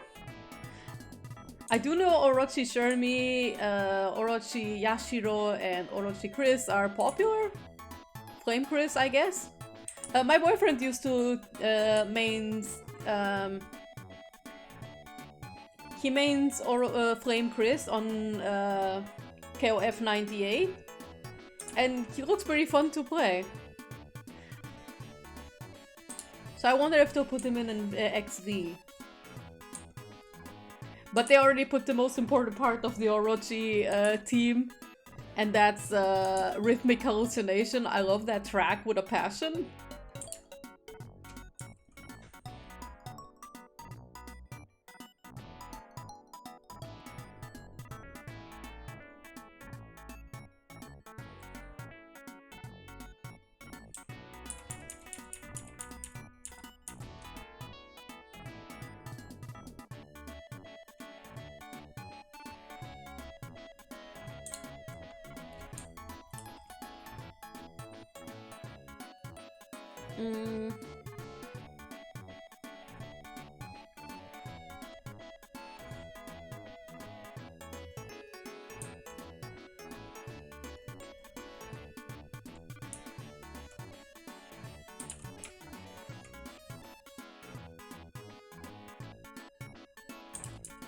I think it's better without the rim light there.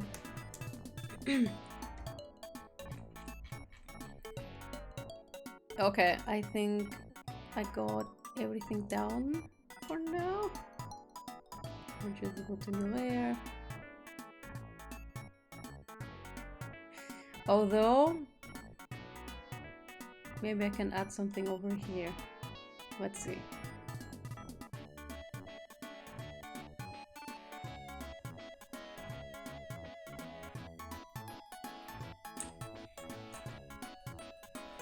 Ah, that's the wrong color.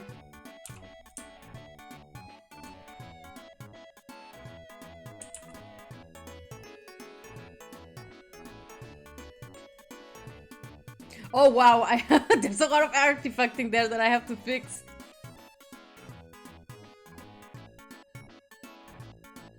Wow, okay, I didn't do the base coloring very clean there.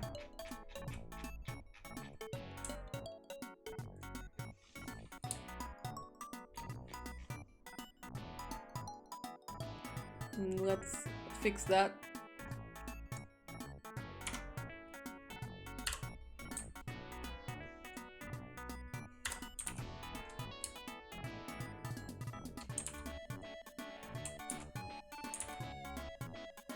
Oh, that must be coming from here then. Yep, called it. Okay, I'll finish this up here real quick. Let me just go to the bathroom.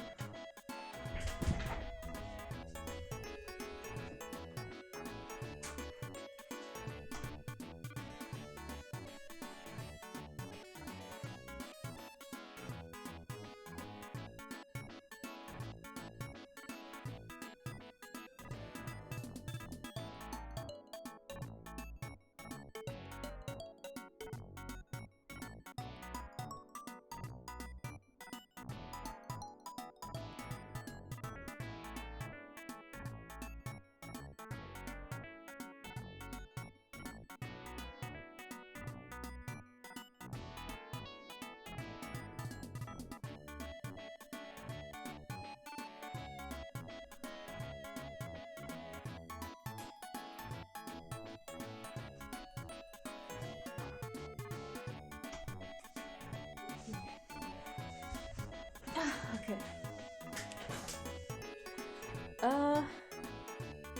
Then remembered, wait, no, don't be an idiot, it's Ruka. I'm happy about Team Southtown, but part of me wishes they brought back the boss team from 96. What was the boss team from 96?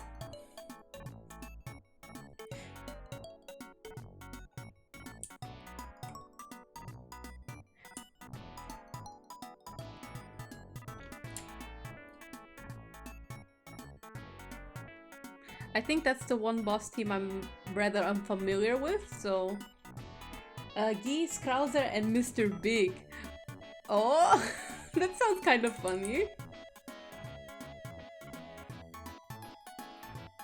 That's a wild combination.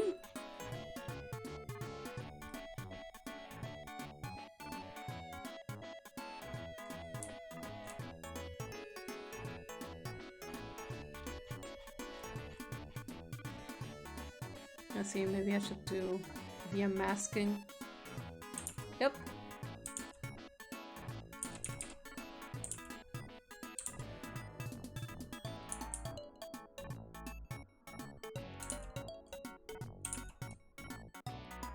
No, stop. I just want to fix all these little bits here.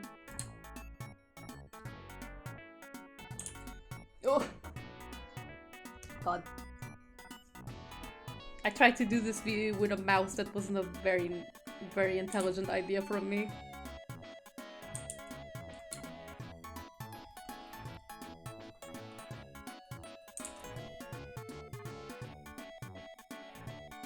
Maybe I should do something else. Hold up.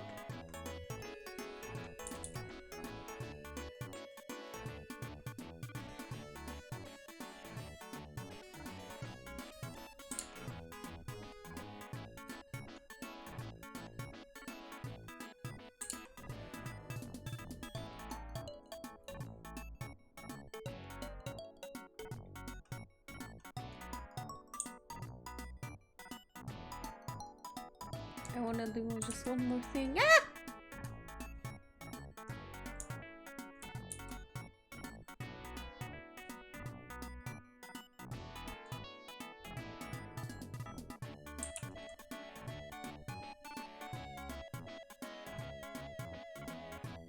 Okay.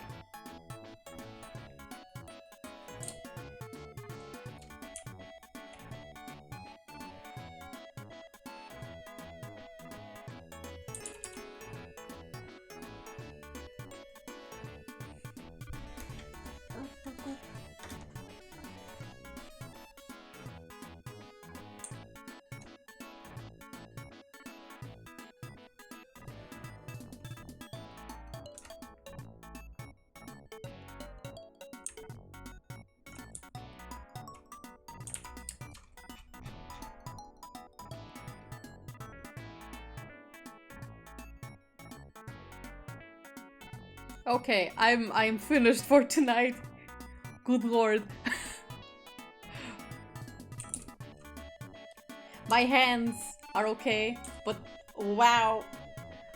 I haven't streamed this long in a good while. Okay.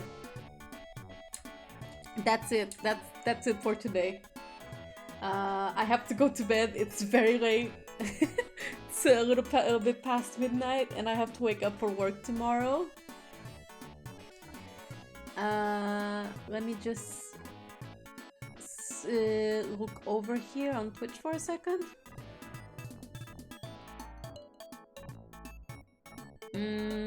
Okay, there's nobody to raid. There's nobody I can raid right now. Are you okay? Basta wolf! I'm not okay. I got basta wolfed. Okay, then I checked. There's nobody I can raid right now. So I'll be checking out for tonight. Okay. That's it. I will be posting the finished picture sometime tomorrow or on Thursday. And right, on Thursday I have a Lumineko stream. And next Tuesday I'll probably be doing another art stream. Okay guys, thank you for coming by. And have a good night. And I'll be seeing you next Thursday. Bye bye!